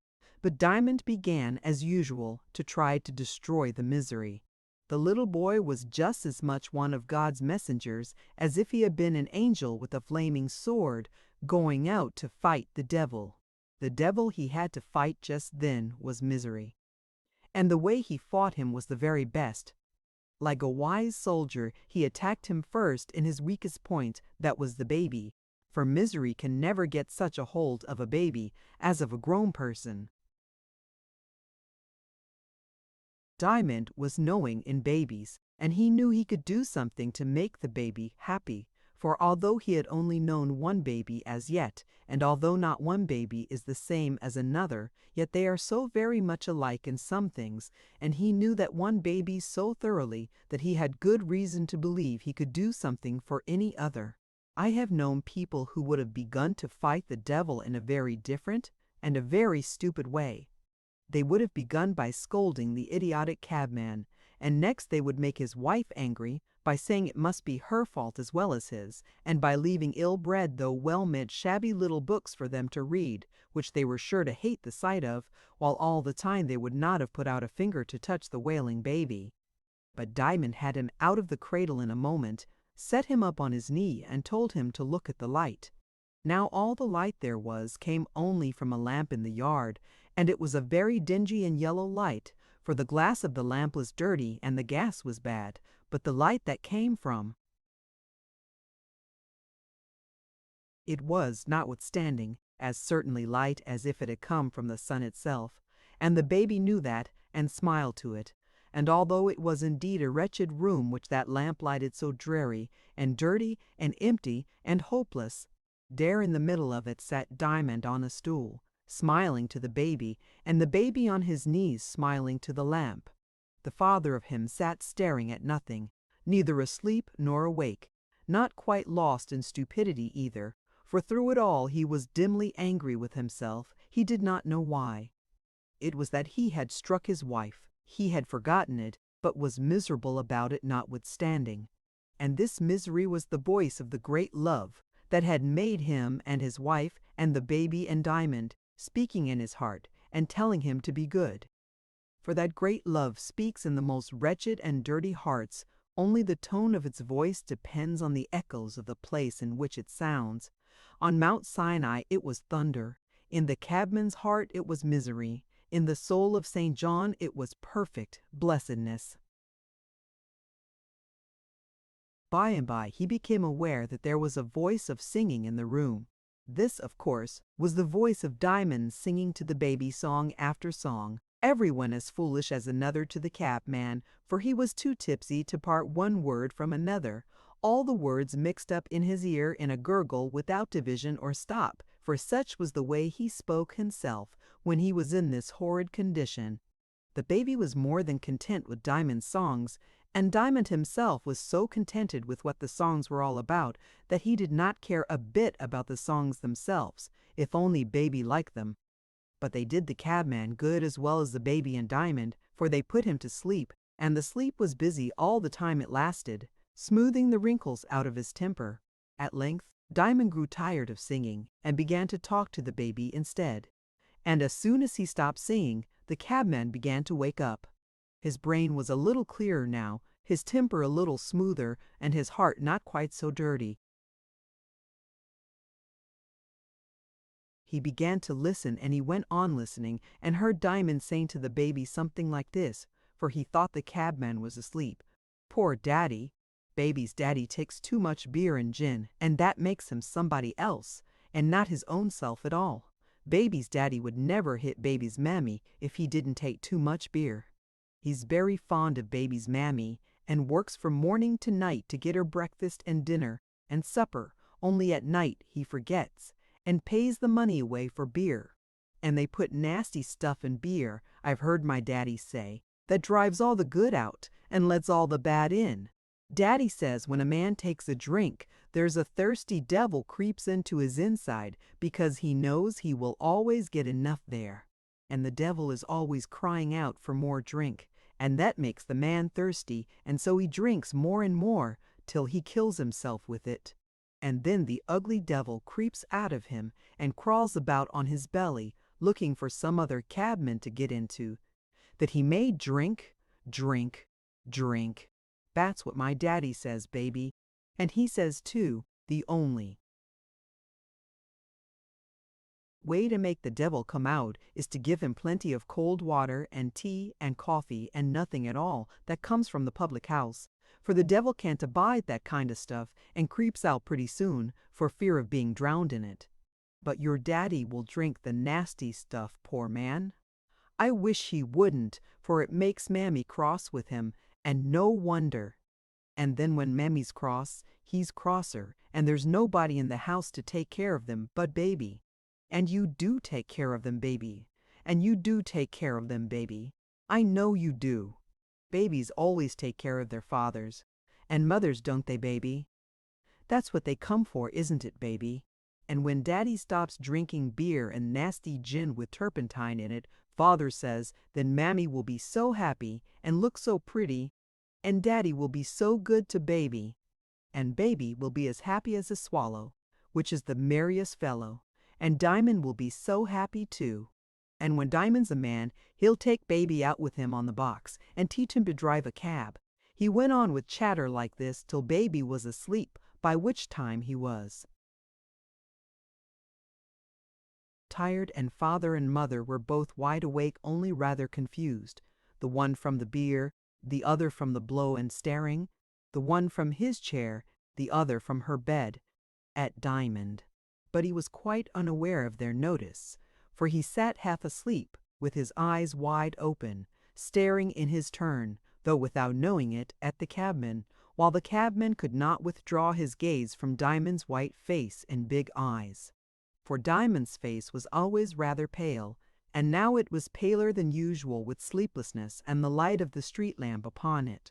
At length he found himself nodding, and he knew then it was time to put the baby down, lest he should let him fall. So he rose from the little three-legged stool and laid the baby in the cradle, and covered him up. It was a warm night, and he did not want much covering, and then he all but staggered out of the door, he was so tipsy himself with sleep. "Wife," said the cabman, turning towards the bed, "I do somehow believe that were a angel just gone. Did you see him, wife? He warn't very big, and he hadn't got none of them wingses, you know. It were one of them baby angels you sees on the gravestones, you know." "Nonsense, hubby," said his wife. "But it's just as good. I might say better, for you can catch hold of him when you like. That's little Diamond, as everybody knows, and a duck of diamonds he is. No woman could wish for a better child than he be. I heerd on him in the stable, but I never see the brat afore. Come, old girl, let bygones be bygones, and gie us a kiss, and we'll go to bed." The cabman kept his cab in another yard, although he had his room in this. He was often late in coming home, and was not one to take notice of children, especially when he was tipsy, which was oftener than not.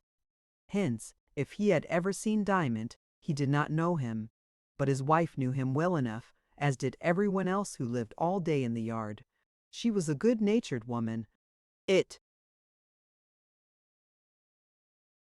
was she who had got the fire lighted and the tea ready for them when Diamond and his mother came home from Sandwich. And her husband was not an ill-natured man either, and when in the morning he recalled not only Diamond's visit, but how he himself had behaved to his wife, he was very vexed with himself, and gladdened his poor wife's heart by telling her how sorry he was. And for a whole week after he did not go near the public house, hard as it was to avoid it, seeing a certain rich brewer had built one, like a trap to catch souls and bodies in, at almost every corner he had to pass on his way home. Indeed, he was never quite so bad after that, though it was some time before he began really to reform. Chapter 19. Diamond's Friends. One day when old Diamond was standing with his nose in his bag between Pall Mall and Cockspur Street, and his master was reading the newspaper on the box of his cab, which was the last of a good many in the row, little Diamond got down for a run, for his legs were getting cramped with sitting. And first of all, he strode with his hands in his pockets up to the crossing, where the girl and her broom were to be found in all weathers. Just as he was going to speak to her, a tall gentleman stepped upon the crossing. He was pleased to find it so clean, for the streets were muddy, and he had nice boots on. So he put his hand in his pocket and gave the girl a penny. But when she gave him a sweet smile in return, and made him a pretty courtesy, he looked at her again and said, "Where do you live, my child?" "Paradise Row," she answered, "next door to the Adam and Eve down the area." "Whom do you live with?" he asked. "My wicked old granny," she replied. "You shouldn't call your granny wicked," said the gentleman. "But she is," said the girl, looking up confidently in his face. "If you don't believe me, you can come and take a look at her." The words sounded rude, but the girl's face looked so simple that the gentleman saw she did not mean to be rude, and became still more interested in her. "Still you shouldn't say so," he insisted. "Shouldn't I? Everybody calls her wicked old granny, even them. That's as wicked as her. You should hear her swear. There's nothing like it in the Row. Indeed, I assure you, sir, there's ne'er a one of them can shut my granny up once. She begins and gets right a-going. You must put her in a passion first, you know. It's no good till you do that. She's so old now. How she do make them laugh, to be sure."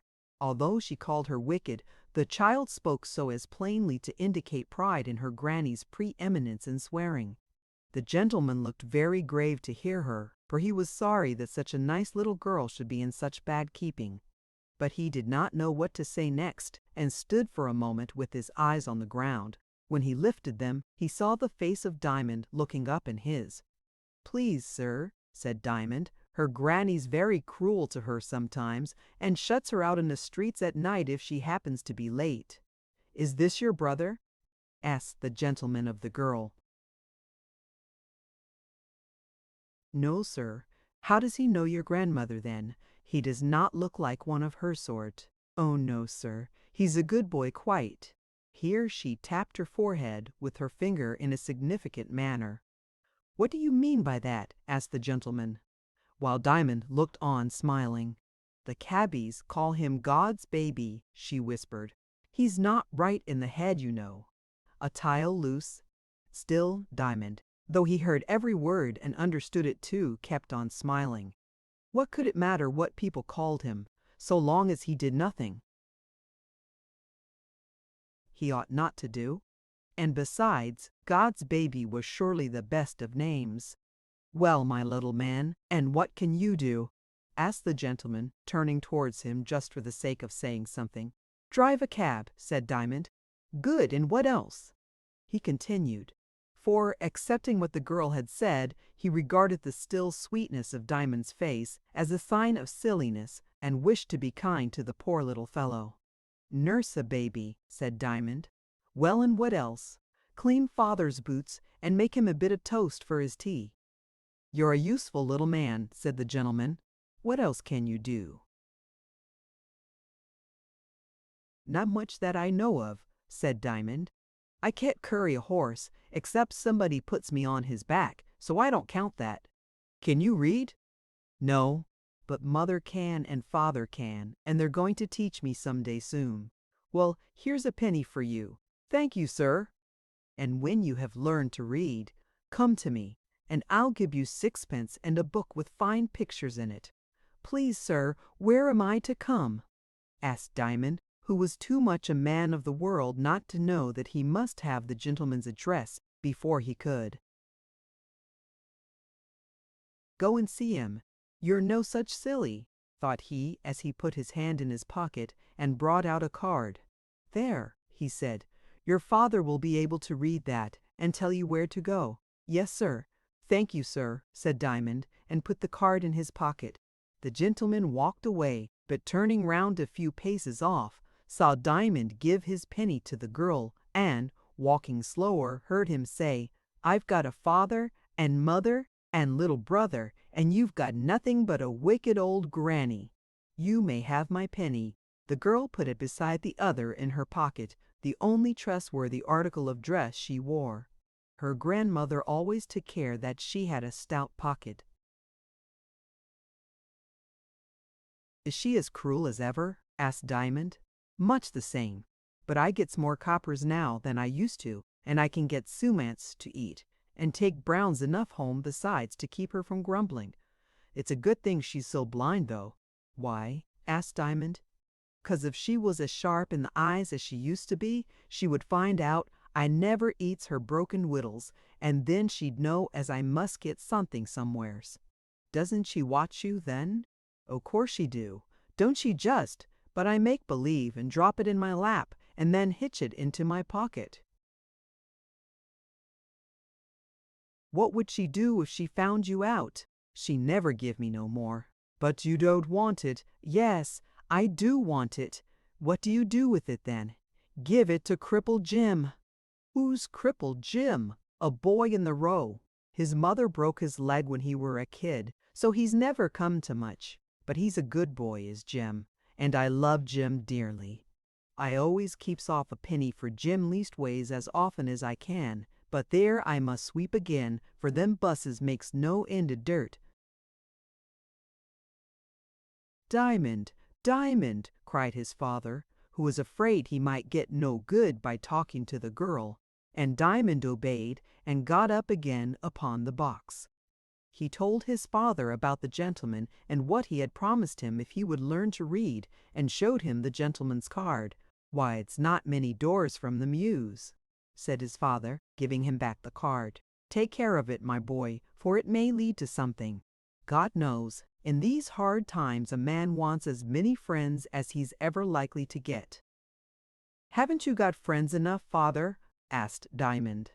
"Well, I have no right to complain, but the more the better, you know." "Just let me count," said Diamond. And he took his hands from his pockets, and spreading out the fingers of his left hand, began to count, beginning at the thumb. "There's mother, first, and then baby, and then me. Next there's old Diamond, and the cab. No, I won't count the cab, for it never looks at you. And when Diamond's out of the shafts, it's nobody. Then there's the man that drinks next door, and his wife, and his baby." "They're no friends of mine," said his father. "Well, they're friends of mine," said Diamond. His father laughed. "Much good they'll do you," he said. "How do you know they won't?" returned Diamond. "Well, go on," said his father. "Then there's Jack and Mr. Stonecrop, and dearie me, not to have mentioned, Mr. Coleman and Mrs. Coleman and Miss Coleman and Mrs. Crump. And then there's the clergyman that spoke to me in the garden that day. The tree was blown down." "What's his name?" "I don't know his name." "Where does he live?" "I don't know. How can you count him then?" "He did talk to me, and very kind-like too." His father laughed again. "Why, child, You're just counting everybody you know. That don't make 'em friends, don't it? I thought it did. Well, but they shall be my friends. I shall make 'em. How will you do that? They can't help themselves then if they would. If I choose to be their friend, you know, they can't prevent me. Then there's that girl at the crossing. A fine set of friends you do have, to be sure, Diamond. Surely she's a friend anyhow, father. If it hadn't been for her, you would never have got Mrs. Coleman and Miss Coleman to carry home. His father was silent, for he saw that Diamond was right, and was ashamed to find himself more ungrateful than he had thought.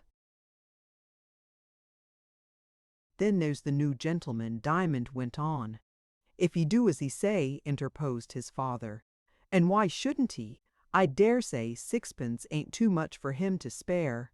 But I don't quite understand, father. Is nobody your friend but the one that does something for you? No, I won't say that, my boy. You would have to leave out baby then. Oh no, I shouldn't. Baby can laugh in your face and crow in your ears and make you feel so happy. Call you that nothing, father? The father's heart was fairly touched now. He made no answer to this last appeal, and Diamond ended off with saying, "And there's the best of mine to come yet, and that's you, Daddy, except it be." Mother, you know. You're my friend, Daddy, ain't you? And I'm your friend, ain't I? And God for us all, said his father, and then they were both silent, for that was very solemn. Chapter 20. Diamond Learns to Read.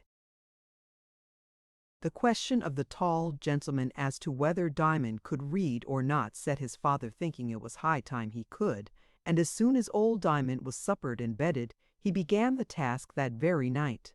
But it was not much of a task to Diamond, for his father took for his lesson book those very rhymes his mother had picked up on the seashore, and as Diamond was not beginning too soon, he learned very fast indeed. Within a month he was able to spell out most of the verses for himself, but he had never come upon the poem he thought he had heard his mother read from it that day. He had looked through and through the book several times after he knew the letters and a few words, fancying he could tell the look of it, but had always failed to find one more like it than another. So he wisely gave up the search till he could really read. Then he resolved to begin at the beginning and read them all straight through. This took him nearly a fortnight. When he had almost reached the end, he came upon the following verses, which took his fancy much, although they were certainly not very like those he was in search of. Little boy blue, lost his way in a wood. Sing apples and cherries, roses and honey. He said, I would not go back if I could, it's all so jolly and funny. He sang, this wood is all my own, apples and cherries, roses and honey. So here I'll sit, like a king on my throne, all so jolly and funny. A little snake crept out of the tree, apples and cherries, roses and honey. Lie down at my feet, little snake, said he, all so jolly and funny. A little bird sang in the tree overhead, apples and cherries, roses and honey. Come and sing your song on my finger instead, all so jolly and funny. The snake coiled up, and the bird flew down and sang him the song of Birdie Brown. Little Boy Blue found it tiresome to sit, and he thought he had better walk on a bit. So up he got, his way to take, and he said, Come along, little bird and snake. And waves of snake o'er the damp leaves passed, and the snake went first, and Birdie Brown last. By Boy Blue's head, with flutter and dart, flew Birdie Brown with its song in its heart. He came where the apples grew red and sweet. Tree, drop me an apple down at my feet. He came where the cherries hung plump and red. Come to my mouth, sweet kisses, he said, and the boughs bow down, and the apples they dapple. The grass too many for him to grapple, and the cheeriest cherries, with never a miss, fall to his mouth, each a full-grown kiss. He met a little brook singing a song. He said, Little brook, you are going wrong. You must follow me, follow me, follow I say, do as I tell you and come this way. And the song singing, sing-songing forest brook, leaped from its bed and after him took. Followed him, followed, and pale and wan the dead leaves rustled as the water ran, and every bird high up on the bough, and every creature low down below, he called. And the creatures obeyed the call, took their legs and their wings and followed him all. Squirrels that carried their tails like a sack, each on his own little humpy brown back, householder snails, and slugs all tails, and butterflies, flutterbees, ships all sails, and whistles, and larks, and alls and ricin, harky darks, all when running white teak, a bannon, and gulling, the dappled fawns fawning, the fallow deer following, the swallows and flies flying and swallowing, cockchafers, henchafers, cockwallay birds, cockroaches, henroaches, cuckoos in herds. The spider forgot and followed him spinning, and lost all his thread from end to beginning. The gay wasp forgot his rings and his waist, he never had made such undignified haste. The dragon-flies melted to mist with their hurrying, the mole in his moleskins left his burrowing. The bees went buzzing, so busy and beesy, and the midges in columns so upright and easy. But Little Boy Blue was not content, calling for followers still as he went, blowing his horn, and beating his drum, and crying aloud, "Come all of you, come!" He said to the shadows, "Come after me." And the shadows began to flicker and flee, and they flew through the wood, all flattering and fluttering over the dead leaves, flickering and muttering. And he said to the wind, "Come, follow, with whistle and pipe, and rustle and hollow." And the wind wound round at his desire, as if he had been the gold cock on the spire. And the cock itself flew down from the church, and left the farmers all in the lurch. They run and they fly, they creep and they come, everything, all and some. The very trees they tugged at their roots, only their feet were too fast in their boots, after him leaning and straining and bending, as on through their boles he kept walking and wending, till out of the wood he burst on a lea, shouting and calling, "Come after me!" And then they rose up with a leafy hiss, and stood as if nothing had been amiss. Little Boy Blue sat down on a stone, and the creatures came round him every one. And he said to the clouds, "I want you there." And down they sank through the thin blue air. And he said to the sunset, far in the west, "Come here, I want you, I know best." And the sunset came and stood up on the wold, and burned and glowed in purple and gold. Then Little Boy Blue began to ponder, "What's to be done with them all, I wonder?" Then Little Boy Blue, he said, quite low, "What to do with you all, I am sure I don't know." Then the clouds clodded down till dismal it grew, the snake sneaked close, round Birdie Brown flew, the brook sat up like a snake on its tail, and the wind came up with a "What will you" wail, and all the creatures sat and stared, the mole opened his very eyes and glared, and for rats and bats and the world and his wife, Little Boy Blue was afraid of his life. Then Birdie Brown began to sing, and what he sang was the very thing. "You have brought us all hither, Little Boy Blue. Pray, what do you want us all to do?" Go away," said Little Boy Blue. "I'm sure I don't want you get away, do." "No, no, no, no, no, no, yes, and no, no, no," sang Birdie Brown. "It mustn't be so. We cannot for nothing come here and away. Give us some work, or else we stay." "Oh dear, and oh dear!" With sob and with sigh, said Little Boy Blue, and began to cry. But before he got far, he thought of a thing, and up he stood, and spoke like a king. "Why do you hustle and jostle and bother? Off with you all. Take me back to my mother." The sunset stood at the gates of the west. Follow me, came from Birdie Brown's breast. "I am going that way as fast as I can," said the brook, as it sank and turned and ran. Back to the woods fled the shadows like ghosts. "If we stay, we shall all be missed from our posts," said the wind with a voice that had changed its cheer. "I was just going there when you brought me here." "That's where I live," said the sack-back squirrel, and he turned his sack with a swing and a swirl. Said the cock of the spire, "His father's churchwarden." Said the brook running faster, "I run to his garden." Said the mole, 200 worms there, I caught 'em last year, and I'm going again next autumn." Said they all, "If that's where you want us to steer for, what in earth or in water did you bring us here for?" "Never you mind," said Little Boy Blue. "That's what I tell you. If that you won't do, I'll get up at once and go home without you. I think I will. I begin to doubt you." He rose, and up rose the snake on its tail, and hissed 3 times, half a hiss, half a wail.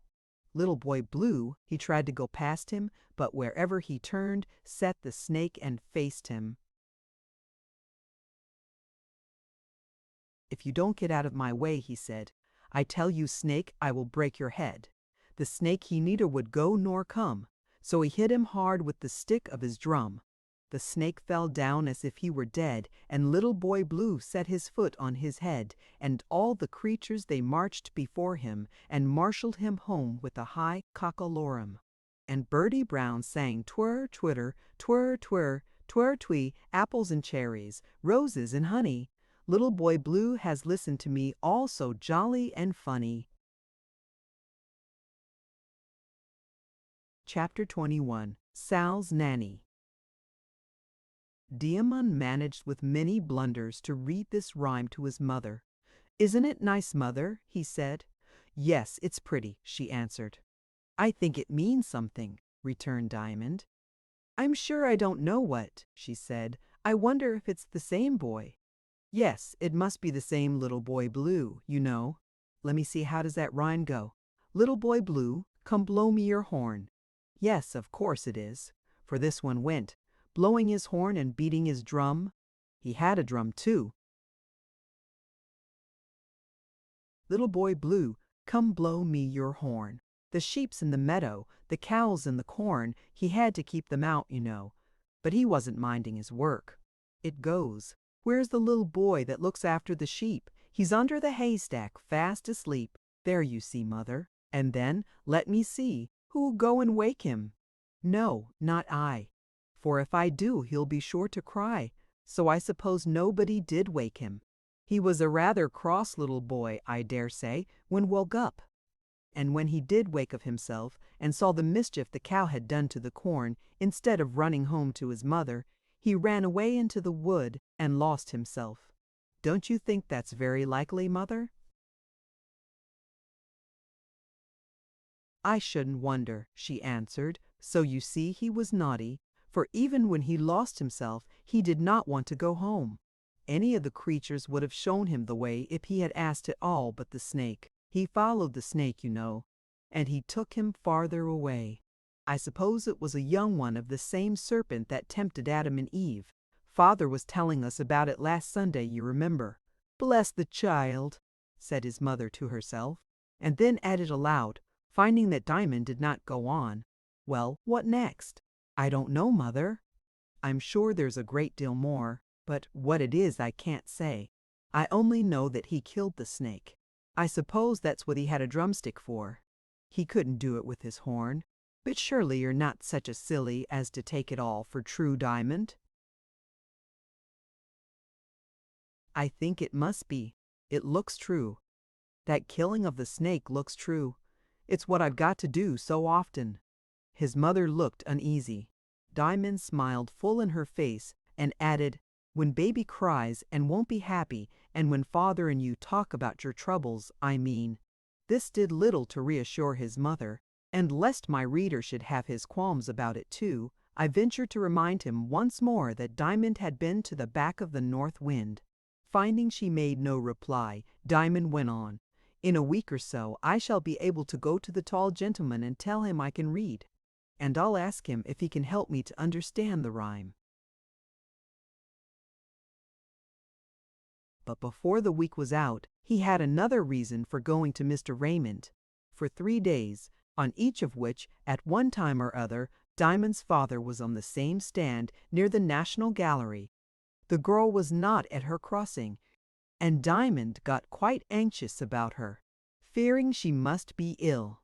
On the 4th day, not seeing her yet, he said to his father, who had that moment shut the door of his cab upon a fare, "Father, I want to go and look after the girl. She can't be well." "All right," said his father, "only take care of yourself, Diamond." So saying, he climbed on his box and drove off. He had great confidence in his boy, you see, and would trust him anywhere. But if he had known the kind of place in which the girl lived, he would perhaps have thought twice before he allowed him to go alone. Diamond, who did know something of it, had not, however, any fear. From talking to the girl, he had a good notion of where about it was, and he remembered the address well enough. So by asking his way some 20 times, mostly of policemen, he came at length pretty near the place. The last policeman he questioned looked down upon him from the summit of 6 feet 2 inches and replied with another question, but kindly, "What do you want there, my small kid? It ain't where you was bred, I guess."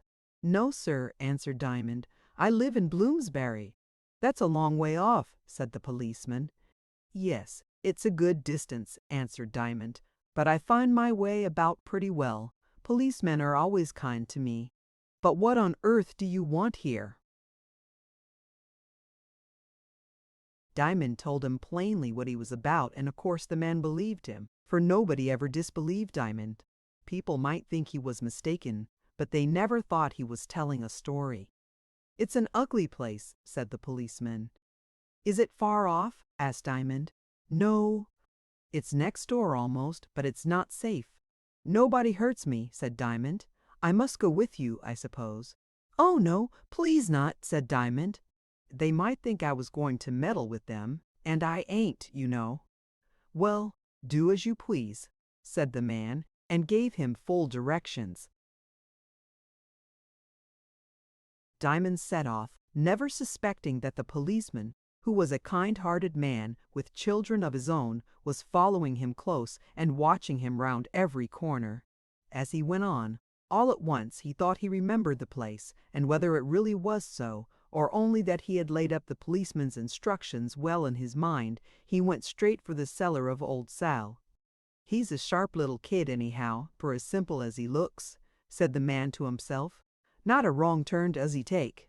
But old Sal's a rum un for such a child to pay a morning visit to. She's worse when she's sober than when she's half drunk. I've seen her when she'd have torn him in pieces." Happily then for Diamond, old Sal had gone out to get some gin.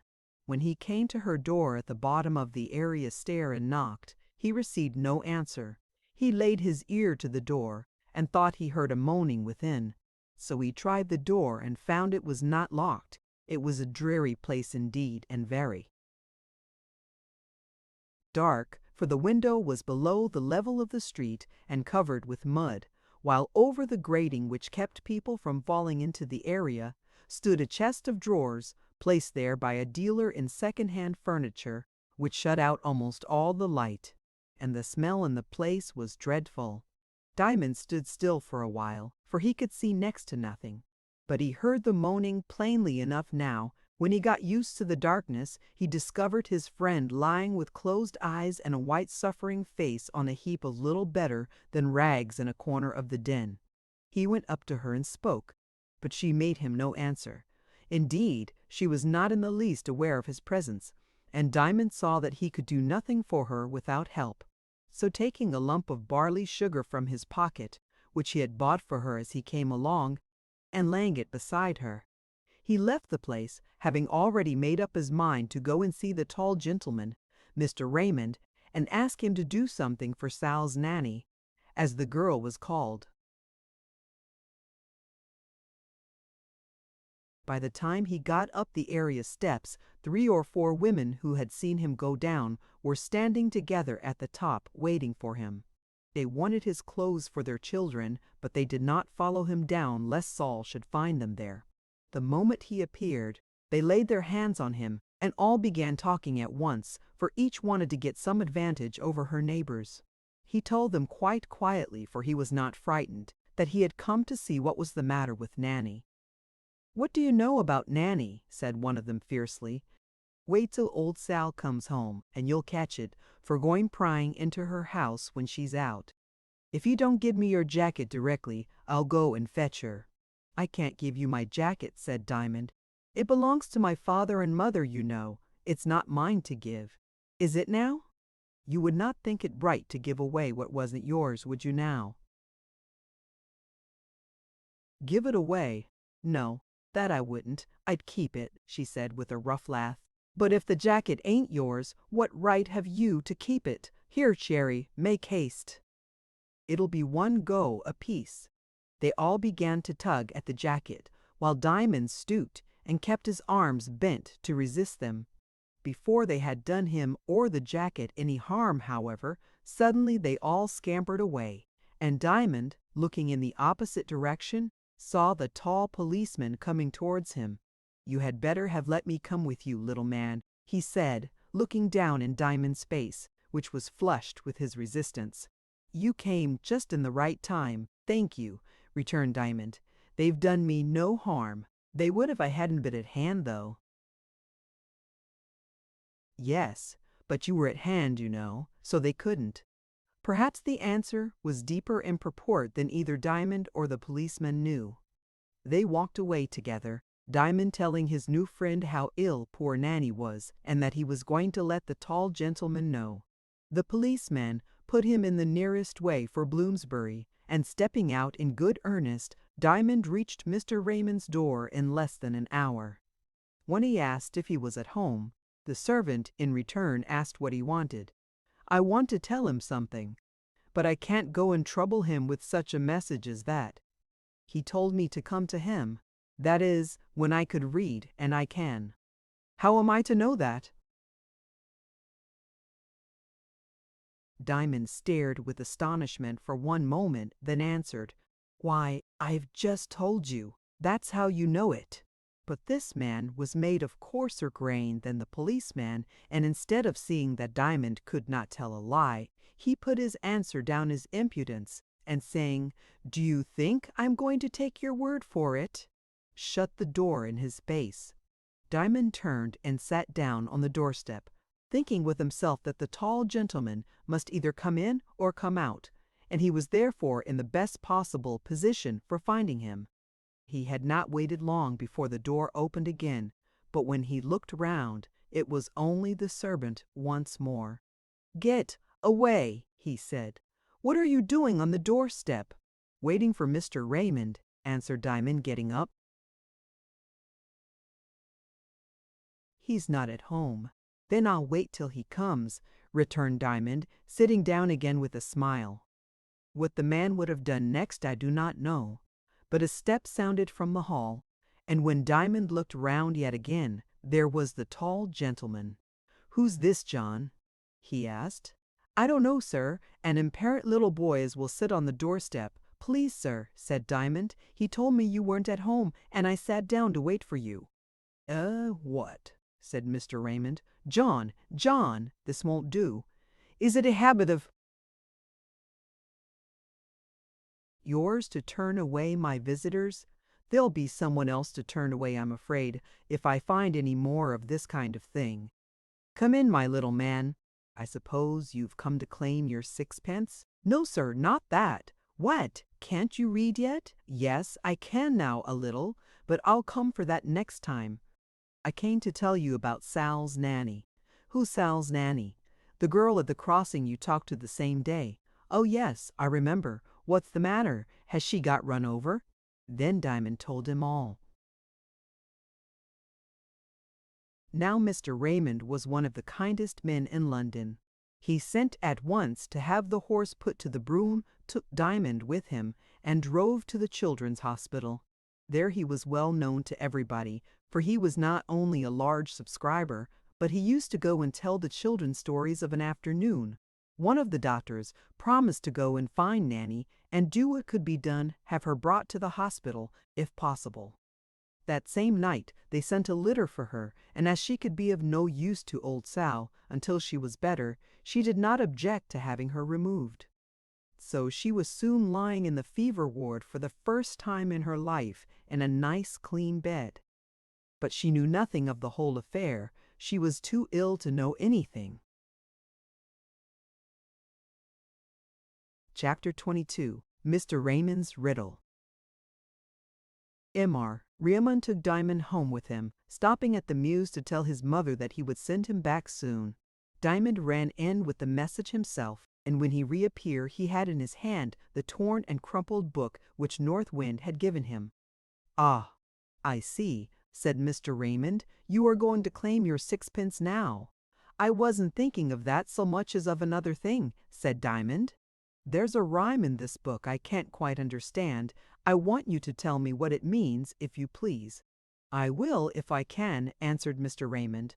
"You shall read it to me when we get home, and then I shall see." Still with a good many blunders, Diamond did read it after a fashion. Mr. Raymond took the little book and read it over again. Now, Mr. Raymond was a poet himself, and so, although he had never been at the back of the North Wind, he was able to understand the poem pretty well. But before saying anything about it, he read it over aloud, and Diamond thought he understood it much better already. "I'll tell you what I think it means," he then said.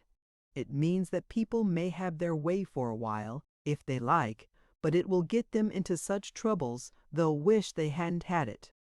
I know," said Diamond. "Like the poor cabman next door, he drinks too much." "Just so," returned Mr. Raymond, "but when people want to do right, things about them will try to help them. Only, they must kill the snake, you know."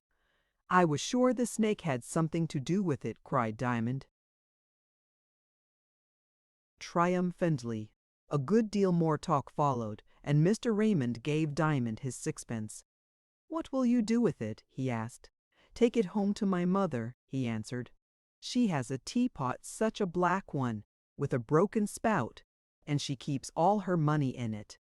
It ain't much, but she saves it up to buy shoes for me. And there's baby coming on famously, and he'll want shoes soon, and every sixpence is something, ain't it, sir?" "To be sure, my man.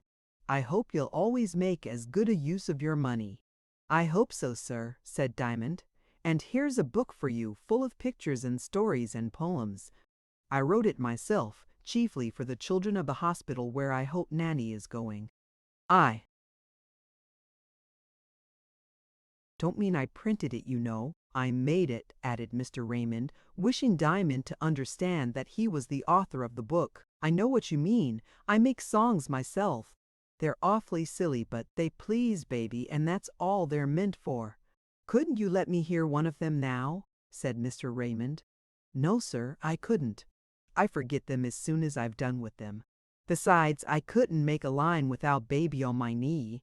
We make them together, you know. They're just as much baby's as mine. It's he that pulls them out of me. I suspect the child's a genius," said the poet to himself, "and that's what makes people think him silly. Now, if any of my child readers want to know what a genius is, shall I try to tell them, or shall I not? I will give them one very short answer. It means one who understands things without any other body telling him what they mean. God makes a few such now and then to teach the rest of us." "Do you like riddles?" asked Mr. Raymond, turning over the leaves of his own book. "I don't know what a riddle is," said Diamond. "It's something that means something else, and you got to find out what the something else is." Mr. Raymond liked the old-fashioned riddle best, and had written the few, one of which he now read. "I have only one foot, but thousands of toes. My one foot stands, but never goes. I have many arms, and they're mighty all, and hundreds of fingers, large and small. From the ends of my fingers my beauty grows. I breathe with my hair, and I drink with my toes. I grow bigger and bigger about the waist, and yet I am always very tight-laced. None e'er saw me eat. I've no mouth to bite, yet I eat all day in the full sunlight. In the summer with song I shave and quiver, but in winter I fast and groan and shiver. Do you know what that means, Diamond? He asked when he had finished. No, indeed, I don't, answered Diamond. Then you can read it for yourself and think over it and see if you can find out, said Mr. Raymond, giving him the book. And now you had better go home to your mother. When you've found the riddle, you can come again. If Diamond had had to find out the riddle in order to see Mr. Raymond again, I doubt if he would ever have seen him. Oh, then, I think I hear some little readers say, he could not have been a genius, for a genius finds out things without being told. I answer, genius finds out truths, not tricks. And if you do not understand that, I am afraid you must be content to wait till you grow older and know more. Chapter 23. The Early Bird. When Diamond got home, he found his father at home already, sitting by the fire and looking rather miserable, for his head ached and he felt sick. He had been doing night work of late, and it had not agreed with him, so he had given it up, but not in time, for he had taken some kind of fever. The next day he was forced to keep his bed, and his wife nursed him, and Diamond attended to the baby. If he had not been ill, it would have been delightful to have him at home, and the first day Diamond sang more songs than ever to the baby, and his father listened with some pleasure. But the next he could not bear even Diamond's sweet voice, and was very ill indeed. So Diamond took the baby into his own room, and had no end of quiet games with him there. If he did pull all his bedding on the floor, it did not matter, for he kept baby very quiet, and made the bed himself again, and slept in it with baby all the next night, and many nights after. But long before his father got well, his mother's savings were all but gone. She did not say a word about it in the hearing of her husband, lest she should distress him. And one night, when she could not help crying, she came into Diamond's room, that his father might not hear her. She thought Diamond was asleep, but he was not. When he heard her sobbing, he was frightened, and said, "Is father worse, mother?" "No, Diamond," she answered as well as she could. "He's a good bit better." "Then what are you crying for, mother?" "Because my money is almost all gone," she replied. "Oh, mammy, you make me think of a little poem, baby, and I learned out of North Wind's book today. Don't you remember how I bothered you about some of the words?" "Yes, child," said his mother heedlessly, thinking only of what she should do. After tomorrow, Diamond began and repeated the poem, for he had a wonderful memory. A little bird sat on the edge of her nest. Her yellow beaks slept as sound as tops. That day she had done her very best, and had filled every one of their little crops. She had filled her own just over full, and hence she was feeling a little dull. "Oh dear!" she sighed as she sat with her head sunk in her chest, and no neck at all, while her crops stuck out like a feather bed, turned inside out, and rather small. "What shall I do if things don't reform? I don't know where there's a single worm. I've had 20 today, and the children 5 each, besides a few flies, and some very fat spiders. No one will say I don't do as I preach. I'm one of the best of bird providers. But where's the use? We want a storm. I don't know where there's a single worm." "There's 5 in my crop," said a wee, wee bird, which woke at the voice of his mother's pain. "I know where there's 5." And with the word he tucked in his head and went off again. "The folly of childhood," sighed his mother, "has always been my especial bother." The yellow beaks they slept on and on. They never had heard of the bogey, tomorrow. But the mother sat outside, making her moan. She'll soon have to beg or steal or borrow, for she never can tell the night before where she shall find one red worm more. The fact, as I say, was, she'd had too many. She couldn't sleep, and she called it virtue, motherly foresight, affection, any name you may call it that will not hurt you. So it was late ere she tucked her head in, and she slept so late it was almost a sin. But the little fellow, who knew of 5, nor troubled his head about any more, woke very early, felt quite alive, and wanted a 6 to add to his store. He pushed his mother, the greedy elf, then thought he had better try for himself. When his mother awoke and had rubbed her eyes, feeling less like a bird and more like a mole, she saw him, fancy with what surprise, dragging a huge worm out of a hole. 'Twas of this same hero the proverb took form, "'Tis the early bird that catches the worm." "There, mother," said Diamond as he finished, "ain't it funny? I wish you were like that little bird, Diamond, and could catch worms for yourself," said his mother as she rose to go and look after her husband. Diamond lay awake for a few minutes, thinking what he could do to catch worms. It was very little trouble to make up his mind, however, and still less to go to sleep after it.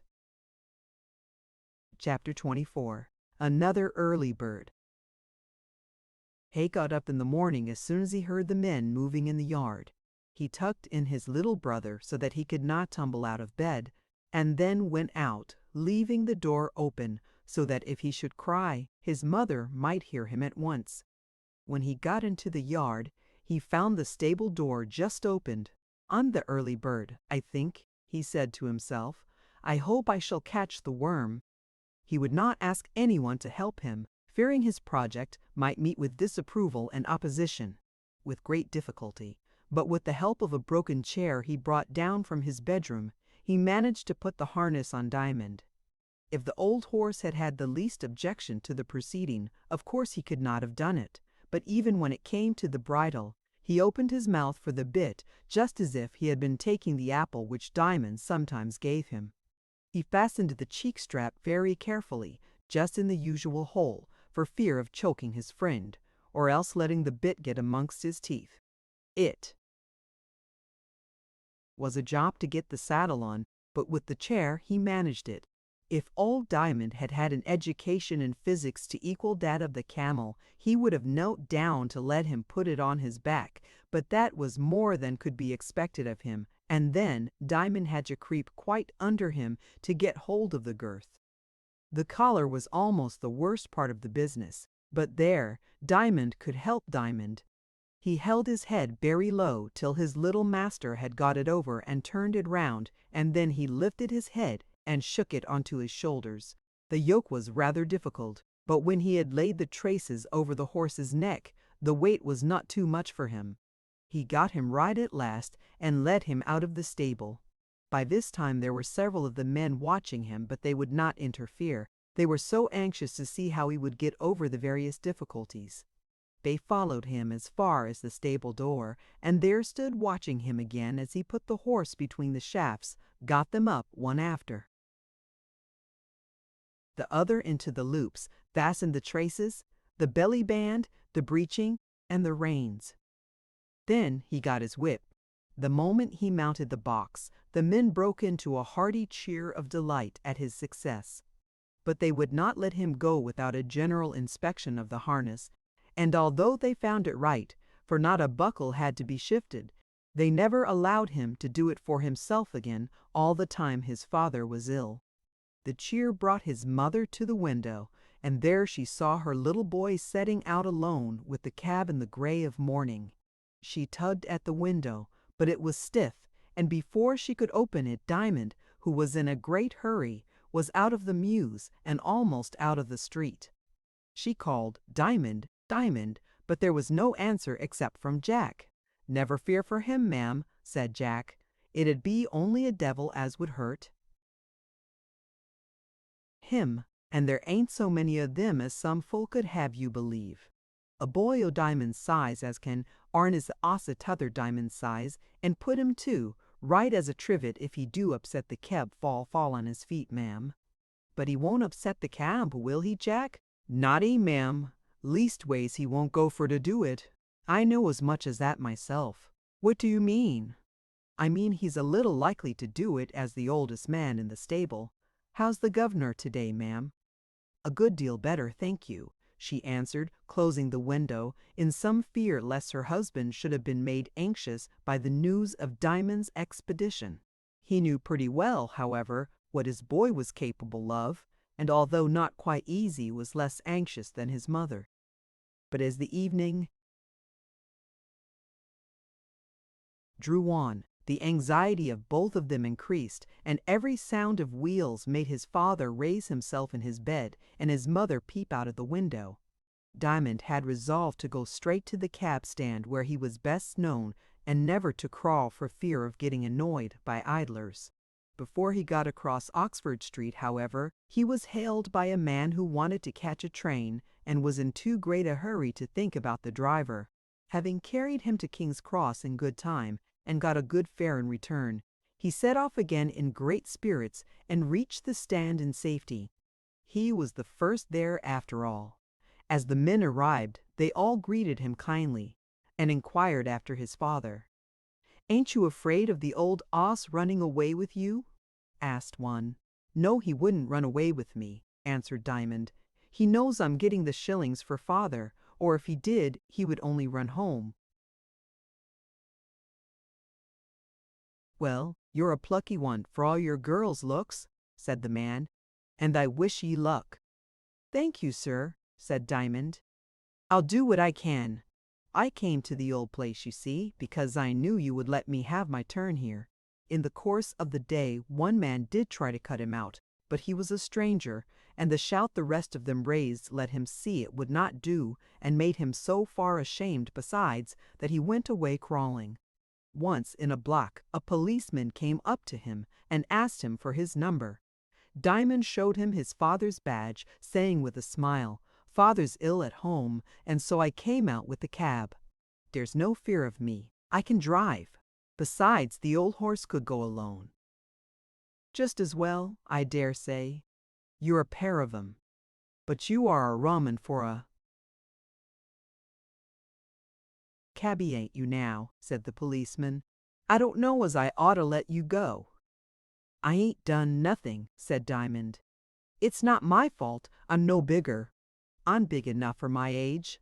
"That's where it is," said the man. "You ain't fit." "How do you know that?" asked Diamond, with his usual smile, and turning his head like a little bird. "Why, how are you to get out of this ruck now when it begins to move?" "Just you get up on the box," said Diamond, "and I'll show you. There, that band's a-moving now. Jump up." The policeman did as Diamond told him and was soon satisfied that the little fellow could drive. "Well," he said as he got down again, "I don't know as I should be right to interfere. Good luck to you, my little man." "Thank you, sir," said Diamond, and drove away. In a few minutes a gentleman hailed him. "Are you the driver of this cab?" he asked. "Yes, sir," said Diamond, showing his badge, of which he was proud. "You're the youngest cabman I ever saw. How am I to know you won't break all my bones?" "I would rather break all my own," said Diamond. "But if you're afraid, never mind me. I shall soon get another fare." "I'll risk it," said the gentleman, and opening the door himself, he jumped in. He was going a good distance, and soon found that Diamond got him over the ground well. Now when Diamond had only to go straight ahead and had not to mind so much what he was about, his thoughts always turned to the riddle Mr. Raymond had set him, and this gentleman looked so clever that he fancied he must be able to read it for him. He had given up all hope of finding it out for himself, and he could not plague his father about it when he was ill. He had thought of the answer himself, but fancied it could not be the right one, for to see how it all fitted required some knowledge of physiology. So, when he reached the end of his journey, he got down very quickly, and with his head just looking in at the window said, as the gentleman gathered his gloves and newspapers, "Please, sir, can you tell me the meaning of a riddle?" "You must tell me the riddle first," answered the gentleman, amused. Diamond repeated the riddle. "Oh, that's easy enough," he returned. "It's a tree. Well, it ain't got no mouth, sure enough, But how then does it eat all day long? It sucks in its food through the tiniest holes in its leaves, he answered. Its breath is its food, and it can't do it except in the daylight. Thank you, sir, thank you, returned Diamond. I'm sorry I couldn't find it out myself. Mr. Raymond would have been better pleased with me. But you needn't tell him anyone told you. Diamond gave him a stare which came from the very back of the north wind, where that kind of thing is unknown. That would be cheating, he said at last. Ain't you a cabby then? Cabbies don't cheat, don't they? I am of a different opinion. I'm sure my father don't. What's your fare, young innocent? Well, I think the distance is a good deal over 3 miles. That's 2 shillings. Only father says 6 pence a mile is too little, though we can't ask for more. You're a deep one, but I think you're wrong. It's over 4 miles, not much, but it is. Then that's half a crown, said Diamond. Well, here's 3 shillings. Will that do? Thank you kindly, sir.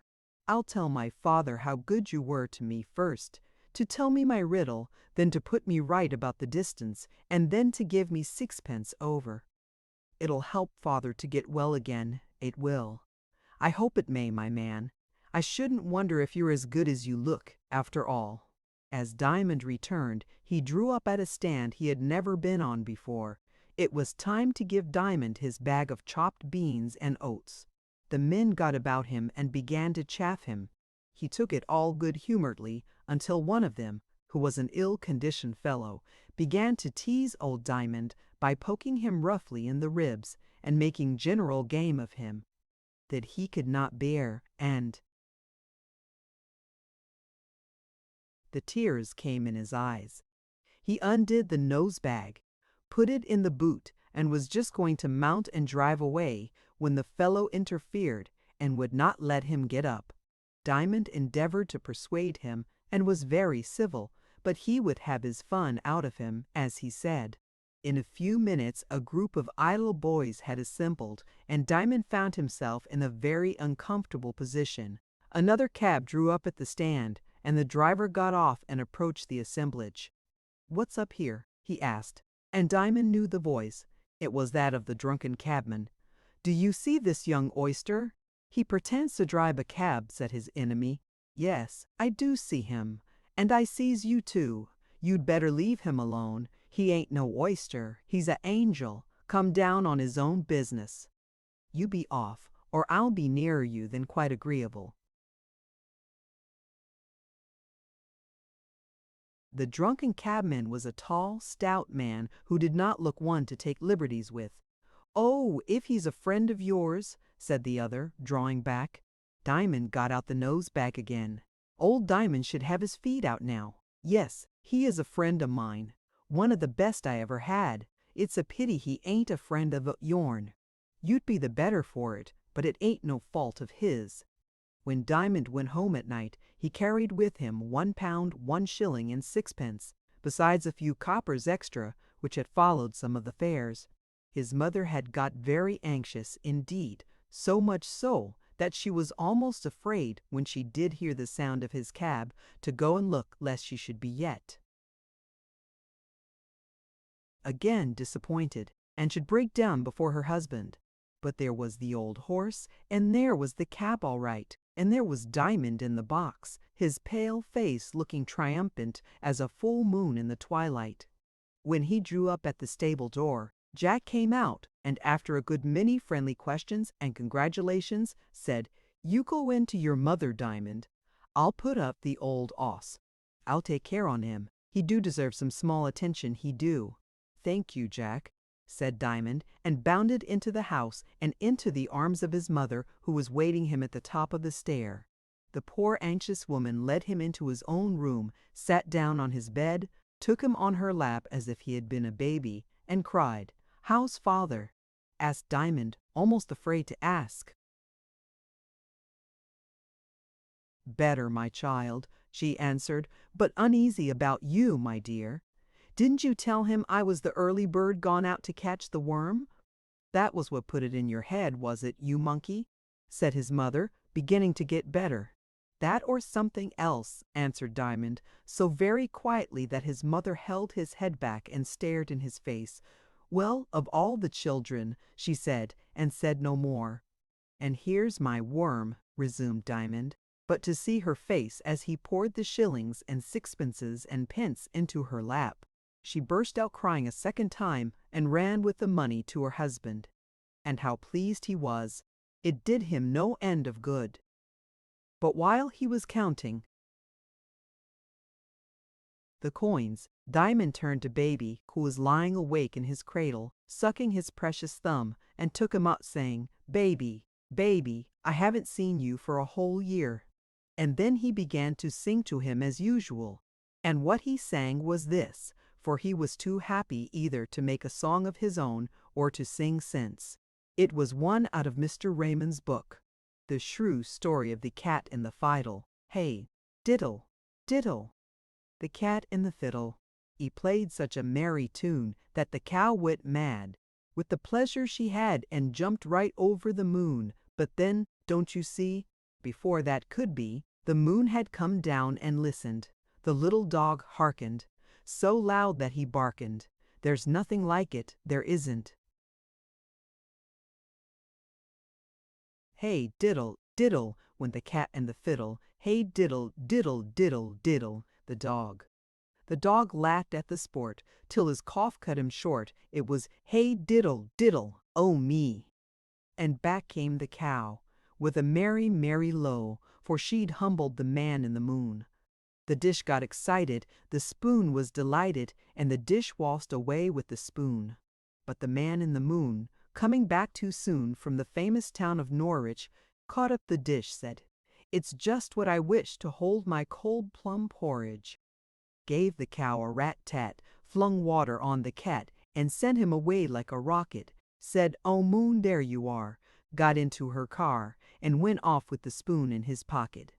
Hey ho! Diddle, diddle, the wet cat and wet fiddle. They made such a caterwauling that the cow in a fright stood bolt upright, bellowing now and bawling, and the dog on his tail stretched his neck with a wail. But ho, ho, said the man in the moon, no more in the south shall I burn my mouth, for I found a dish and a spoon.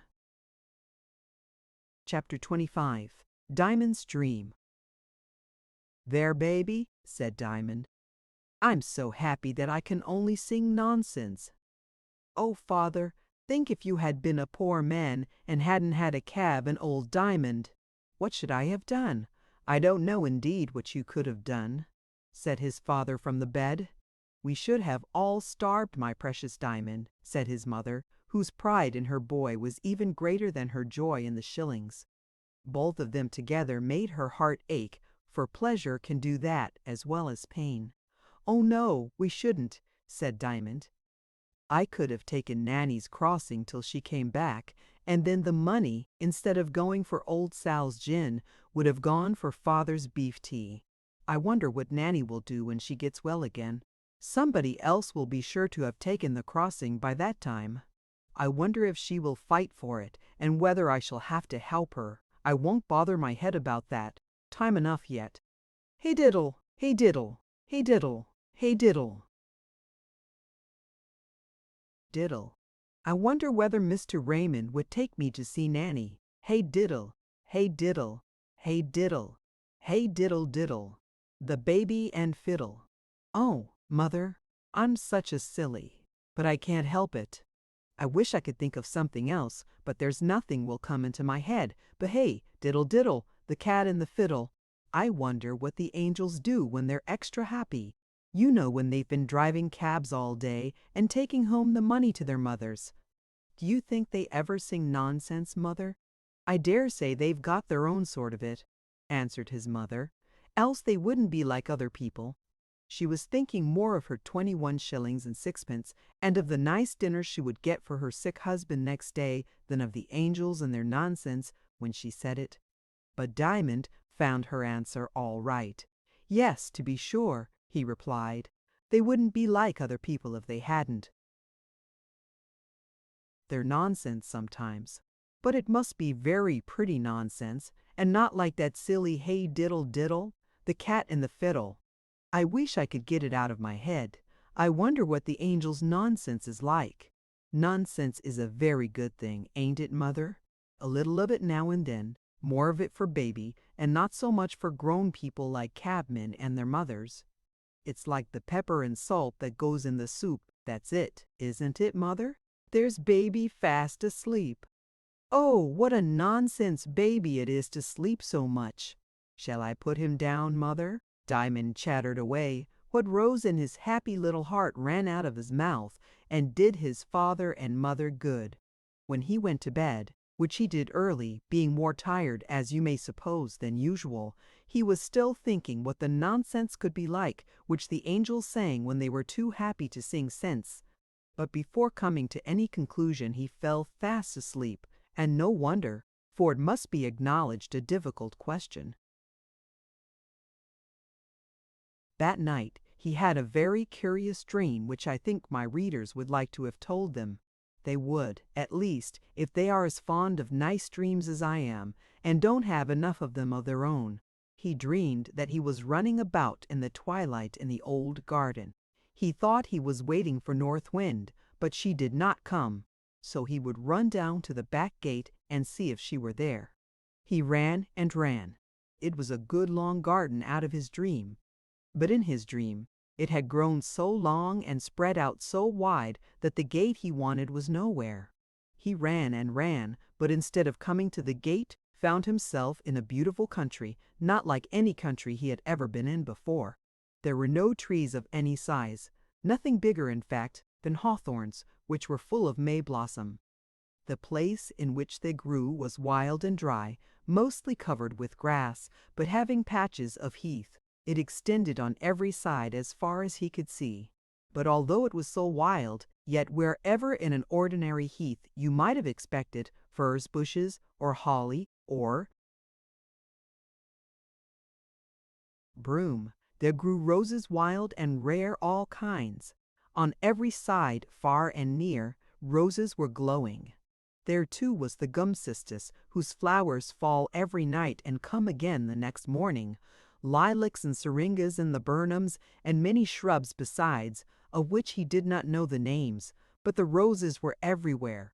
He wandered on, wondering when it would come to an end. It was of no use going back, for there was no house to be seen anywhere.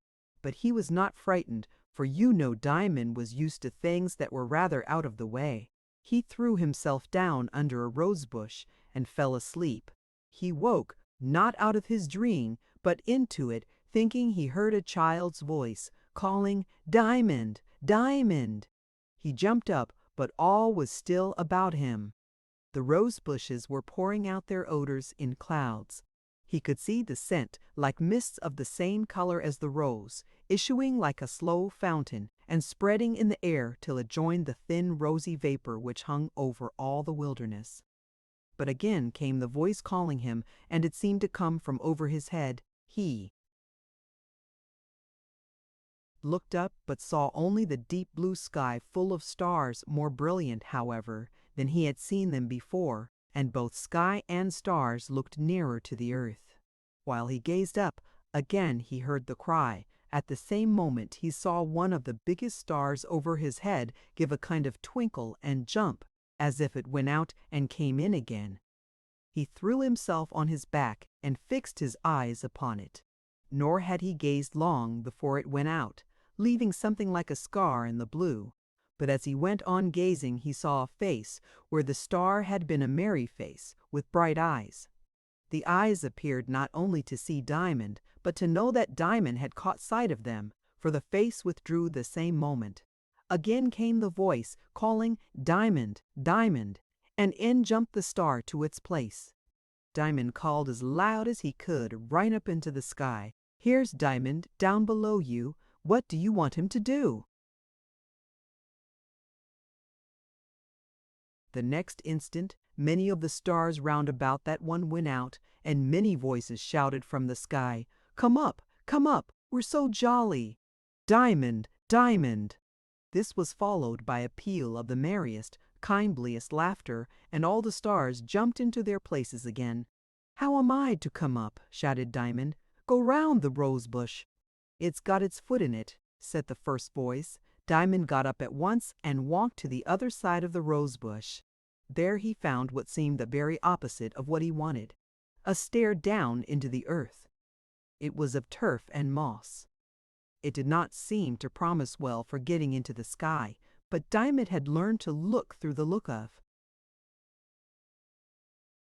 things. The voice must have meant that he was to go down this stair, and down this stair Diamond went, without waiting to think more about it. It was such a nice stair, so cool and soft all the sides, as well as the steps grown with moss and grass and ferns. Down and down Diamond went a long way, until at last he heard the gurgling and splashing of a little stream, nor had he gone much farther before he met it. Yes, met it coming up the stairs to meet him, running up just as naturally as if it had been doing the other thing. Neither was Diamond in the least surprised to see it pitching itself from one step to another as it climbed towards him. He never thought it was odd, and no more. It was there. It would have been odd here. It made a merry tune as it came, and its voice was like the laughter he had heard from the sky. This appeared promising, and he went on, down and down the stair, and up the stream, till at last he came where it hurried out from under a stone, and the stair stopped altogether. And as the stream bubbled up, the stone shook and swayed with its force, and Diamond thought he would try to lift it. Lightly it rose to his hand, forced up by the stream from below, and, by what would have seemed an unaccountable perversion of things had he been awake, threatened to come tumbling upon his head. But he avoided it, and when it fell, got upon it. He now saw that the opening through which the water came pouring in was over his head, and with the help of the stone he scrambled out by it, and found himself on the side of a grassy hill which rounded away from him in every direction, and down which came the brook, which vanished in the hole. But scarcely had he noticed so much as this, before a merry shouting and laughter burst upon him, and a number of naked little boys came running, every one eager to get to him first. At the shoulders of each fluttered two little wings, which were of no use for flying, as they were mere buds. Only being made for it, they could not help fluttering as if they were flying. Just as the foremost of the troop reached him, one or two of them fell, and the rest with shouts of laughter came tumbling over them till they heaped up a mound of struggling merriment. One after another they extricated themselves, and each as he got free threw his arms round Diamond and kissed him. Diamond's heart was ready to melt within him from clear delight, when they had all embraced him. "Now let us have some fun," cried one, and with a shout they all scampered hither and thither, and played the wildest gambols on the grassy slopes. They kept constantly coming back to Diamond, however, as the center of their enjoyment, rejoicing over him as if they had found a lost playmate. There was a wind on the hillside which blew like the very embodiment of living gladness. It blew into Diamond's heart and made him so happy that he was forced to sit down and cry. "Now let's go and dig for stars," said one who seemed to be the captain of the troop. They all scurried away, but soon returned, one after another, each with a pickaxe on his shoulder and a spade in his hand. As soon as they were gathered, the captain led them in a straight line to another part of the hill. Diamond rose and followed. "Here is where we begin our lesson for tonight," he said. "Scatter and dig." There was no more fun. Each went by himself, walking slowly with bent shoulders and his eyes fixed on the ground. Every now and then one would stop, kneel down, and look intently, feeling with his hands and parting the grass. One would get up and walk on again, another spring to his feet, catch eagerly at his pickaxe and strike it into the ground once and again, then throw it aside, snatch up his spade and commence digging at the loosened earth. Now one would sorrowfully shovel the earth into the hole again, trample it down with his little bare white feet, and walk on. But another would give a joyful shout, and after Much tugging and loosening would draw from the hole a lump as big as his head or no bigger than his fist, when the underside of it would pour such a blaze of golden or bluish light into Diamond's eyes that he was quite dazzled. Gold and blue were the commoner colors. The jubilation was greater over red or green or purple. And every time a star was dug up, all the little angels dropped their tools and crowded about it, shouting and dancing and fluttering their wing buds. When they had examined it well, they would kneel down one after the other and peep through the hole, but they always stood back to give Diamond the first look. All that Diamond could report, however, was that through the star holes he saw a great many things and places and people he knew quite well, only somehow they were different. There was something marvelous about them, he could not tell what. Every time he rose from looking through a star hole, he felt as if his heart would break for joy, and he said that if he had not cried, he did not know what would have become of him. As soon as all had looked, the star was carefully fitted in again. A little mold was strewn over it, and the rest of the heap left as a sign that the star had been discovered.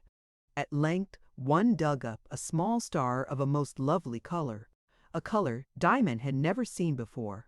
The moment the angel saw what it was, instead of showing it about, he handed it to one of his neighbors and seated himself on the edge of the hole, saying, "This will do for me. Goodbye, I'm off." They crowded about him, hugging and kissing him, then stood back with a solemn stillness, their wings lying close to their shoulders. The little fellow looked round on them once with a smile, and then shot himself headlong through the star hole. Diamond, as privileged, threw himself on the ground to peep after him, but he saw nothing. "It's no use," said the captain. "I never saw anything more of one that went that way." "His wings can't be much use," said Diamond, concerned and fearful, yet comforted by the calm looks of the rest. "That's true," said the captain. "He's lost them by this time. They all do that go that way. You haven't got any, you see." "No," said Diamond. "I never did have any." "Oh, didn't you?" said the captain. "Some people say," he added after a pause, "that they come again. I don't know. I've never found the color I care about myself. I suppose I shall some day."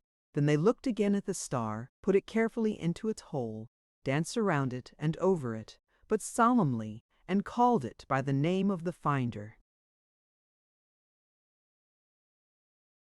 "Will you know it again?" asked Diamond. "Oh, yes, we never forget a star that's been made a door of." Then they went on with their searching and digging. Diamond, having neither pickaxe nor spade, had the more time to think. "I don't see any little girls," he said at last. The captain stopped his shoveling, leaned on his spade, rubbed his forehead thoughtfully with his left hand. The little angels were all left-handed, repeated the words, "little girls," and then, as if a thought had struck him, resumed his work, saying, "I think I know what you mean.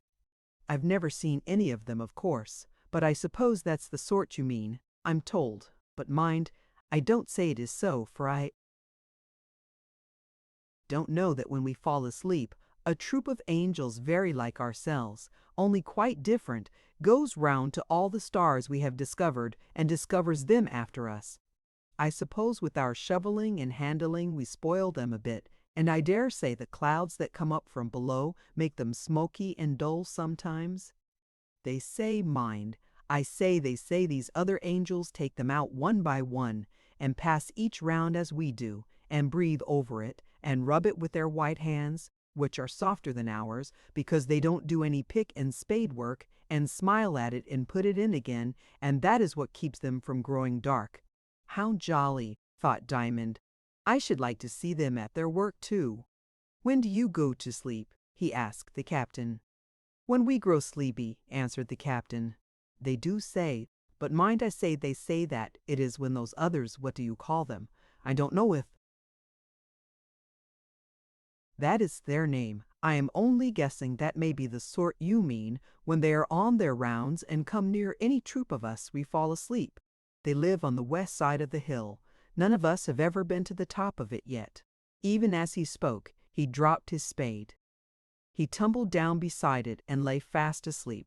One after the other, each of the troop dropped his pickaxe or shovel from his listless hands and lay fast asleep by his work. "Ah," thought Diamond to himself with delight, "now the girl angels are coming, and I, not being an angel, shall not fall asleep like the rest, and I shall see the girl angels." But the same moment he felt himself growing sleepy. He struggled hard with the invading power. He put up his fingers to his eyelids and pulled them open, but it was of no use. He thought he saw a glimmer of pale rosy light far up the green hill, and ceased to know. When he awoke, all the angels were starting up, wide awake, too. He expected to see them list their tools, but no, the time for play had come. They looked happier than ever, and each began to sing where he stood. He had not heard them sing before. Now, he thought, I shall know what kind of nonsense the angels sing when they are merry. They don't drive cabs, I see, but they dig for stars, and they work hard enough to be merry after it.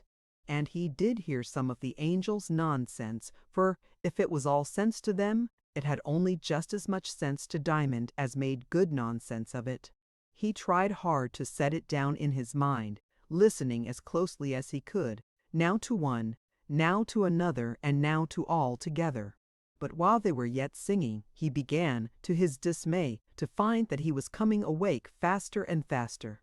And as he came awake, he found that, for all the goodness of his memory, verse after verse of the angels' nonsense vanished from it. He always thought he could keep the last, but as the next began he lost the one before it, and at length awoke, struggling to keep hold of the last verse of all. He felt as if the effort to keep from forgetting that one verse of the vanishing song nearly killed him, and yet by the time he was wide awake he could not be sure of that even. It was something like this: white hands of whiteness wash the stars' faces, till glitter, glitter, glit goes their brightness, down to poor places. This, however, was so near sense that he thought it could not be really what they did sing. Chapter 26. Diamond Takes Affair the Wrong Way Right. The next morning Diamond was up almost as early as before. He had nothing to fear from his mother now, and made no secret of what he was about. By the time he reached the stable, several of the men were there. They asked him a good many questions as to his luck the day before, and he told them all they wanted to know. But when he proceeded to harness the old horse, they pushed him aside with rough kindness, called him a baby, and began to do it all for him. So Diamond ran in and had another mouthful of tea and bread and butter, and although he had never been so tired as he was the night before, he started quite fresh this morning. It was a cloudy day, and the wind blew hard from the north, so hard sometimes that, perched on the box with just his toes touching the ground, Diamond wished that he had some kind of strap to fasten himself down with, lest he should be blown away. But he did not really mind it. His head was full of the dream he had dreamed, but it did not make him neglect his work, for his work was not to dig stars, but to drive old Diamond and pick up fares. There are not many people who can think about beautiful things and do common work at the same time. But then there are not many people who have been to the back of the north wind. There was not much business doing, and Diamond felt rather cold, notwithstanding his mother had herself put on his comforter and helped him with his greatcoat. But he was too well aware of his dignity to get inside his cab as some do. A cabman ought to be above minding the weather, at least so Diamond thought. At length he was called to a neighboring house where a young woman with a heavy box had to be taken to Wapping for a coast steamer. He did not find it at all pleasant, so far east and so near the river, for the roughs were in great force. However, there being no block, not even in Nightingale Lane, he reached the entrance of the wharf and set down his passenger without annoyance. But as he turned to go back, some idlers, not content with chaffing him, showed a mind to the fare the young woman had given him. They were just pulling him off the box, and Diamond was shouting for the police, when a pale-faced man, in very shabby clothes, but with the look of a gentleman somewhere about him, came up and, making good use of his stick, drove them off. "Now, my little man," he said, "get on while you can. Don't lose any time. This is not a place for you." But Diamond was not in the habit of thinking only of himself. He saw that his new friend looked weary, if not ill, and very poor. "Won't you jump in, sir?" he said. "I will take you wherever you like." "Thank you, my man, but I have no money, so I can't." "Oh, I don't want any money. I shall be much happier if you will get in." "You have saved me all I had. I owe you a lift, sir." "Which way are you going? To Charing Cross? But I don't mind where I go." "Well, I am very tired. If you will take me to Charing Cross, I shall be greatly obliged to you. I have walked from Gravesend and had hardly a penny left to get through the tunnel." So saying, he opened the door and got in, and Diamond drove away. But as he drove, he could not help fancying he had seen the gentleman, for Diamond knew he was a gentleman before. Do all he could, however, he could not recall where or when. Meantime his spare, if we may call him such, seeing he was to pay nothing, whom the relief of being carried had made less and less inclined to carry himself, had been turning over things in his mind, and as they passed the Mint, called to Diamond, who stopped the horse, got down and went to the window. "If you didn't mind taking me to Chiswick, I should be able to pay you when we got there. It's a long way, but you shall have the whole fare from the docks and something over." "Very well, sir," said Diamond. "I shall be most happy." He was just clambering up again, when the gentleman put his head out of the window and said, "It's the Wilderness, Mr. Coleman's place, but I'll direct you when we come into the neighborhood." It flashed upon Diamond who he was, but he got upon his box to arrange his thoughts before making any reply. The gentleman was Mr. Evans, to whom Miss Coleman was to have been married, and Diamond had seen him several times with her in the garden. I have said that he had not behaved very well to Miss Coleman. He had put off their marriage more than once in a cowardly fashion, merely because he was ashamed to marry upon a small income and live in a humble way. When a man thinks of what people will say in such a case, he may love, but his love is but a poor affair. Mr. Coleman took him into the firm as a junior partner, and it was in a measure through his influence that he entered upon those speculations which ruined him. So his love had not been a blessing. The ship which North Wind had sunk was their last venture, and Mr. Evans had gone out with it in the hope of turning its cargo to the best advantage. He was one of the single boatload which managed to reach a desert island, and he had gone through a great many hardships and sufferings since then. But he was not past being taught, and his troubles had done him no end of good, for they had made him doubt himself and begin to think, so that he had come to see that he had been foolish as well as wicked.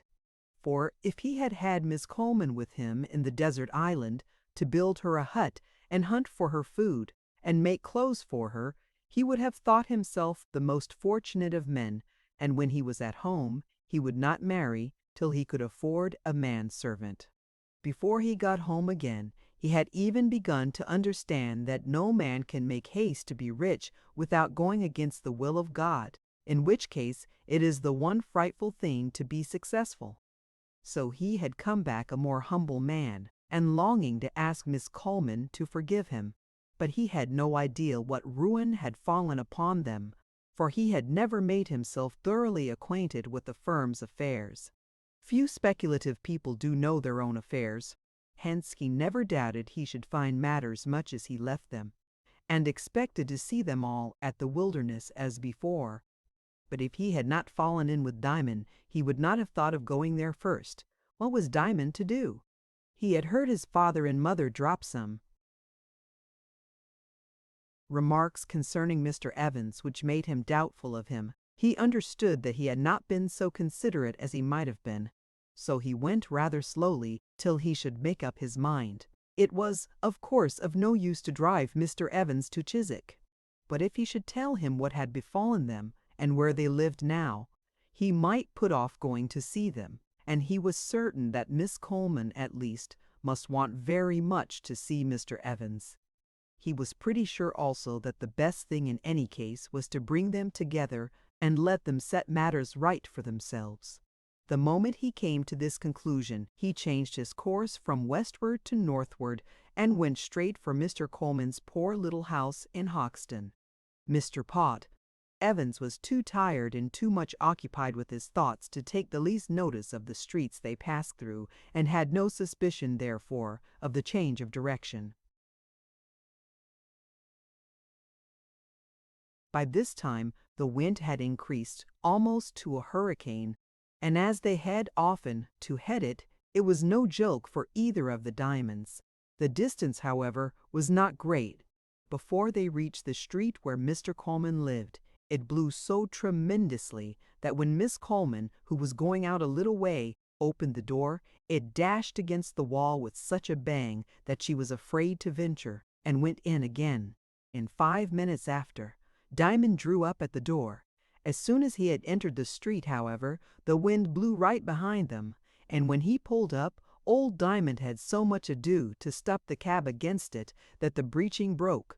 Young Diamond jumped off his box, knocked loudly at the door, then turned to the cab and said before Mr. Evans had quite begun to think something must be amiss, "Please, sir, my harness has given away.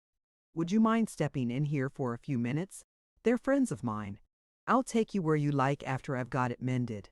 I shan't be many minutes, but you can't stand in this wind." Half stupid with fatigue and want of food, Mr. Evans yielded to the boy's suggestion and walked in at the door which the maid held with difficulty against the wind. She took Mr. Evans for a visitor, as indeed he was, and showed him into the room on the ground floor. Diamond, who had followed into the hall, whispered to her as she closed the door, "Tell Miss Coleman, it's Miss Coleman he wants to see." "I don't know," said the maid. "He don't look much like a gentleman. He is, though, and I know him, and so does Miss Coleman." The maid could not but remember Diamond, having seen him when he and his father brought the ladies home. So she believed him and went to do what he told her. What passed in the little parlor when Miss Coleman came down does not belong to my story, which is all about Diamond. If he had known that Miss Coleman thought Mr. Evans was dead, perhaps he would have managed differently. There was a cry and a running to and fro in the house, and then all was quiet again. Almost as soon as Mr. Evans went in, the wind began to cease and was now still. Diamond found that by making the breeching just a little tighter than was quite comfortable for the old horse, he could do very well for the present, and, thinking it better to let him have his bag in this quiet place, he sat on the box till the old horse should have eaten his dinner. In a little while Mr. Evans came out and asked him to come in. Diamond obeyed, and to his delight Miss Coleman put her arms round him and kissed him, and there was payment for him, not to mention the 5 precious shillings she gave him, which he could not refuse because his mother wanted them so much at home for his father. He left them nearly as happy as they were themselves. The rest of the day he did better, and, although he had not so much to take home as the day before, yet on the whole the result was satisfactory. And what a story he had to tell his father and mother about his adventures and how he had done, and what was the result! They asked him such a multitude of questions, some of which he could answer, and some of which he could not answer. And his father seemed ever so much better from finding that his boy was already not only useful to his family, but useful to other people, and quite taking his place as a man who judged what was wise and did work worth doing. For a fortnight Diamond went on driving his cab and keeping his family. He had begun to be known about some parts of London, and people would prefer taking his cab because they liked what they heard of him. One gentleman who lived near the Mews engaged him to carry him to the city every morning at a certain hour, and Diamond was punctual as clockwork, though to effect that required a good deal of care, for his father's watch was not much to be depended. on, and had to be watched itself by the clock of St. George's Church. Between the two, however, he did make a success of it. After that fortnight, his father was able to go out again. Then Diamond went to make inquiries about Nanny, and this led to something else. Chapter 27. The Children's Hospital. The first day his father resumed his work, Diamond went with him as usual. In the afternoon, however, his father, having taken a fare to the neighborhood, went home, and Diamond drove the cab the rest of the day. It was hard for old Diamond to do all the work, but they could not afford to have another horse. They contrived to save him as much as possible, and fed him well, and he did bravely. The next morning his father was so much stronger that Diamond thought he might go and ask Mr. Raymond to take him to see Nanny. He found him at home. His servant had grown friendly by this time, and showed him in without any cross-questioning. Mr. Raymond received him with his usual kindness, consented at once, and walked with him to the hospital, which was close at hand. It was a comfortable old-fashioned house, built in the reign of Queen Anne, and in her day, no doubt, inhabited by rich and fashionable people. Now it was a home for poor sick children who were carefully tended for love's sake. There are regions in London where a hospital in every other street might be full of such children whose fathers and mothers are dead or unable to take care of them. When Diamond followed Mr. Raymond into the room where those children who had got over the worst of their illness and were growing better lay, he saw a number of little iron bedsteads with their heads to the walls, and in every one of them a child whose face was a story in itself. In some, health had begun to appear in a tinge upon the cheeks, and a doubtful brightness in the eyes, just as out of the cold dreary winter the spring comes in blushing buds and bright crocuses. In others, there were more of the signs of winter left. Their faces reminded you of snow and keen-cutting winds, more than of sunshine and soft breezes and butterflies. But even in them the signs of suffering told that the suffering was less, and that if the springtime had but arrived, it had yet arrived. Diamond looked all round, but could see no Nanny. He turned to Mr. Raymond with a question in his eyes. "Well," said Mr. Raymond. "Nanny's not here," said Diamond. "Oh, yes, she is. I don't see her. I do, though. There she is." He pointed to a bed right in front of where Diamond was standing. "That's not Nanny," he said. "It is Nanny. I have seen her many times since you have. Illness makes a great difference. Why, that girl must have been to the back of the north wind," thought Diamond, but he said nothing, only stared. And as he stared, something of the old Nanny began to dawn through the face of the new Nanny. The old Nanny, though a good girl, and a friendly girl, had been rough, blunt in her speech, and dirty in her person. Her face would always have reminded one who had already been to the back of the north wind of something he had seen in the best of company, but it had been coarse notwithstanding, partly from the weather, partly from her living amongst low people, and partly from having to defend herself. Now it was so sweet and gentle and refined that she might have had a lady and gentleman for a father and mother. And Diamond could not help thinking of words which he had heard in the church the day before. "Surely it is good to be afflicted," or something like that. North Wind, somehow or other, must have had to do with her. She had grown from a rough girl into a gentle maiden. Mr. Raymond, however, was not surprised, for he was used to see such lovely changes, something like the change which passes upon the crawling, many-footed creature when it turns sick and ill and revives a butterfly with 2 wings instead of many feet. Instead of her having to take care of herself, kind hands ministered to her, making her comfortable and sweet and clean, soothing her aching head and giving her cooling drink when she was thirsty. And kind eyes, the stars of the kingdom of heaven, had shone upon her, so that, what with the fire of the fever and the dew of tenderness, that which was coarse in her had melted away, and her whole face had grown so refined and sweet that Diamond did not know her. But as he gazed, the best of the old face, all the true and good part of it, that which was Nanny herself, dawned upon him. like the moon coming out of a cloud, until at length, instead of only believing Mr. Raymond that this was she, he saw for himself that it was Nanny indeed very worn, but grown beautiful. He went up to her. She smiled. He had heard her laugh, but had never seen her smile before. "Nanny, do you know me?" said Diamond. She only smiled again, as if the question was amusing.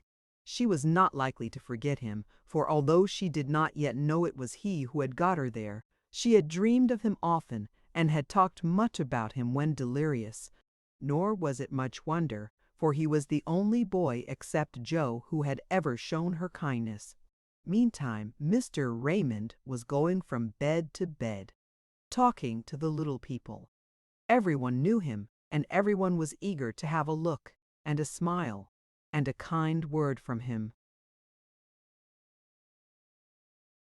Diamond sat down on a stool at the head of Nanny's bed. She laid her hand in his. No one else of her old acquaintance had been near her. Suddenly a little voice called aloud, "Won't Mr. Raymond tell us a story?" "Oh yes, please do, cried several little voices, which also were stronger than the rest. For Mr. Raymond was in the habit of telling them a story when he went to see them, and they enjoyed it far more than the other nice things which the doctor permitted him to give them. "Very well," said Mr. Raymond, "I will. What sort of a story shall it be?" "A true story," said one little girl. "A fairy tale," said a little boy. "Well," said Mr. Raymond, "I suppose, as there is a difference, I may choose. I can't think of any true story just at this moment, so I will tell you a sort of a fairy one." "Oh, jolly!" exclaimed the little boy who had called out for a fairy tale. "It came into my head this morning as I got out of bed," continued Mr. Raymond, "and if it turns out pretty well, I will write it down and get somebody to print it for me, and then you shall read it when you like."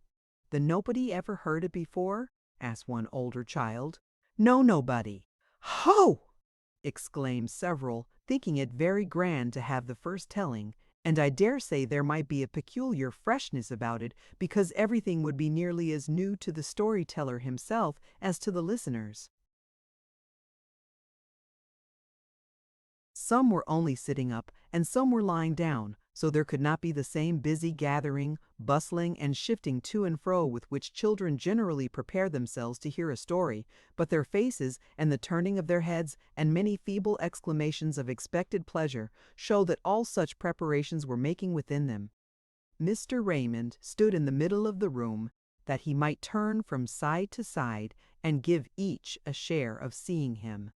Diamond kept his place by Nanny's side, with her hand in his. I do not know how much of Mr. Raymond's story the smaller children understood.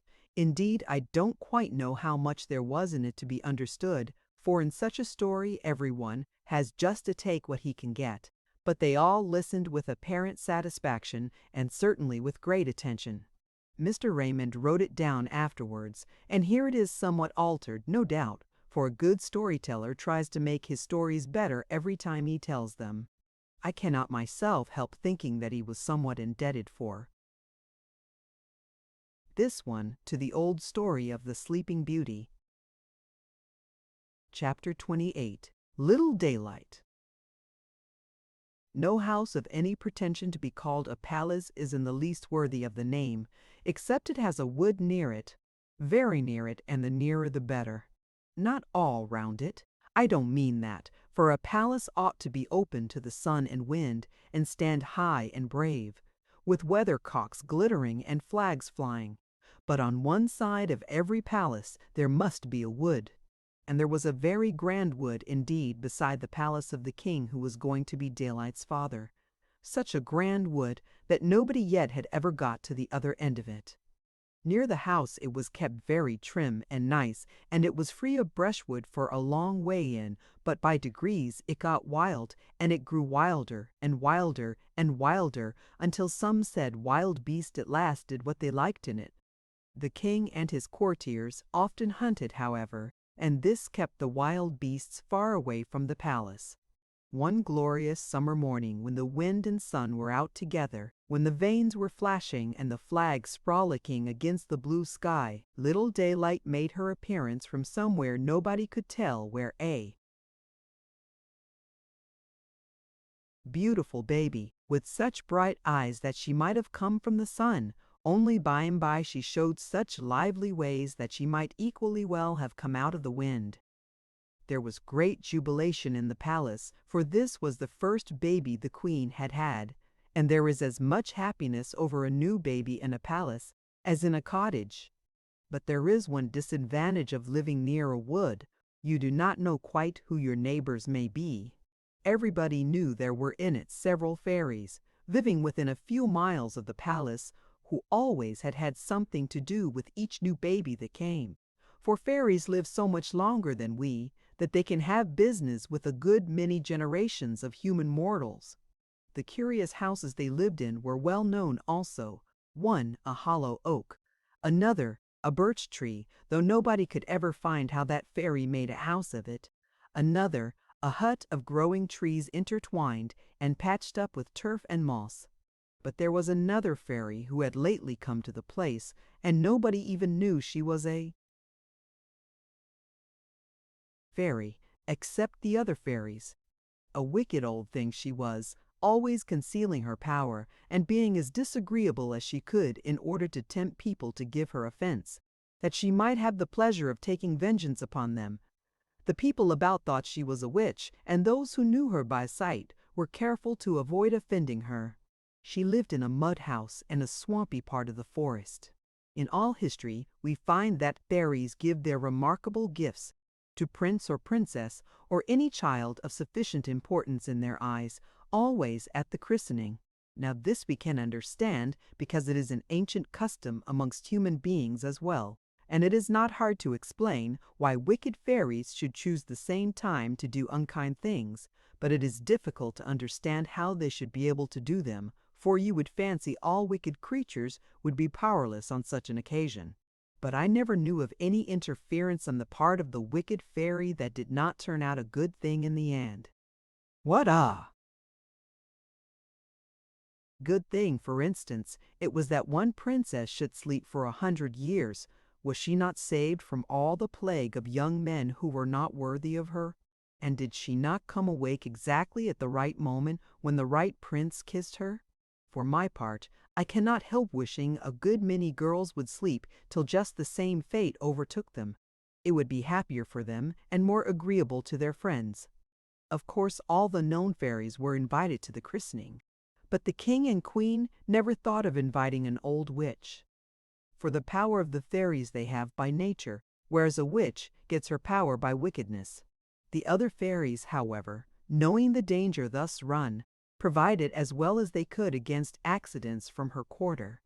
But they could neither render her powerless, nor could they arrange their gifts in reference to hers beforehand, for they could not tell what those might be.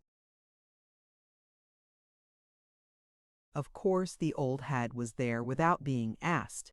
Not to be asked was just what she wanted, that she might have a sort of reason for doing what she wished to do.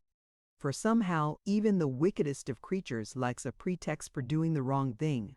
5 fairies had one after the other given the child such gifts as each counted best, and the 5th had just stepped back to her place in the surrounding splendor of ladies and gentlemen, when, mumbling a laugh between her toothless gums, the wicked fairy hobbled out into the middle of the circle, and at the moment when the archbishop was handing the baby to the lady at the head of the nursery department of state affairs, addressed him thus, giving a bite or two to every word before she could part with it: "Please your grace, I'm very deaf, bêtemre."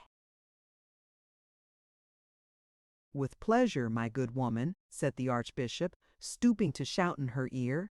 "The infant's name is Little Daylight." "And Little Daylight it shall be," cried the fairy in the tone of a dry axle, "and little good shall any of her gifts do her. For I bestow upon her the gift of sleeping all day long, whether she will or not." "Ha, ha, he, hi, hi!" Then out started the 6th fairy, who of course the others had arranged should come after the wicked one in order to undo as much as she might. "If she sleep all day," she said mournfully, "she shall at least wake all night." A nice prospect for her mother and me, thought the poor king, for they loved her far too much to give her up to nurses, especially at night, as most kings and queens do, and are sorry for it afterwards. "You spoke before I had done," said the wicked fairy. "That's against the law. It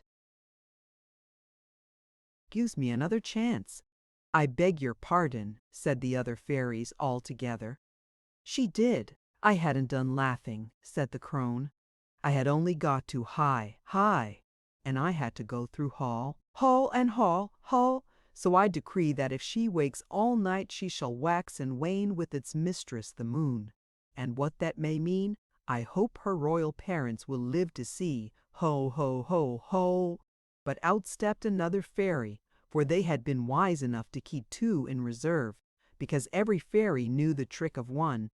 "Until," said the seventh fairy, "a prince comes who shall kiss her without knowing it." The wicked fairy made a horrid noise like an angry cat and hobbled away. She could not pretend that she had not finished her speech this time, for she had. Laughed ho, ho, and hoo, ho. "I don't know what that means," said the poor king to the seventh fairy. "Don't be afraid. The meaning will come with the thing itself," said she. The assembly broke up, miserable enough the queen, at least, prepared for a good many sleepless nights, and the lady at the head of the nursery department anything but comfortable in the prospect before her. For of course the queen could not do it all. As for the king, he made up his mind, with what courage he could summon, to meet the demands of the case, but wondered whether he could with any propriety require the First Lord of the Treasury to take a share in the burden laid upon him. I will not attempt to describe what they had to go through for some time, but at last the household settled into a regular system, a very irregular one in some respects. For at certain seasons the palace rang all night with bursts of laughter from little Daylight, whose heart the old fairy's curse could not reach. She was Daylight still, only a little in the wrong place, for she always dropped asleep at the first hint of dawn in the east. But her merriment was of short duration. When the moon was at the full, she was in glorious spirits, and as beautiful as it was possible for a child of her age to be. But as the moon waned, she faded, until at last she was wan and withered, like the poorest, sickliest child you might come upon in the streets of a great city in the arms of a homeless mother. Then the night was quiet as the day, for the little creature lay in her gorgeous cradle night and day, with hardly a motion, and indeed at last without even a moan, like one dead. At first they often thought she was dead, but at last they got used to it, and only consulted the almanac to find the moment when she would begin to revive, which, of course, was with the first appearance of the silver thread of the crescent moon. Then she would move her lips, and they would give her a little nourishment, and she would grow better and better and better, until for a few days she was splendidly well. When well, she was always merriest out in the moonlight, but even when near her worst, she seemed better when, in warm summer nights, they carried her cradle out into the light of the waning moon. Then in her sleep she would smile, the faintest, most pitiful smile. For a long time very few people ever saw her awake. As she grew older she became such a favorite, however, that about the palace there were always some who had contrived to keep awake at night in order to be near her. But she soon began to take every chance of getting away from her nurses and enjoying her moonlight alone, and thus things went on until she was nearly 17 years of age. Her father and mother had by that time got so used to the odd state of things that they had ceased to wonder at them. All their arrangements had reference to the state of the Princess Daylight, and it is amazing how things contrive to accommodate themselves. But how any prince was ever to find and deliver her appeared inconceivable. As she grew older she had grown more and more beautiful, with the sunniest hair and the loveliest eyes of heavenly blue, brilliant and profound as the sky of a June day. But so much more painful and sad was the change as her bad time came on. The more beautiful she was in the full moon, the more withered and worn did she become as the moon waned. At the time at which my story has now arrived, she looked, when the moon was small or gone, like an old woman exhausted with suffering. This was the more painful that her appearance was unnatural, for her hair and eyes did not change. Her wan face was both drawn and wrinkled, and had an eager, hungry look. Her skinny hands moved as if wishing, but unable, to lay hold of something. Her shoulders were bent forward, her chest went in, and she stooped as if she were 80 years old. At last she had to be put to bed, and there await the flow of the tide of life. But she grew to dislike being seen, still more being touched by any hands, during this season. 1. Lovely summer evening, when the moon lay all but gone upon the verge of the horizon, she vanished from her attendants, and it was only after searching for her a long time in great terror that they found her fast asleep in the forest at the foot of a silver birch and carried her home. A little way from the palace there was a great open glade covered with the greenest and softest grass. This was her favorite haunt, for here the full moon shone free and glorious, while through a vista in the trees she could generally see more or less of the dying moon as it crossed the opening. Here she had a little rustic house built for her, and here she mostly resided.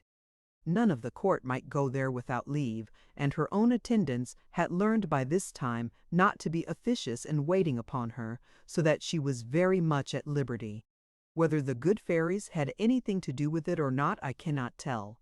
But at last she got into the way of retreating further into the wood every night as the moon waned, so that sometimes they had great trouble in finding her, but as she was always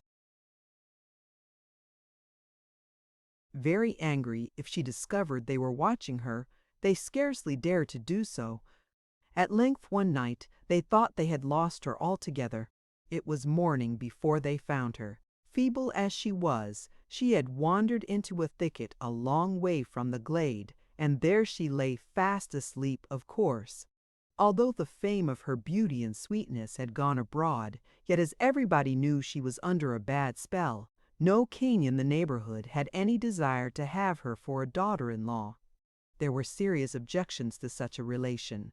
About this time, in a neighboring kingdom, in consequence of the wickedness of the nobles, an insurrection took place upon the death of the old king. The greater part of the nobility was massacred, and the young prince was compelled to flee for his life, disguised like a peasant.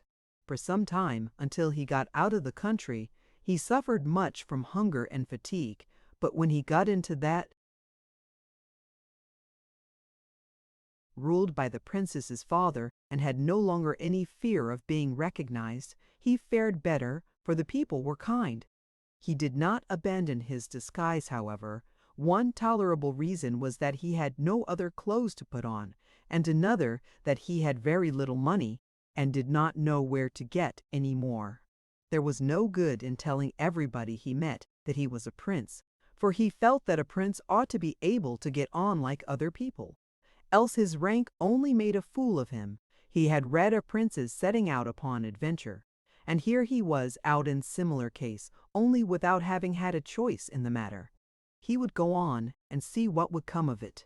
For a day or two he had been walking through the palace wood and had had next to nothing to eat when he came upon the strangest little house inhabited by a very nice, tidy, motherly old woman.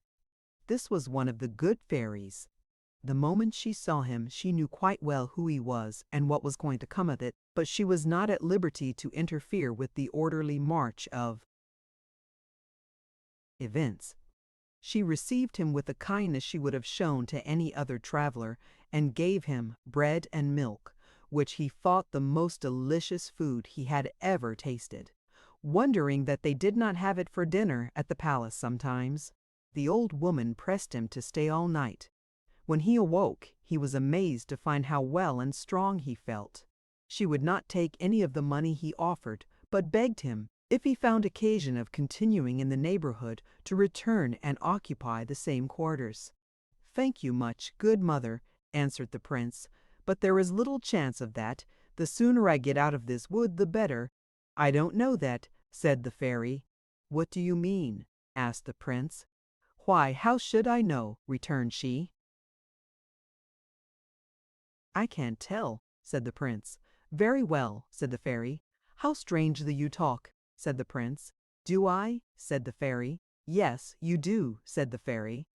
"Very well," said the fairy. The prince was not used to be spoken to in this fashion, so he felt a little angry and turned and walked away. But this did not offend the fairy. She stood at the door of her little house looking after him till the trees hid him quite. Then she said, "At last," and went in. The prince wandered and got nowhere. The sun sank and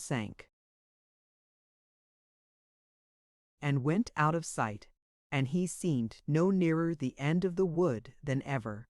He sat down on a fallen tree, ate a bit of bread the old woman had given him, and waited for the moon, for, although he was not much of an astronomer, he knew the moon would rise some time, because she had risen the night before. Up she came, slow and slow, but of a good size, pretty nearly round indeed, whereupon, greatly refreshed with his piece of bread, he got up and went he knew not whither. After walking a considerable distance, he thought he was coming to the outside of the forest. But when he reached what he thought the last of it, he found himself only upon the edge of a great open space in it, covered with grass. The moon shone very bright, and he thought he had never seen a more lovely spot. Still it looked dreary because of its loneliness, for he could not see the house at the other side. He sat down weary again and gazed into the glade. He had not seen so much room for several days. All at once he spied something in the middle of the grass. What could it be? It moved, it came nearer. Was it a human creature, gliding across a girl dressed in white, gleaming in the moonshine? She came nearer and nearer. He crept behind a tree and watched, wondering. It must be some strange being of the wood, a nymph, whom the moonlight and the warm dusky air had enticed from her tree.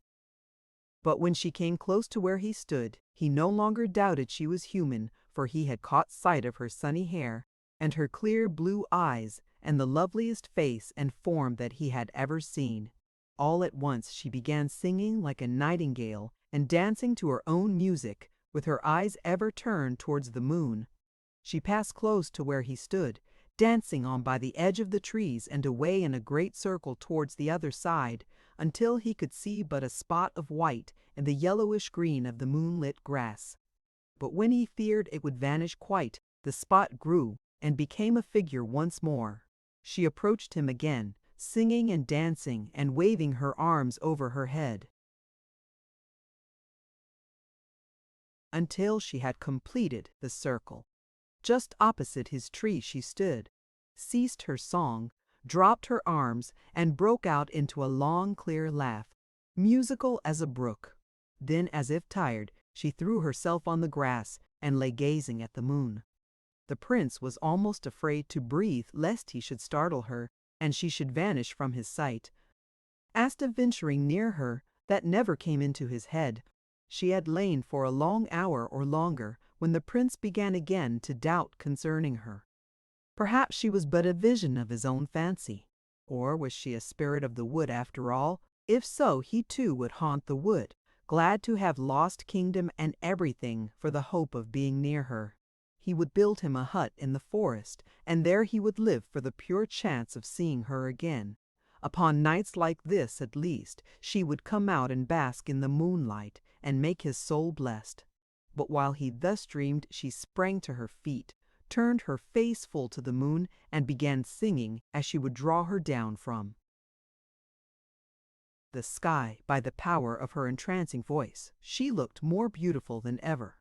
Again she began dancing to her own music, and danced away into the distance. Once more she returned in a similar manner, but although he was watching as eagerly as before, what with fatigue and what with gazing, he fell fast asleep before she came near him. When he awoke, it was broad daylight, and the princess was nowhere. He could not leave the place. What if she should come the next night?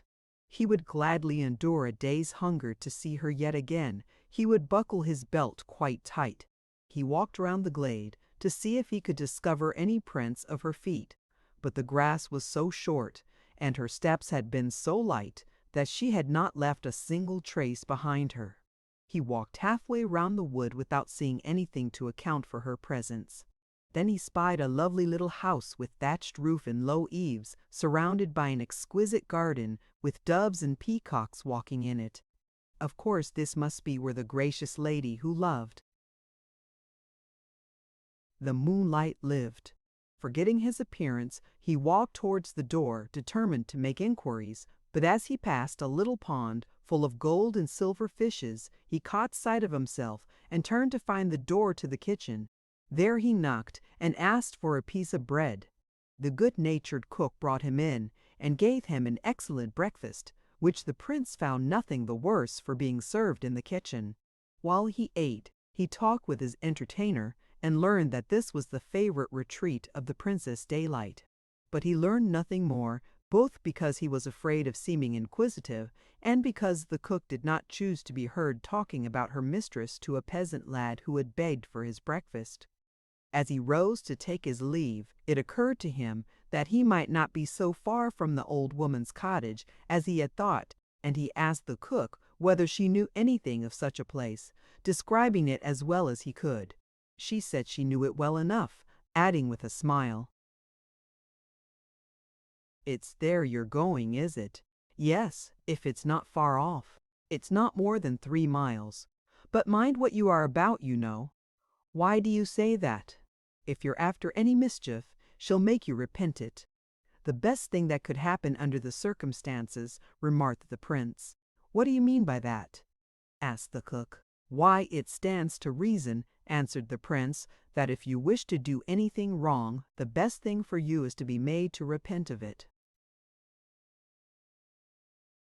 "I see," said the cook. "Well, I think you may venture. She's a good old soul." "Which way does it lie from here?" asked the prince. She gave him full instructions, and he left her with many thanks.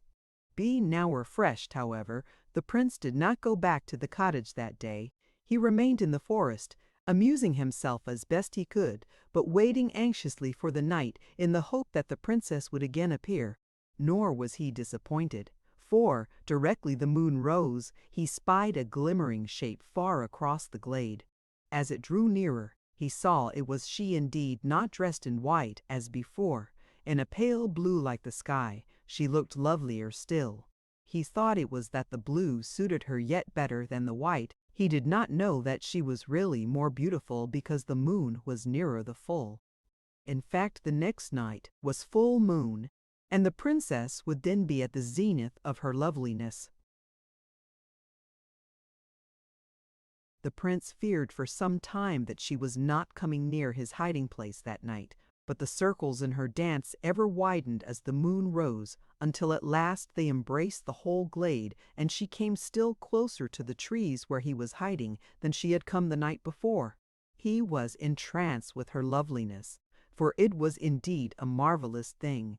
All night long he watched her, but dared not go near her. He would have been ashamed of watching her too, had he not become almost incapable of thinking of anything but how beautiful she was. He watched the whole night long, and saw that as the moon went down, she retreated in smaller and smaller circles, until at last he could see her no more. Weary as he was, he set out for the old woman's cottage, where he arrived just in time for her breakfast, which she shared with him. He then went to bed and slept for many hours. When he awoke, the sun was down, and he departed in great anxiety, lest he should lose a glimpse of the lovely vision. But, whether it was by the machinations of the swamp fairy, or merely that it is one thing to go, and another to return by the same road, he lost his way. I shall not attempt to describe his misery when the moon rose, and he saw nothing but trees, trees, trees. She was high in the heavens before he reached the glade. Then indeed his troubles vanished, for there was the princess coming dancing towards him in a dress that shone like gold and with shoes that glimmered through the grass like fireflies. She was of course still more beautiful than before. Like an embodied sunbeam she passed him and danced away into the distance. Before she returned in her circle, the clouds had begun to gather about the moon. The wind rose, the trees moaned, and their lighter branches leaned all one way before it. The prince feared that the princess would go in and he should see her no more that night. But she came dancing on more jubilant than ever, her golden dress and her sunny hair streaming out upon the blast, waving her arms towards the moon, and in the exuberance of her delight, ordering the clouds away from off her face. The prince could hardly believe she was not a creature of the elements after all. By the time she had completed another circle, the clouds had gathered deep, and there were growlings of distant thunder. Just as she passed the tree where he stood, a flash of lightning blinded him for a moment, and when he saw again, to his horror, the princess lay on the ground. He darted to her, thinking she had been struck, but when she heard him coming, she was on her feet in a moment. "What do you want?" she asked. "I beg your pardon." "I thought the lightning," said the prince, hesitating. "There's nothing the matter," said the princess, waving him off rather haughtily. The poor prince turned and walked towards the wood. "Come back," said Daylight. "I like you. You do what you are told. Are you good?" "Not so good as I should like to be," said the prince. "Then go and grow better," said the princess. Again the disappointed prince turned and went. "Come back," said the princess. He obeyed and stood before her waiting. "Can you tell me what the sun is like?" she asked. "No," he answered, "but where is the good of asking what you know?" "But I don't know," she rejoined. "Why, everybody knows." "That's the very thing. I'm not everybody. I've never seen the sun." "Then you can't know what it's like till you do see it." "I think you must be a prince," said the princess. "Do I look like one?" said the prince. "I can't quite say that." "Then why do you think so?" "Because you both do what you are told and speak the truth. Is the sun so very bright?" "As bright as the lightning." "But it doesn't go out like that, does it?" "Oh no. It shines like the moon, rises and sets like the moon, is much the same shape as the moon, only so bright that you can't look at it for a moment." "But I would look at it," said the princess. "But you couldn't," said the prince. "But I could," said the princess. "Why don't you then?" "Because I can't." "Why can't you?" "Because I can't wake, and I never shall wake until—" Here she hid her face in her hands, turned away, and walked in the slowest, stateliest manner towards the house. The prince ventured to follow her at a little distance, but she turned and made a repellent gesture, which, like a true gentleman prince, he obeyed at once. He waited a long time, but as she did not come near him again, and as the night had now cleared, he set off at last for the old woman's cottage. It was long past midnight when he reached it, but, to his surprise, the old woman was paring potatoes at the door. Fairies are fond of doing odd things. Indeed, however they may dissemble, the night is always their day. And so it is with all who have fairy blood in them.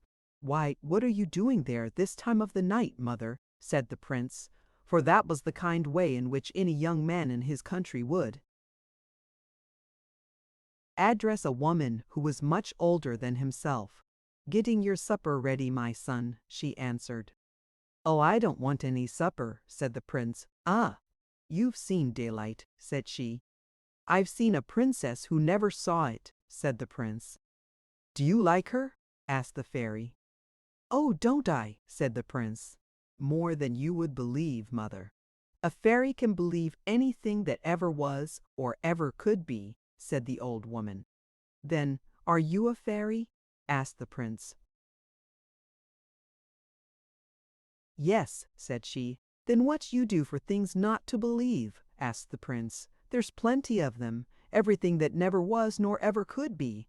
"Plenty, I grant you," said the prince.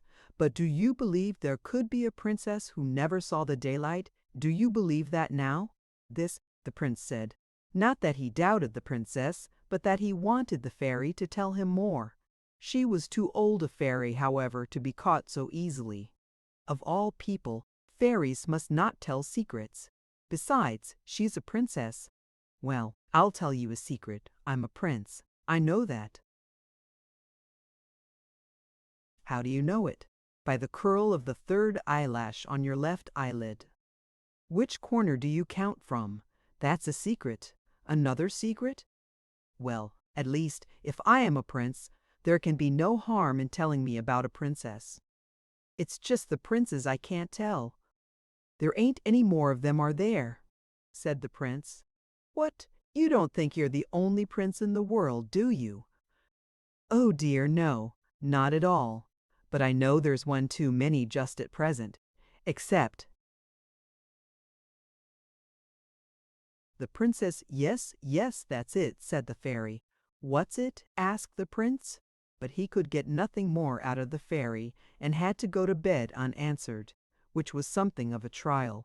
Now wicked fairies will not be bound by the law which the good fairies obey, and this always seems to give the bad the advantage over the good, for they use means to gain their ends which the others will not. But it is all of no consequence, for what they do never succeeds. Nay, in the end it brings about the very thing they are trying to prevent. So you see that somehow, for all their cleverness, wicked fairies are dreadfully stupid, for although from the beginning of the world they have really helped instead of thwarting the good fairies, not one of them is a bit wiser for it. She will try the bad thing just as they all did before her, and succeeds no better, of course. The prince had so far stolen a march upon the swamp fairy that she did not know he was in the neighborhood until after he had seen the princess those 3 times. When she knew it, she consoled herself by thinking that the princess must be far too proud and too modest for any young man to venture even to speak to her before he had seen her 6 times at least. But there was even less danger than the wicked fairy thought, for however much the princess might desire to be set free, she was dreadfully afraid of the wrong prince. Now, however, the fairy was going to do all she could. She so contrived it by her deceitful spells that the next night the prince could not by any endeavor find his way to the glade. It would take me too long to tell her tricks. They would be amusing to us, who know that they could not do any harm, but they were something other than amusing to the poor prince. He wandered about the forest till daylight, and then fell fast asleep. The same thing occurred for 7 following days, during which neither could he find the good fairy's cottage. After the 3rd quarter of the moon, however, the bad fairy thought she might be at ease about the affair for a fortnight at least, for there was no chance of the prince wishing to kiss the princess during that period. So the 1st day of the 4th quarter he did find the cottage, and the next day he found the glade. For nearly another week he haunted it. But the princess never came. I have little doubt she was on the farther edge of it some part of every night, but at this period she always wore black, and, there being little or no light, the prince never saw her. Nor would he have known her if he had seen her. How could he have taken the worn, decrepit creature she was now for the glorious Princess Daylight? At last, one night, when there was no moon at all, he ventured near the house. There he heard voices talking, although it was past midnight, for her women were in considerable uneasiness because the one whose turn it was to watch her had fallen asleep and had not seen which way she went, and this was a night when she would probably wander very far, describing a circle which did not touch the open glade at all, but stretched away from the back of the house, deep into that side of the forest, a part of which the prince knew nothing. When he understood from what they said that she had disappeared and that she must have gone somewhere in the said direction, he plunged at once into the wood to see if he could find her. For hours he roamed with nothing to guide him but the vague notion of a circle which on one side bordered on the house, for so much had he picked up from the talk he had overheard. It was getting towards the dawn, but as yet there was no streak of light in the sky, when he came to a great birch tree and sat down weary at the foot of it. While he sat very miserable, you may be sure full of fear for the Princess Anne, wondering how her attendants could take it so quietly, he bethought himself that it would not be a bad plan to light a fire, which, if she were anywhere near, would attract her. This he managed with the tinder box which the good fairy had given him. It was just beginning to blaze up when he heard a moan, which seemed to come from the other side of the tree.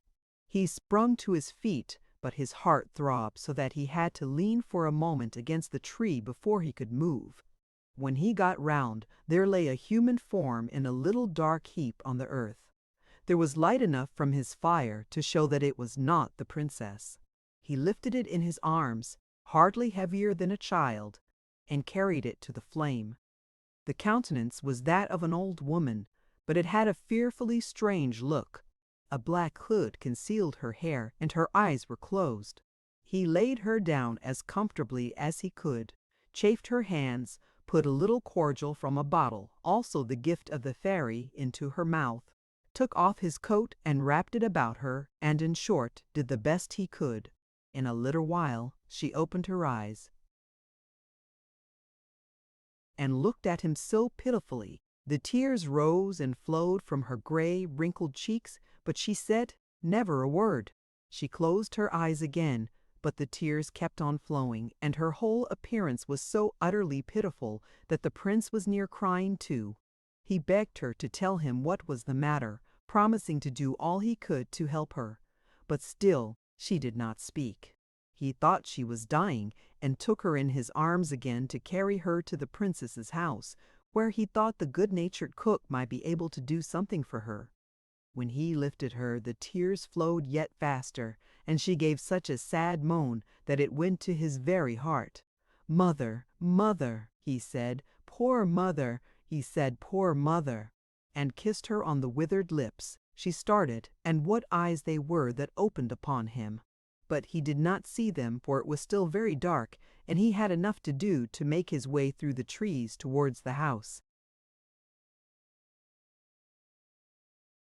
Just as he approached the door, feeling more tired than he could have imagined possible, she was such a little thin old thing, she began to move, and became so restless that, unable to carry her a moment longer, he thought to lay her on the grass.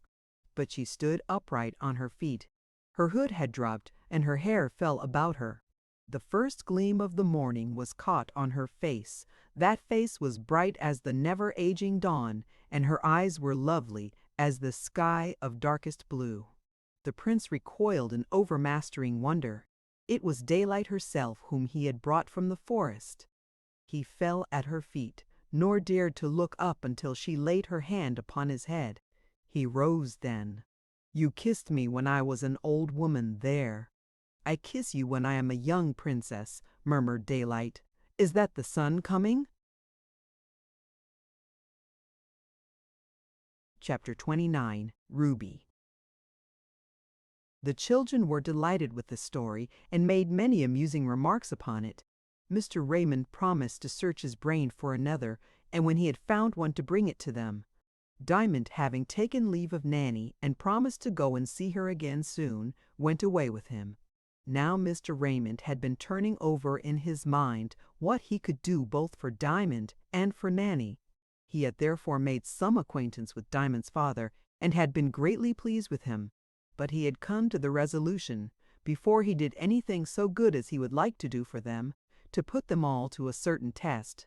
So as they walked away together, he began to talk with Diamond as follows. "Nanny must leave the hospital soon, Diamond." "I'm glad of that, sir." "Why? Don't you think it's a nice place?" "Yes, very. But it's better to be well and doing something, you know, even if it's not quite so comfortable." "But they can't keep Nanny so long as they would like." "They can't keep her till she's quite strong. There are always so many sick children they want to take in and make better. And the question is, what will she do when they send her out again?" "That's just what I can't tell, though I've been thinking of it over and over, sir. Her crossing was taken long ago, and I couldn't bear to see Nanny fighting for it, especially with such a poor fellow as has taken it. He's quite lame, sir. She doesn't look much like fighting now, does she, Diamond? No, sir, she looks too like an angel. Angels don't fight, do they, sir? Not to get things for themselves, at least, said Mr. Raymond. Besides, added Diamond, I don't quite see that she would have any better right to the crossing than the boy who has got it. Nobody gave it to her, she only took it. And now he has taken it. If she were to sweep a crossing soon, at least after the illness she has had, she would be laid up again the very first wet day, said Mr. Raymond. And there's hardly any money to be got except on the wet days, remarked Diamond reflectively. Is there nothing else she could do, sir? Not without being taught, I'm afraid. Well, couldn't somebody teach her something? Couldn't you teach her, Diamond? I don't know anything myself, sir. I could teach her to dress the baby, but nobody would give her anything for doing things like that. They are so easy. There wouldn't be much good in teaching her to drive a cab, for where would she get the cab to drive? There ain't fathers and old Diamonds everywhere. At least poor Nanny can't find any of them, I doubt. Perhaps if she were taught to be nice and clean and only speak gentle words. Mother could teach her that, interrupted Diamond. And to dress babies, and feed them, and take care of them, Mr. Raymond proceeded. She might get a place as a nurse somewhere, you know. People do give money for that. Then I'll ask Mother, said Diamond. But you'll have to give her food then, and your father, not being strong, has enough to do already without that. But here's me, said Diamond. I help him out with it. When he's tired of driving, up I get. It don't make any difference to old Diamond. I don't mean he likes me as well as my father. Of course he can't. You know nobody could. But he does his duty all the same. It's got to be done, you know, sir. And Diamond's a good horse, isn't he, sir? From your description, I should say certainly, but I have not the pleasure of his acquaintance myself. Don't you think he will go to heaven, sir? That I don't know anything about, said Mr. Raymond. I confess I should be glad to think so, he added, smiling thoughtfully. I'm sure he'll get to the back of the north wind, anyhow, said Diamond too. Himself, but he had learned to be very careful of saying such things aloud. Isn't it rather too much for him to go in the cab all day and every day, resumed Mr. Raymond.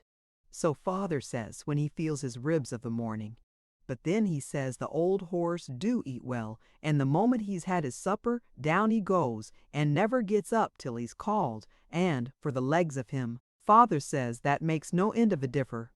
Some horses, sir, they won't lie down all night long, but go to sleep on their forepins like a haystack, father says. I think it's very stupid of them, and so does old Diamond. But then I suppose they don't know better, and so they can't help it. We mustn't be too hard upon them, father says. Your father must be a good man, Diamond. Diamond looked up in Mr. Raymond's face, wondering what he could mean. I said your father must be a good man, Diamond. Of course, said Diamond. How could he drive a cab if he wasn't? There are some men who drive cabs who are not very good, objected Mr. Raymond. Diamond remembered the drunken cabmen, and saw that his friend was right. Ah, but, he returned, he must be, you know, with such a horse as old Diamond. That does make a difference, said Mr. Raymond. But it is quite enough that he is a good man without our trying to account for it. Now, if you like, I will give you a proof that I think him a good man. I am going away on the continent for a while for 3 months, I believe, and I am going to let my house to a gentleman who does not want the use of my brougham. My horse is nearly as old, I fancy, as your Diamond, but I don't want to part with him, and I don't want him to be idle, for nobody, as you say, ought to be idle, but neither do I want him to be worked very hard. Now, it has come into my head that perhaps your father would take charge of him and work him under certain conditions. My father will do what's right, said Diamond. I'm sure of that. Well, so I think, Will you ask him when he comes home to call and have a little chat with me today sometime? He must have his dinner first, said Diamond. No, he's got his dinner with him today. It must be after he's had his tea. Of course, any time will do. I shall be at home all day. Very well, sir. I will tell him. You may be sure he will come. My father thinks you a very kind gentleman, and I know he is right, for I know your very own self. Sir. Mr. Raymond smiled, and as they had now reached his door, they parted, and Diamond went home. As soon as his father entered the house, Diamond gave him Mr. Raymond's message and recounted the conversation that had preceded it. His father said little, but took thought sauce to his bread and butter, and as soon as he had finished his meal, rose, saying, I will go to your friend directly, Diamond. It would be a grand thing to get a little more money. We do want it. Diamond accompanied his father to Mr. Raymond's door, and there left him. He was shown at once into Mr. Raymond's study, where he gazed with some wonder at the multitude of books on the walls, and thought what a learned man Mr. Raymond must be.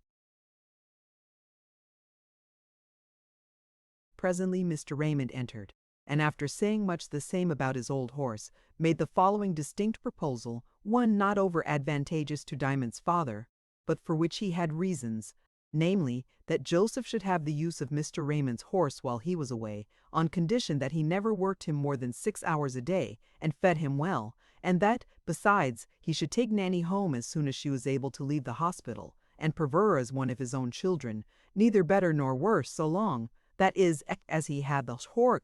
Diamond's father could not help thinking it a pretty close bargain. He should have both the girl and the horse to feed, and only 6 hours' work out of the horse. It will save your own horse, said Mr. Raymond. That is true, answered Joseph, but all I can get by my own horse is only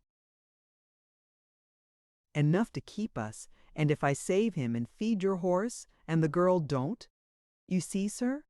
Well, you can go home and think about it, and let me know by the end of the week. I am in no hurry before then. So Joseph went home and recounted the proposal to his wife, adding that he did not think there was much advantage to be got out of it. Not much that way, husband, said Diamond's mother, but there would be an advantage, and what matter who gets it? I don't see it, answered her husband. Mr. Promarlin, Raymond is a gentleman of property, and I don't discover any much good in helping him to save a little more. He won't easily get one to make such a bargain, and I don't mean he shall get me. It would be a loss rather than a gain, I do think, at least if I took less. Work out of our own horse. 1 hour would make a difference to old Diamond, but that's not the main point. You must think what an advantage it would be to the poor girl that hasn't a home to go to. She is one of Diamond's friends, thought his father. I could be kind to her, you know, the mother went on, and teach her housework and how to handle a baby. And besides, she would help me, and I should be the stronger for it, and able to do an odd bit of charing now and then, when I got the chance. I won't hear of that, said her husband. Have the girl by all means. I'm ashamed I did not think of both sides of the thing at once. I wonder if the horse is a great eater. To be sure, if I gave Diamond 2 hours additional rest, it would be all the better for the old bones of him, and there would be 4 hours extra out of the other horse. That would give Diamond something to do every day. He could drive old Diamond after dinner, and I could take the other horse out for 6 hours after tea, or in the morning, as I found best. It might pay for the keep of both of them, that is, if I had good luck. I should like to oblige Mr. Raymond, though he be rather hard, for he has been very kind to our Diamond wife. Hasn't he now? He has indeed, Joseph, said his wife, and there the conversation ended. Diamond's father went the very next day to Mr. Raymond and accepted his proposal, so that the week after having got another stall in the same stable, he had 2 horses instead of 1. Oddly enough, the name of the new horse was Ruby, for he was a very red chestnut. Diamond's name came from a white lozenge on his forehead. Young Diamond said they were rich now, with such a big diamond and such a big ruby. Chapter 30, Nanny's Dream. Nanny was not fit to be moved for some time yet, and Diamond went to see her as often as he could. But being more regularly engaged now, seeing he went out every day for a few hours with old Diamond and had his baby to mind and one of the horses to attend to, he could not go so often as he would have liked. One evening, as he sat by her bedside, she said to him, "I've had such a beautiful dream, Diamond. I should like to tell it you." "Oh, do," said Diamond. "I am so fond of dreams." She must have been to the back of the north wind, he said to himself. It was a very foolish dream, you know, but somehow it was so pleasant. What a good thing it is that you believe the dream all the time you are in it. My readers must not suppose that poor Nanny was able to say what she meant. So well as I put it down here, she had never been to school and had heard very little else than vulgar speech until she came to the hospital. But I have been to school, and although that could never make me able to dream so well as Nanny, it has made me able to tell her dream better than she could herself. And I am the more desirous of doing this for her that I have already done the best I could for Diamond's dream, and it would be a shame to give the boy all the advantage. I will tell you all I know about it, said Nanny. The day before yesterday a lady came to see us, a very beautiful lady and very beautiful dressed. I heard the matron say to her that it was very kind of her to come in blue and gold, and she answered that she knew we didn't like dull colors. She had such a lovely shawl on, just like redness dipped in milk and all worked over with flowers of the same color. It didn't shine much, it was silk, but it kept in the shine. When she came to my bedside, she sat down, just where you are sitting, Diamond, and laid her hand on the counterpane. I was sitting up with my table before me, ready for my tea. Her hand looked so pretty in its blue glove that I was tempted to stroke it. I thought she wouldn't be angry, for everybody that comes to the hospital is kind. It's only in the streets they ain't kind. But she drew her hand away, and I almost cried, for I thought I had been rude. Instead of that, however, it was only that she didn't like giving me her glove to stroke, for she drew it off, and then laid her hand where it was before. I wasn't sure, but I ventured to put out my ugly hand. "Your hand ain't ugly, Nanny," said Diamond. But Nanny went on, and I stroked it again, and then she stroked mine. Think of that! And there was a ring on her finger, and I looked down to see what it was like, and she drew it off and put it upon one of my fingers. It was a red stone, and she told me they called it a ruby. "Oh, that is funny," said Diamond. "Our new horse is called Ruby. We've got another horse, a red one, such a beauty." But Nanny went on with her story. I looked at the ruby all the time the lady was talking to me. It was so beautiful. And as she talked, I kept seeing deeper and deeper into the stone. At last she rose to go away, and I began to pull the ring off my finger. And what do you think she said? "Wear it all night, if you like, only you must take care of it. I can't give it you, for someone gave it to me, but you may keep it till tomorrow." Wasn't it kind of her? I could hardly take my tea. I was so delighted to hear it, and I do think it was the ring that set me dreaming, for after I had taken my tea, I leaned back half lying and half sitting and looked at the ring on my finger. By degrees, I began to dream. The ring grew larger and larger, until at last I found that I was not looking at a red stone, but at a red sunset, which shone in at the end of a long street near where Granny lives. I was dressed in rags as I used to be, and I had great holes in my shoes, at which the nasty mud came through to my feet. I didn't used to mind it before, but now I thought it horrid. And there was the great red sunset, with streaks of green and gold between, standing looking at me. Why couldn't I live in the sunset instead of in that dirt? Why was it so far away always? Why did it never come into our wretched street? It faded away, as the sunsets always do, and at last went out altogether. Then a cold wind began to blow and flutter all my rags about. That was North Wind herself, said Diamond. Eh? Said Nanny, and went on with her story. I turned my back to it and wandered away. I did not know where I was going, only it was warmer to go that way. I don't think it was a north wind, for I found myself in the West End at last. But it doesn't matter in a dream which wind it was. I don't know that, said Diamond. I believe North Wind can get into our dreams, yes, and blow in them. Sometimes she has blown me out of a dream altogether. I don't know what you mean, Diamond, said Nanny. Never mind, answered Diamond. Jew people can't always understand each other. They'd both be at the back of the north wind directly, and what would become of the other places without them? You do talk so oddly, said Nanny. I sometimes think they must have been right about you. What did they say about me? Asked Diamond. They called you God's baby. How kind of them, but I knew that. Did you know what it meant, though? It meant that you were not right in the head. I feel all right, said Diamond, putting both hands to his head, as if it had been a globe he could take off and set on again. Well, as long as you are pleased, I am pleased, said Nanny. Thank you, Nanny. Do go on with your story. I think I like dreams even better than fairy tales. But they must be nice ones like yours, you know.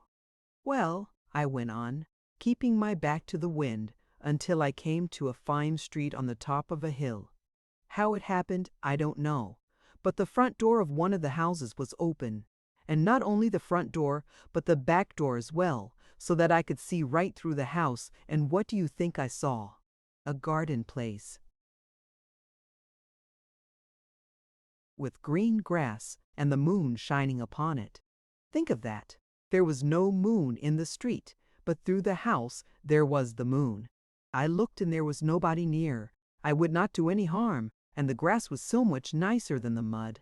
But I couldn't think of going on the grass with such dirty shoes. I kicked them off in the gutter, and ran in on my bare feet, up the steps, and through the house, and onto the grass, and the moment I came into the moonlight, I began to feel better. That's why North Wind blew you there, said Diamond.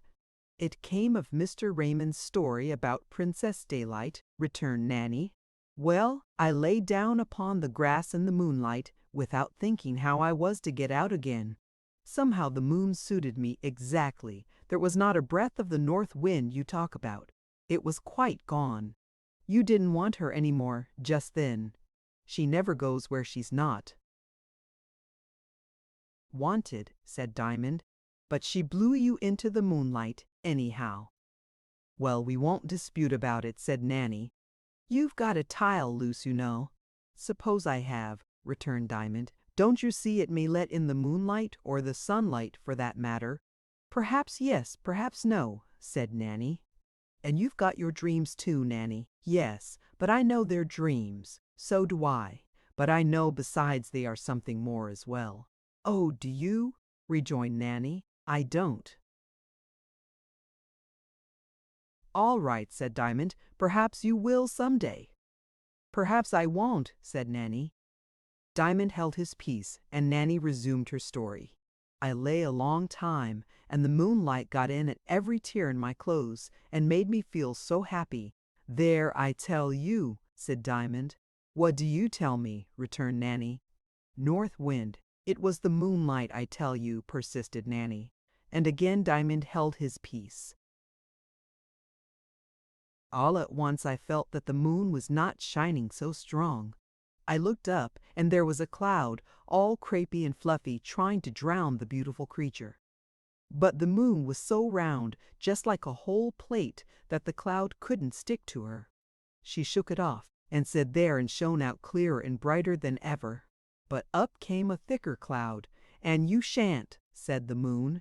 And I will, said the cloud, but it couldn't. Out shone the moon, quite laughing at its impudence. I knew her ways, for I've always been used to watch her. She's the only thing worth looking at in our street at night. Don't call it your street, said Diamond.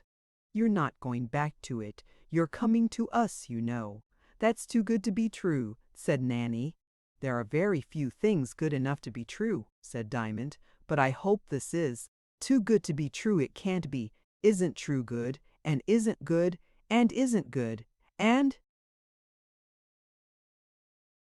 "How, then, can anything be too good to be true? That's like old Sal to say that."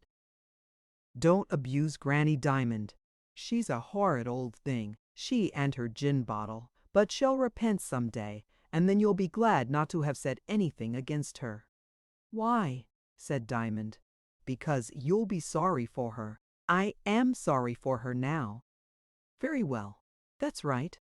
She'll be sorry too, and there'll be an end of it." "All right. You come to us," said Diamond. "Where was I?" said Nanny.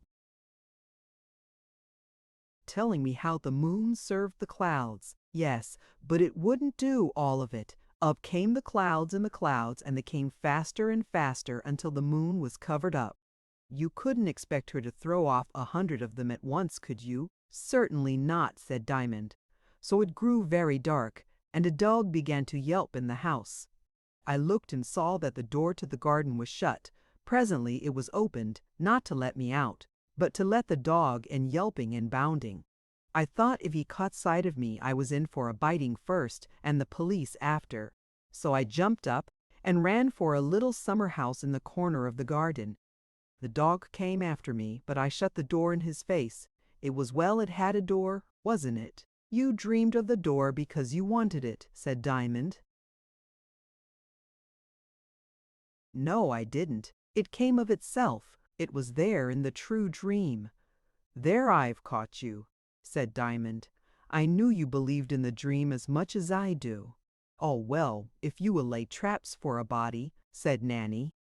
"Anyhow, I was safe inside the summer house, and what do you think? There was the moon beginning to shine again, but only through one of the panes, and that one was just the color of the ruby. Wasn't it funny?" "No, not a bit funny," said Diamond. "If you will be contrary," said Nanny. "No, no," said Diamond. "I only meant that was the very pane I should have expected her to shine through." "Oh, very well," returned Nanny. What Diamond meant, I do not pretend to say. He had curious notions about things. "And now," said Nanny, "I didn't know what to do, for the dog kept barking at the door, and I couldn't get out. But the moon was so beautiful that I couldn't keep from looking at it through the red pane. And as I looked it got larger and larger till it filled the whole pane and outgrew it, so that I could see it through the other panes, and it grew till it filled them too, and the whole window, so that the summer house was nearly as bright as day. The dog stopped barking, and I heard a gentle tapping at the door, like the wind blowing a little branch against it." "Just like her," said Diamond, who thought everything strange and beautiful. "Must be done by North Wind." So I turned from the window and opened the door, and what do you think I saw? "A beautiful lady," said Diamond. "No, the moon itself, as big as a little house and as round as a ball, shining like yellow silver. It stood on the grass, down on the very grass. I could see nothing else for the brightness of it, and as I stared and wondered, a door opened in the side of it, near the ground, and a curious little old man with a crooked thing over his shoulder looked out and said, 'Come along, Nanny, my lady wants you. We're come to fetch you.' I wasn't a bit frightened. I went up to the beautiful bright thing, and the old man held down his hand, and I took hold of it, and gave a jump, and he gave me a lift, and I was inside the moon. And what do you think it was like? It was such a pretty little house, with blue windows and white curtains. At one of the windows sat a beautiful lady with her head leaning on her hand, looking out. She seemed rather sad, and I was sorry for her, and stood staring at her. 'You didn't think I had such a beautiful mistress as that,' said the queer little man. 'No, indeed,' I answered. 'Who would have thought it?' 'Ah, who indeed? But you see you don't know everything.' The little man closed the door and began to pull at a rope which hung behind it with a weight at the end. After he had pulled a while, he said, 'There, that will do. We're all right now.' Then he took me by the hand and opened a little trap in the floor, and led me down 2 or 3 steps, and I saw like a great hole below me. "Don't be frightened," said the Tittle Man. "It's not a hole, it's only a window. Put your face down and look through." I did as he told me, and there was the garden and the summer house, far away, lying at the bottom of the moonlight. "There," said the little man, "we've brought you off. Do you see the little dog barking at us down there in the garden?" I told him I couldn't see anything so far. "Can you see anything so small and so far off?" I said. "Bless you, child," said the little man. "I could pick up a needle out of the grass if I had only a long enough arm. There's one lying by the door of the summer house now." I looked at his eyes. They were very small, but so bright that I think he saw by the light that went out of them. Then he took me up and up again by a little stair in a corner of the room and through another trap door, and there was one great round window above us, and I saw the blue sky and the clouds and such lots of stars, all so big and shining as hard as ever they could. "The little girl angels had been polishing them," said Diamond. "What nonsense you do talk," said Nanny, "but my nonsense is just as good as yours, Nanny. When you have done, I'll tell you my dream. The stars are in it, not the moon, though. She was away somewhere. Perhaps she was gone to fetch you then. I don't think that, though, for my dream was longer ago than yours. She might have been to fetch someone else, though, for we can't fancy it's only us that gets such fine things done for them. But do tell me what came next. Perhaps one of my child readers may remember whether the moon came down to fetch him or her the same night that Diamond had his dream. I cannot tell, of course. I know she did not come to fetch me, though I did think I could make her follow me when I was a boy. Not a very tiny one either.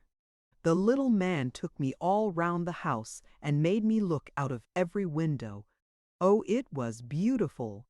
There we were, all up in the air, in such a nice, clean little house. "Your work will be to keep the windows bright," said the little man. "You won't find it very difficult, for there ain't much dust up here. Only the frost settles on them sometimes, and the drops of rain leave marks on them. I can easily clean them inside," I said. "But how am I to get the frost and rain off the outside of them?" "Oh," he said, "it's quite easy. There are ladders all about. You've only got to go out at the door and climb about. There are a great many windows you haven't seen yet, and some of them look into places you don't know anything about.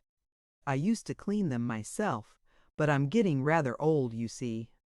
Ain't I now?" "I can't tell," I answered. "You see, I never saw you when you were younger." "Never saw the man in the moon?" said he. "Not very near," I answered. "Not to tell how young or how old he looked. I have seen the bundle of sticks on his back." For Jim had pointed that out to me. Jim was very fond of looking at the man in the moon. Poor Jim, I wonder he hasn't been to see me. I'm afraid he's ill, too. "I'll try to find out," said Diamond, "and let you know." "Thank you," said Nanny. "You and Jim ought to be friends."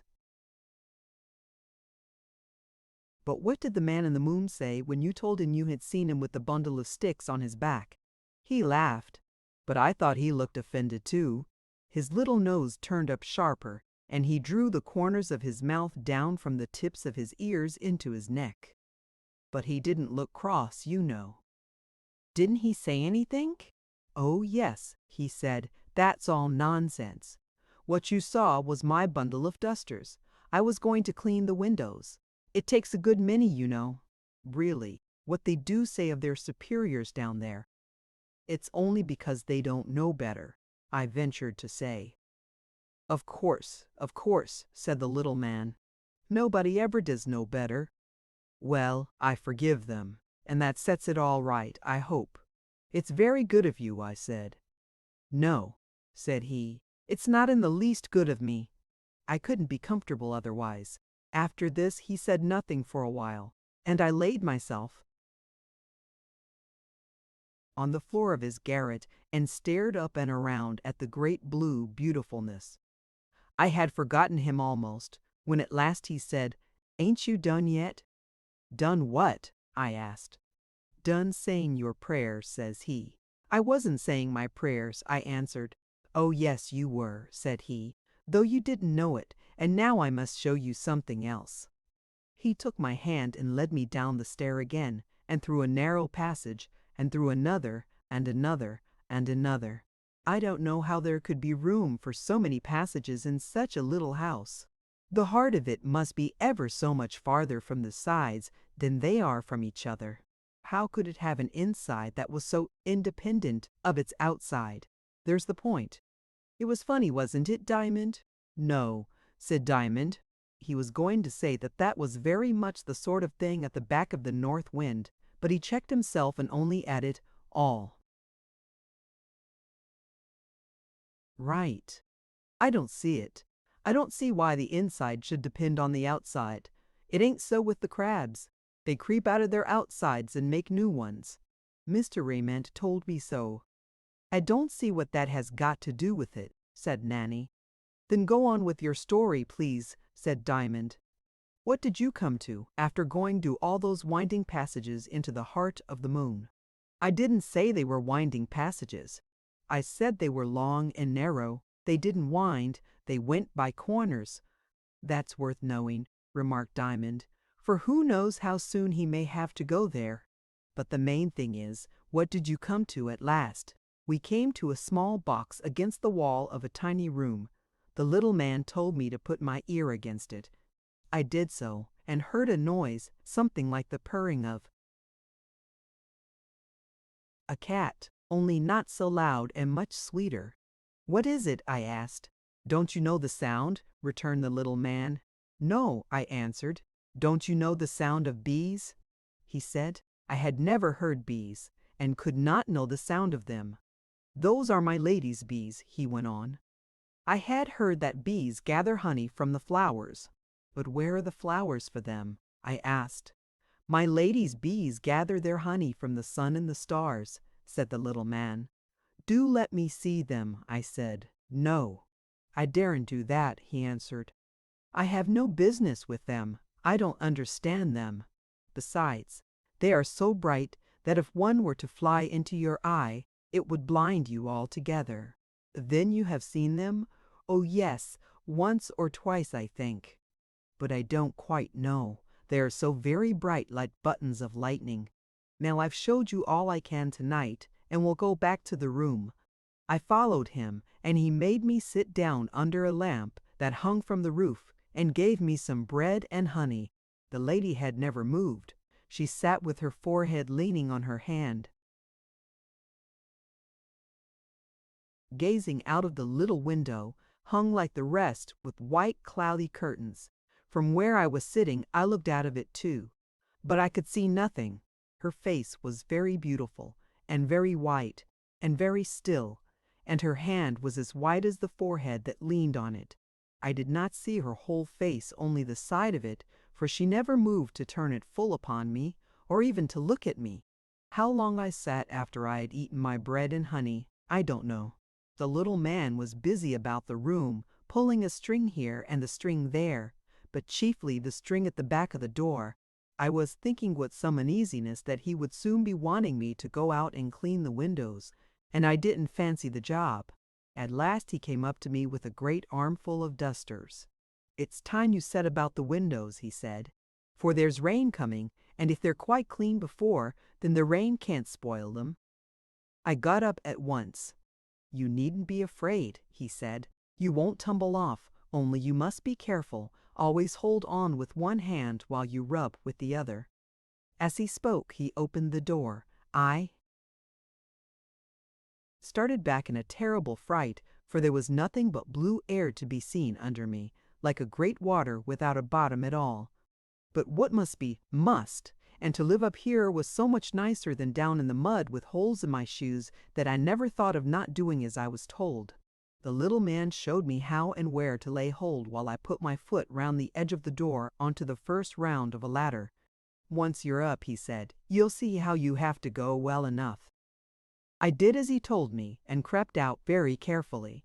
Then the little man handed me the bundle of dusters, saying, "I always carry them on my reaping hook, but I don't think you could manage it properly. You shall have it if you like." I wouldn't take it, however, for it looked dangerous. I did the best I could with the dusters and crawled up to the top of the moon. But what a grand sight it was! The stars were all over my head, so bright and so near that I could almost have laid hold of them. The round ball to which I clung went bobbing and floating away through the dark blue above and below and on every side. It was so beautiful that all fear left me, and I set to work diligently. I cleaned window after window. At length I came to a very little one, in at which I peeped. There was the room with the box of bees in it. I laid my ear to the window and heard the musical hum quite distinctly. A great longing to see them came upon me, and I opened the window and crept in. The little box had a door like a closet. I opened it, the tiniest crack, when out came the light with such a sting that I closed it again in terror, not, however, before 3 bees had shot out into the room, where they darted about like flashes of lightning. Terribly frightened, I tried to get out of the window again, but I could not. There was no way to the outside of the moon but through the door, and that was in the room where the lady sat. No sooner had I reached the room than the 3 bees which had followed me flew at once to the lady and settled upon her hair. Then first I saw her move. She started, put up her hand and caught them, then rose and, having held them into the flame of the lamp, one after the other, turned to me. Her face was not so sad now as stern. It frightened me much. "Nanny, you have got me into trouble," she said.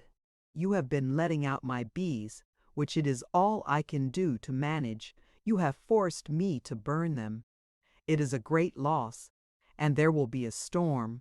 As she spoke, the clouds had gathered all about us. I could see them come crowding up white about the windows. "I am sorry to find," said the lady, "that you are not to be trusted.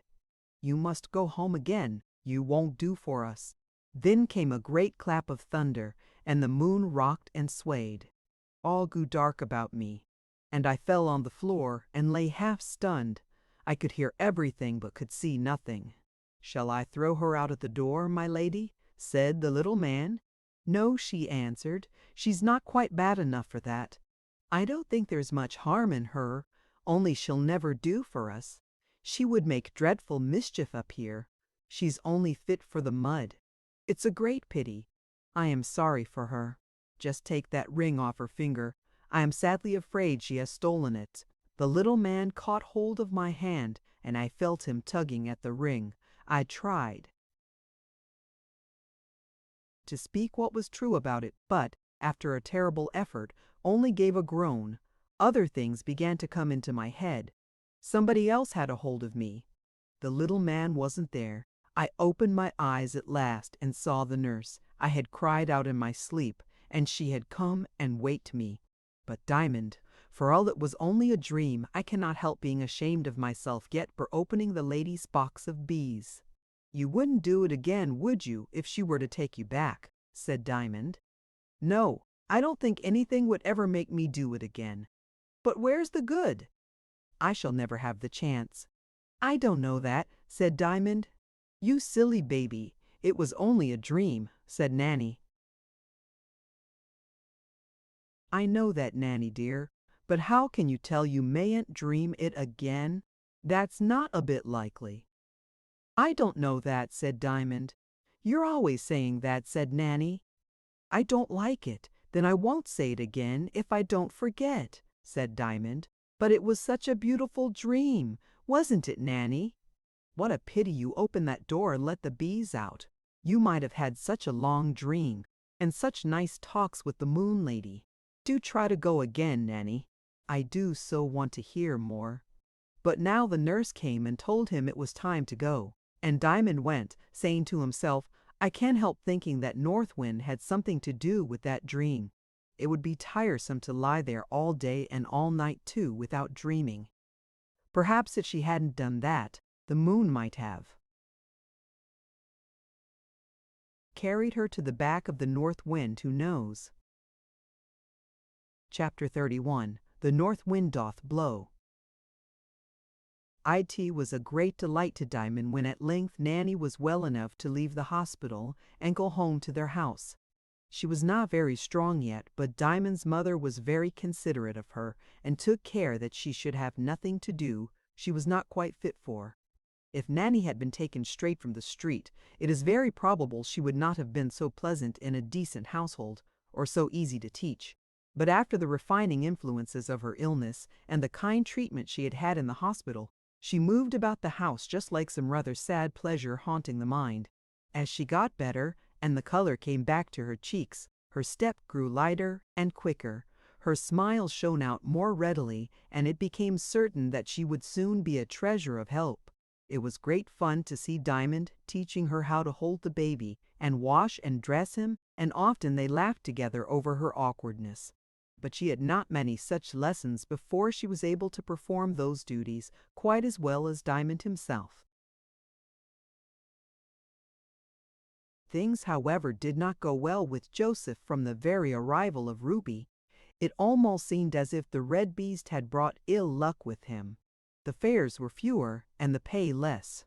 Ruby's services did indeed make the week's income at first a little beyond what it used to be, but then there were 2 more to feed. After the first month he fell lame, and for the whole of the next Joseph dared not attempt to work him. I cannot say that he never grumbled, for his own health was far from what it had been, but I can say that he tried to do his best.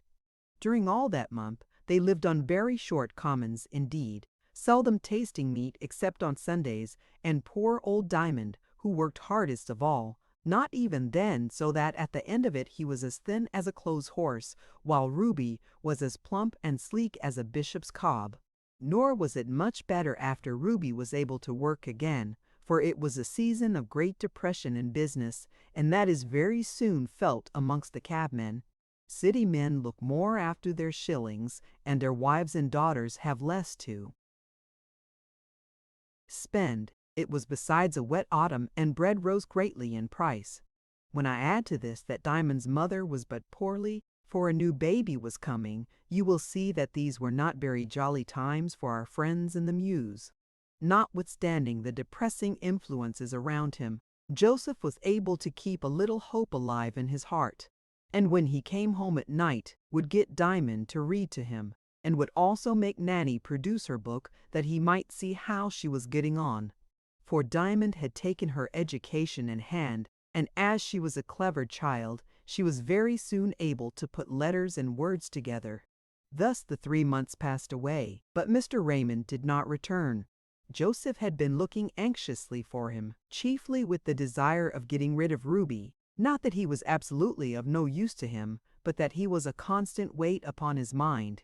Indeed, as far as provision went, he was rather worse off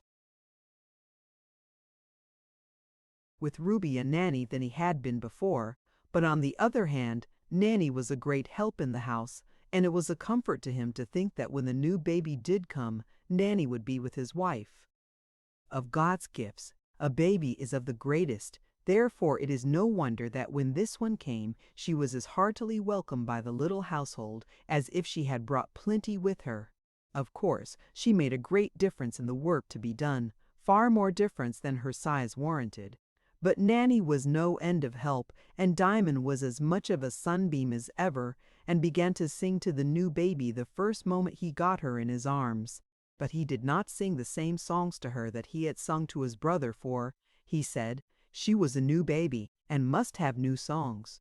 And besides, she was a sister baby and not a brother baby, and of course would not like the same kind of songs. Where the difference in his songs lay, however, I do not pretend to be able to point out. One thing I am sure of, that they not only had no small share in the education of the little girl, but helped the whole family a great deal more than they were aware. How they managed to get through the long, dreary, expensive winter, I can hardly say.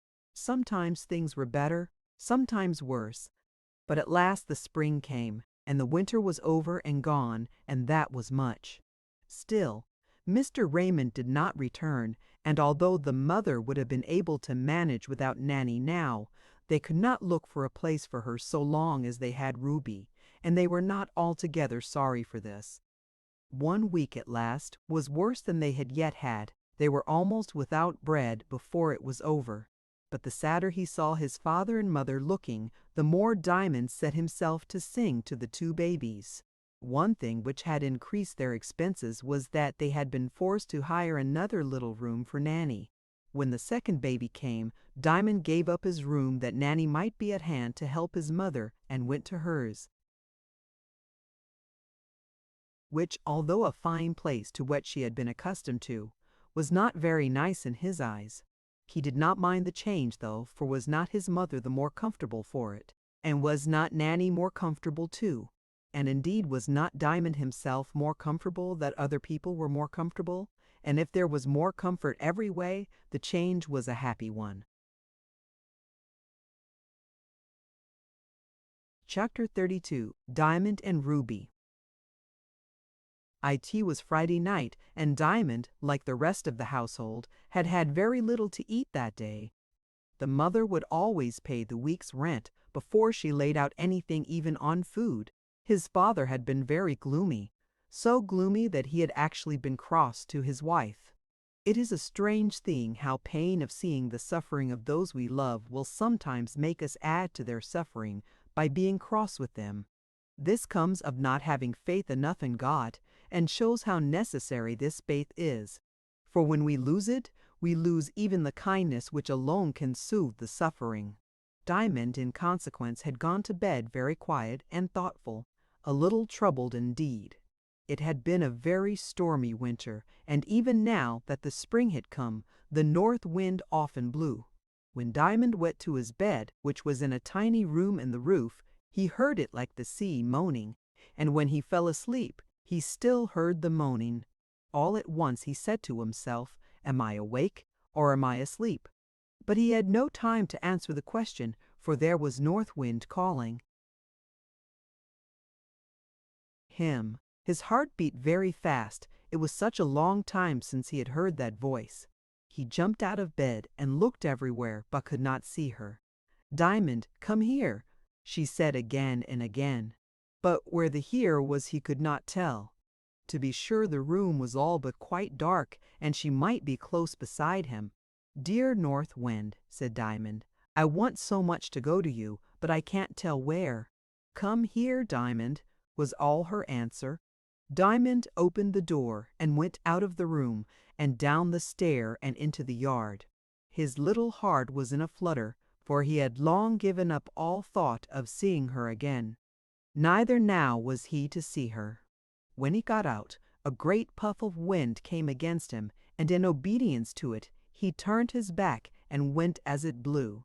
It blew him right up to the stable door and went on blowing. "She wants me to go into the stable," said Diamond to himself, "but the door is locked." He knew where the key was, in a certain hole in the wall far too high for him to get at. He ran to the place, however. Just as he reached it, there came a wild blast, and down fell the key clanging on the stones at his feet. He picked it up and ran back and opened the stable door and went in. And what do you think he saw? A little light came through the dusty window from a gas lamp, sufficient to show him Diamond and Ruby with their two heads up, looking at each other across the partition of their stalls. The light showed the white mark on Diamond's forehead, but Ruby's eye shone so bright that he thought more light came out of it than went in. This is what he saw. But what do you think he heard? He heard the two horses talking to each other in a strange language which yet, somehow or other, he could understand, and turn over in his mind in English. The first words he heard were from Diamond, who apparently had been already quarreling with Ruby. "Look how fat you are, Ruby," said old Diamond. "You are so plump, and your skin shines so, you ought to be ashamed of yourself." "There's no harm in being fat," said Ruby in a deprecating tone. "No, nor in being sleek. I may as well shine as not." "No harm?" retorted Diamond. Is it no harm to go eating up all poor master's oats and taking up so much of his time grooming you when you only work 6 hours? No, not 6 hours a day and, as I hear, get along no faster than a big dray. Horse with 2 tons behind him? So they tell me. Your master's not mine, said Ruby. I must attend to my own master's interests and eat all that is given me, and be sleek and fat as I can, and go no faster than I need. Now really, if the rest of the horses weren't all asleep, poor things, they work till they're tired, I do believe they would get up and kick you out of the stable. You make me ashamed of being a horse. You dare to say my master ain't your master. That's your gratitude for the way he feeds you and spares you. Pray, where would your carcass be if it weren't for him? He doesn't do it for my sake. If I were his own horse, he would work me as hard as he does you.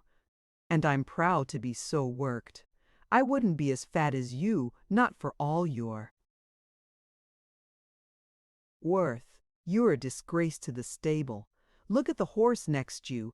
He's something like a horse all skin and bone. And his master ain't overkind to him either. He put a stinging lash on his whip last week. But that old horse knows he's got the wife and children to keep, as well as his drunken master, and he works like a horse. I dare say he grudges his master the beer he drinks, but I don't believe he grudges anything else. Well, I don't grudge yours what he gets by me, said Ruby. Gets, retorted Diamond. What he gets isn't worth grudging. It comes to next to nothing what with your fat and shine. Well, at least you ought to be thankful you're the better for it. You get a 2 hours rest a day out of it. I thank my master for that. Not you, you lazy fellow. You go along like a buttock of beef upon casters, you do. Ain't you afraid I'll kick if you go on like that, Diamond? Kick? You couldn't kick if you tried. You might heave your rump up 1/2 foot, but for lashing out, oh ho! If you did, you'd be down on your belly before you could get your legs under you again. It's my belief. Once out, they'd stick out forever. Talk of kicking. Why don't you put 1 foot before the other now and then when you're in the cab? The abuse master gets for your sake is quite shameful. No decent horse would bring it on him. Depend upon it, Ruby, no cabman likes to be abused any more than his fare. But his fares, at least when you are between the shafts, are very much to be excused. Indeed they are. Well, you see, Diamond, I don't want to go lame again. I don't believe you were so very lame after all there. Oh, but I was. Then I believe it was all your own fault. I'm not lame. I never was lame in all my life. You don't take care of your legs. You never lay them down at night. There you are with your huge carcass crushing down your poor legs all night long. You don't even care for your own legs so long as you can eat, and sleep. You a horse indeed. But I tell you I was lame. I'm not denying there was a puffy look about your off pastern, but my belief is it wasn't even grease, it was fat. I tell you, I put my foot on one of those horrid stones they make the roads with, and it gave my ankle such a twist. Ankle indeed. Why should you ape your betters? Horses ain't got any ankles. They're only pasterns. And so long as you don't lift your feet better, but fall asleep between every step, you'll run a good chance of lamming all your ankles, as you call them, one after another. It's not your lively horse that comes to grief in that way. I tell you I believe it wasn't much, and if it was your own fault. There, I've done. I'm going to sleep. I'll try to think as well of you as I can. If you would but step out a bit and run off a little of your fat. Here Diamond began to double up his knees, but Ruby spoke again, and as young Diamond thought, in a rather different tone. I say, Diamond, I can't bear to have an honest old horse like you think of me like that. I will tell you the truth. It was my own fault that I fell lame. I told you so, returned the other, tumbling against the partition as he rolled over on his side to give his legs every possible privilege in their narrow circumstances. I meant to do it, Diamond." At the words, the old horse arose with a scramble like thunder, shot his angry head and glaring eye over into Ruby's stall, and said, "Keep out of my way, you unworthy wretch, or I'll bite you." "You a horse? Why did you do that?" "Because I wanted to grow fat." "You grease tub! Oh, my teeth and tail! I thought you were a humbug. Why did you want to get fat?" "There's no truth to be got out of you, but by cross-questioning. You ain't fit to be a horse." "Because once I am fat, my nature is to keep fat for a long time, and I didn't know when master might come home and want to see me." "You conceited, good-for-nothing brute. You're only fit for the knacker's yard. You wanted to look handsome, did you? Hold your tongue, or I'll break my halter and be at you with your handsome fat." "Never mind, Diamond. You're a good horse. You can't hurt me." "Can't hurt you." "Just let me once try." "No, you can't." "Why then?" "Because I'm an angel." "What's that?" "Of course you don't know." "Indeed I don't. I know you don't. An ignorant, rude old human horse like you couldn't know it. But there's young Diamond listening to all we're saying, and he knows well enough there are horses in heaven for angels to ride upon, as well as other animals, lions and eagles and bulls, in more important situations. The horses the angels ride must be angel horses, else the angels couldn't ride upon them." "Well, I'm one of them." "You ain't." "Did you ever know a horse tell a lie?" "Never before." "But you've confessed to shamming lame." "Nothing of the sort. It was necessary I should grow fat, and necessary that good Joseph, your master, should grow lean. I could have pretended to be lame, but that no horse, least of all an angel horse, would do. So I must be lame, and so I sprained my ankle, for the angel horses have ankles, they don't talk, horse slang up there, and it hurt me very much, I assure you, Diamond.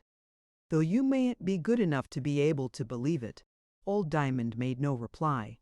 He had lain down again, and a sleepy snort, very like a snore, revealed that, if he was not already asleep, he was past understanding a word that Ruby was saying. When young Diamond found this, he thought he might venture to take up the drop shuttlecock of the conversation. "I'm good enough to believe it, Ruby," he said. But Ruby never turned his head, or took any notice of him. I suppose he did not understand more of English than just what the coachman and stableman were in the habit of addressing him with. Finding, however, that his companion made no reply, he shot his head over the partition, and looking down at him said, "You just wait till tomorrow, and you'll see whether I'm speaking the truth or not. I declare the old horse is fast asleep." "Diamond!" "No, I won't." Ruby turned away and began pulling at his hayrack in silence. Diamond gave a shiver, and looking round saw that the door of the stable was open. He began to feel as if he had been dreaming, and after a glance about the stable to see if North Wind was anywhere visible, he thought he had better go back to bed. Chapter 33. The Prospect Brightens. The next morning Diamond's mother said to his father, "I'm not quite comfortable about that child again." "Which child, Martha?" asked Joseph. "You've got a choice now." "Well, Diamond, I'm afraid he's getting into his queer ways again. He's been at his old trick of walking in his sleep. I saw him run up the stair in the middle of the night. Didn't you go after him, wife?" "Of course I did, and found him fast asleep in his bed. It's because he's had so little meat for the last 6 weeks, I'm afraid. It may be that." "I'm very sorry. But if it don't please God to send us enough, what am I to do, wife?" "You can't help it, I know, my dear good man," returned Martha. "And after all, I don't know. I don't see why he shouldn't get on as well as the rest of us. There I'm nursing baby all this time, and I get along pretty well. I'm sure, to hear the little man singing, you wouldn't think there was much amiss with him." For at that moment, Diamond was singing like a lark in the clouds. He had the new baby in his arms, while his mother was dressing herself. Joseph was sitting at his breakfast, a little weak tea, dry bread, and very dubious butter which Nanny had set for him and which he was enjoying because he was hungry. He had groomed both horses and had got old Diamond harnessed ready to put to. "Think of a fat angel, Dulcimer," said Diamond. The baby had not been christened yet, but Diamond, in reading his Bible, had come upon the word Dulcimer and thought it so pretty that ever after he called his sister Dulcimer. "Think of a red fat angel, Dulcimer," he repeated, "for Ruby's an angel of a horse, Dulcimer. He sprained his ankle and got fat on purpose." "What purpose, Diamond?" asked his father. "Ah, that I can't tell. I suppose to look handsome when his master comes," answered Diamond. "What do you think, Dulcimer?" "It must be for some good, for Ruby's an angel." "I wish I were rid of him anyhow," said his father, "for he weighs heavy on my mind." "No wonder, father, he's so fat," said Diamond. "But you needn't be afraid, for everybody says he's in better condition than when you had him." "Yes, but he may be as thin as a tin horse before his owner comes. It was too bad to leave him on my hands this way." "Perhaps he couldn't help it," suggested Diamond. "I dare say he has some good reason for it." "So I should have said," returned his father, "if he had not driven such a hard bargain with me at first." "But we don't know what may come of it yet, husband," said his wife. "Mr. Raymond may give a little to boot, seeing you've had more of the bargain than you wanted or reckoned upon." "I'm afraid not. He's a hard man," said Joseph as he rose and went to get his cab out. Diamond resumed his singing. For some time he caroled snatches of everything or anything, but at last it settled down into something like what follows. I cannot tell where or how he got it. "Where did you come from, baby dear? Out of the everywhere into here. Where did you get your eyes so blue? Out of the sky as I came through. What makes the light in them sparkle and spin? Some of the starry spikes left in. Where did you get that little tear? I found it waiting when I got here. What makes your forehead so smooth and high? A soft hand stroked it as I went by. What makes your cheek like a warm white rose? I saw something better than anyone knows. Whence that three-cornered smile of bliss? 3 angels gave me at once a kiss. Where did you get this pearly ear? God spoke, and it came out to hear. Where did you get those arms and hands? Love made itself into hooks and bands. Feet, whence did you come, you darling things? From the same box as the cherub's wings. How did they all just come to be you? God thought about me, and so I grew. But how did you come to us, you dear? God thought about you, and so I am here." "You never made that song, Diamond," said his mother. "No, mother, I wish I had." "No, I don't. That would be to take it from somebody else. But it's mine for all that. What makes it yours?" "I love it so. Does loving a thing make it yours?" "I think so, mother, at least more than anything else can. If I didn't love baby, which couldn't be, you know she wouldn't be mine a bit. But I do love baby, and baby is my very own Dulcimer. The baby's mine, Diamond." "That makes her the more mine, mother." "How do you make that out?" "Because you're mine, mother." "Is that because you love me?" "Yes, just because. Love makes the only minus," said Diamond. When his father came home to have his dinner and change Diamond for Ruby, they saw him look very sad, and he told them he had not had a fare worth mentioning the whole morning. "We shall all have to go to the workhouse, wife," he said. "It would be better to go to the back of the north wind," said Diamond dreamily, not intending to say it aloud. "So it would," answered his father. "But how are we to get there, Diamond? We must wait till we're taken," returned Diamond.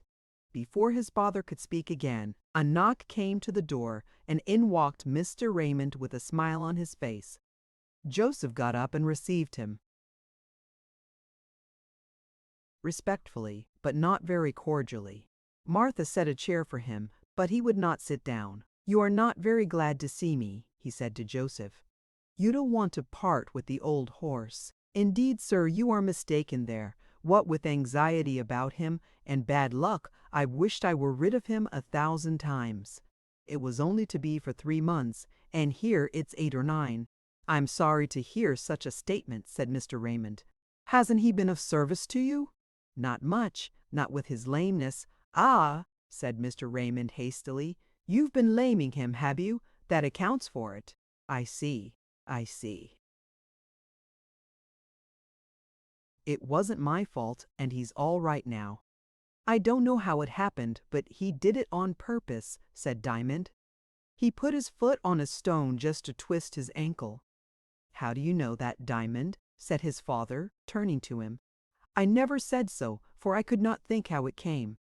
"I heard it in the stable," answered Diamond. "Let's have a look at him," said Mr. Raymond. "If you'll step into the yard," said Joseph, "I'll bring him out." They went, and Joseph, having first taken off his harness, walked Ruby into the middle of the yard. "Why," said Mr. Raymond, "you've not been using him well." "I don't know what you mean by that, sir." "I didn't expect to hear that from you. He's sound in wind and limb, as sound as a barrel. And as big, you might add. Why, he's as fat as a pig. You don't call that good usage." Joseph was too angry to make any answer. "You've not worked him enough, I say. That's not making good use of him. That's not doing as you'd be done by." "I shouldn't be sorry if I was served the same, sir. He's too fat, I say. There was a whole month I couldn't work him at all, and he did nothing but eat his head off. He's an awful eater. I've taken the best part of 6 hours a day out of him since, but I'm always afraid of his coming to grief again, and so I couldn't make the most even of that. I declare to you, sir, when he's between the shafts, I sit on the box as miserable as if I'd stolen him. He looks all the time as if he was a bottling up of complaints to make of me the minute he set eyes on you again. There, look at him now, squinting round at me with one eye. I declare to you, on my word, I haven't laid the whip on him more than 3 times. I'm glad to hear it. He never did want the whip." "I didn't say that, sir." "If ever a horse wanted the whip, he do. He's brought me to beggary almost with his snail's pace. I'm very glad you've come to rid me of him." "I don't know that," said Mr. Raymond. "Suppose I were to ask you to buy him of me cheap?" "I wouldn't have him in a present, sir.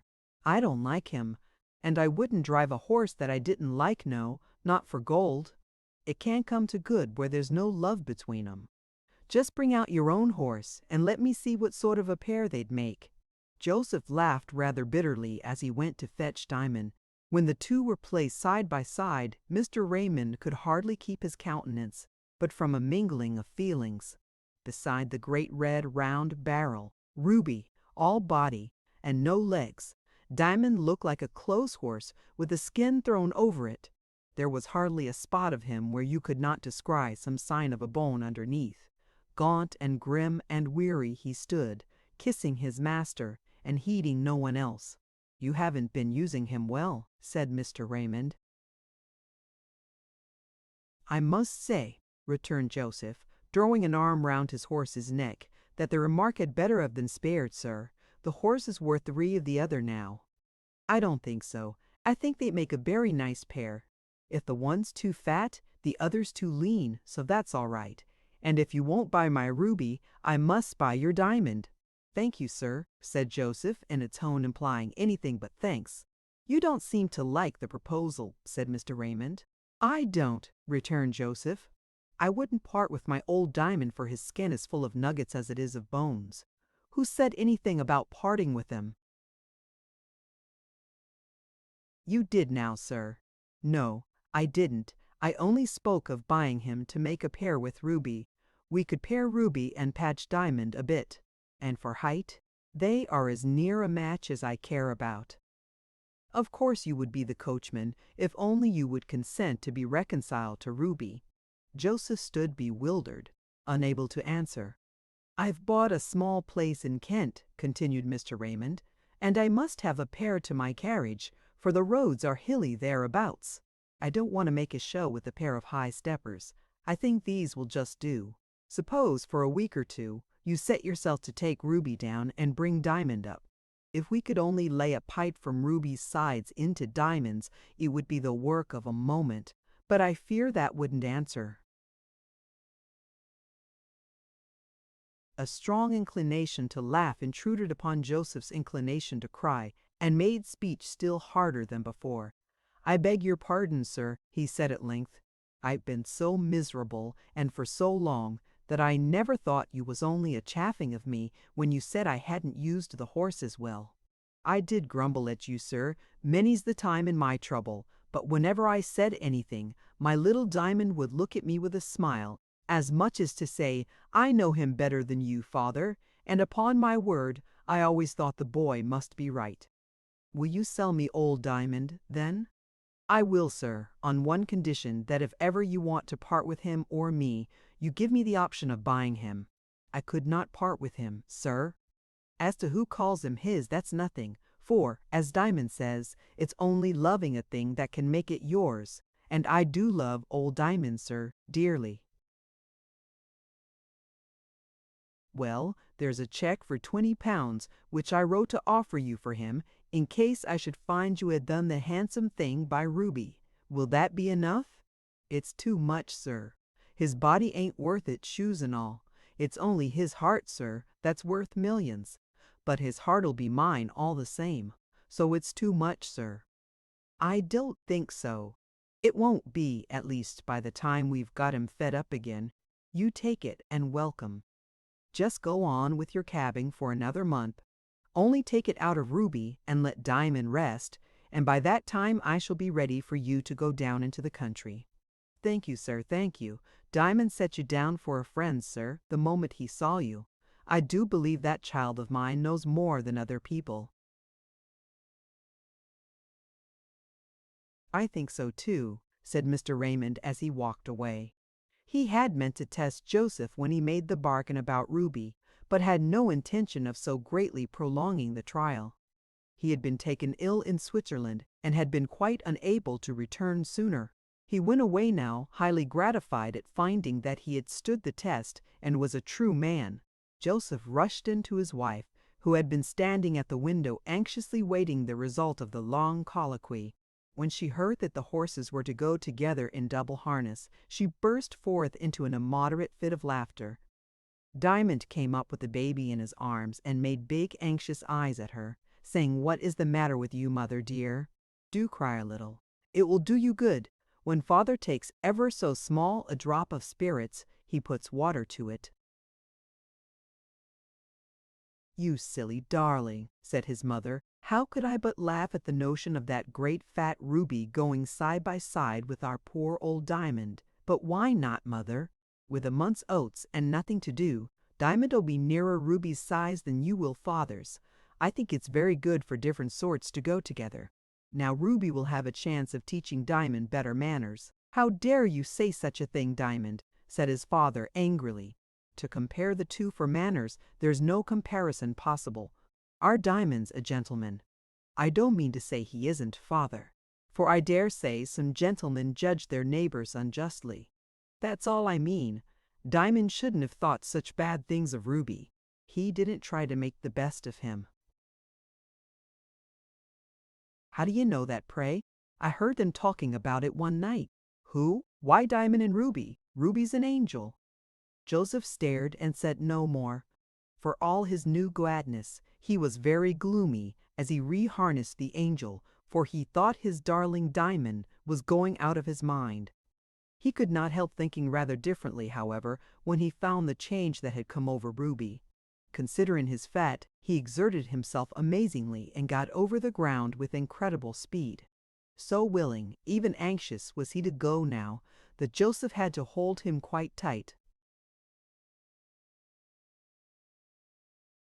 Then as he laughed at his own fancies, a new fear came upon him, lest the horse should break his wind, and Mr. Raymond have good cause to think he had not been using him well. He might even suppose that he had taken advantage of his new instructions to let out upon the horse some of his pent-up dislike, whereas, in truth, it had so utterly vanished that he felt as if Ruby, too, had been his friend all the time. Chapter 34. In the Country.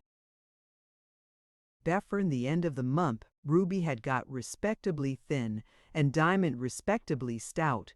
They really began to look fit for double harness.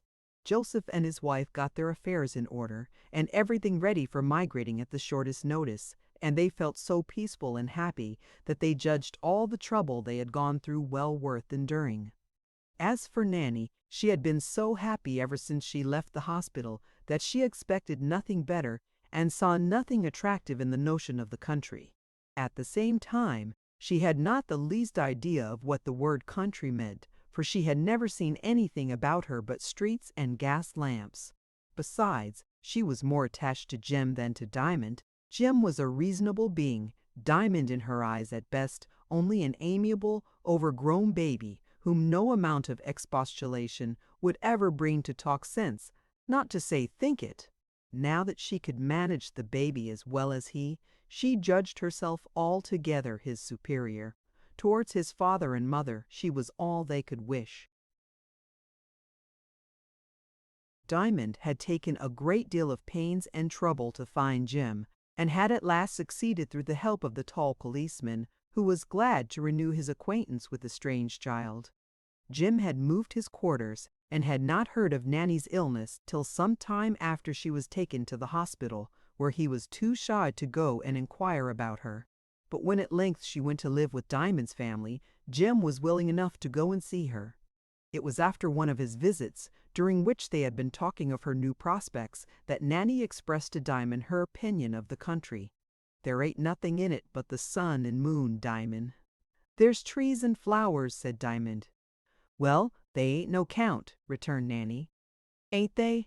They're so beautiful, they make you happy to look at them."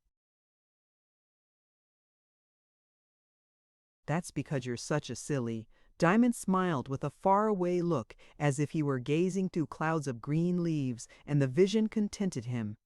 But he was thinking with himself what more he could do for Nanny, and that same evening he went to find Mr. Raymond, for he had heard that he had returned to town.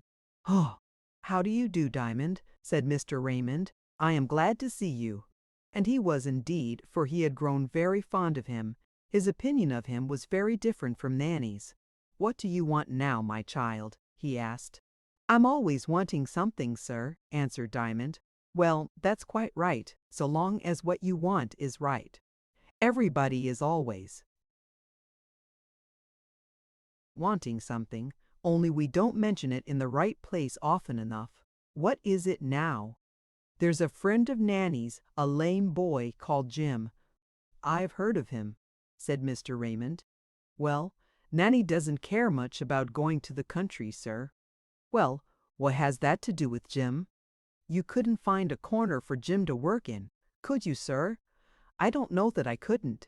That is, if you can show good reason for it." "He's a good boy, sir." "Well, so much the better for him."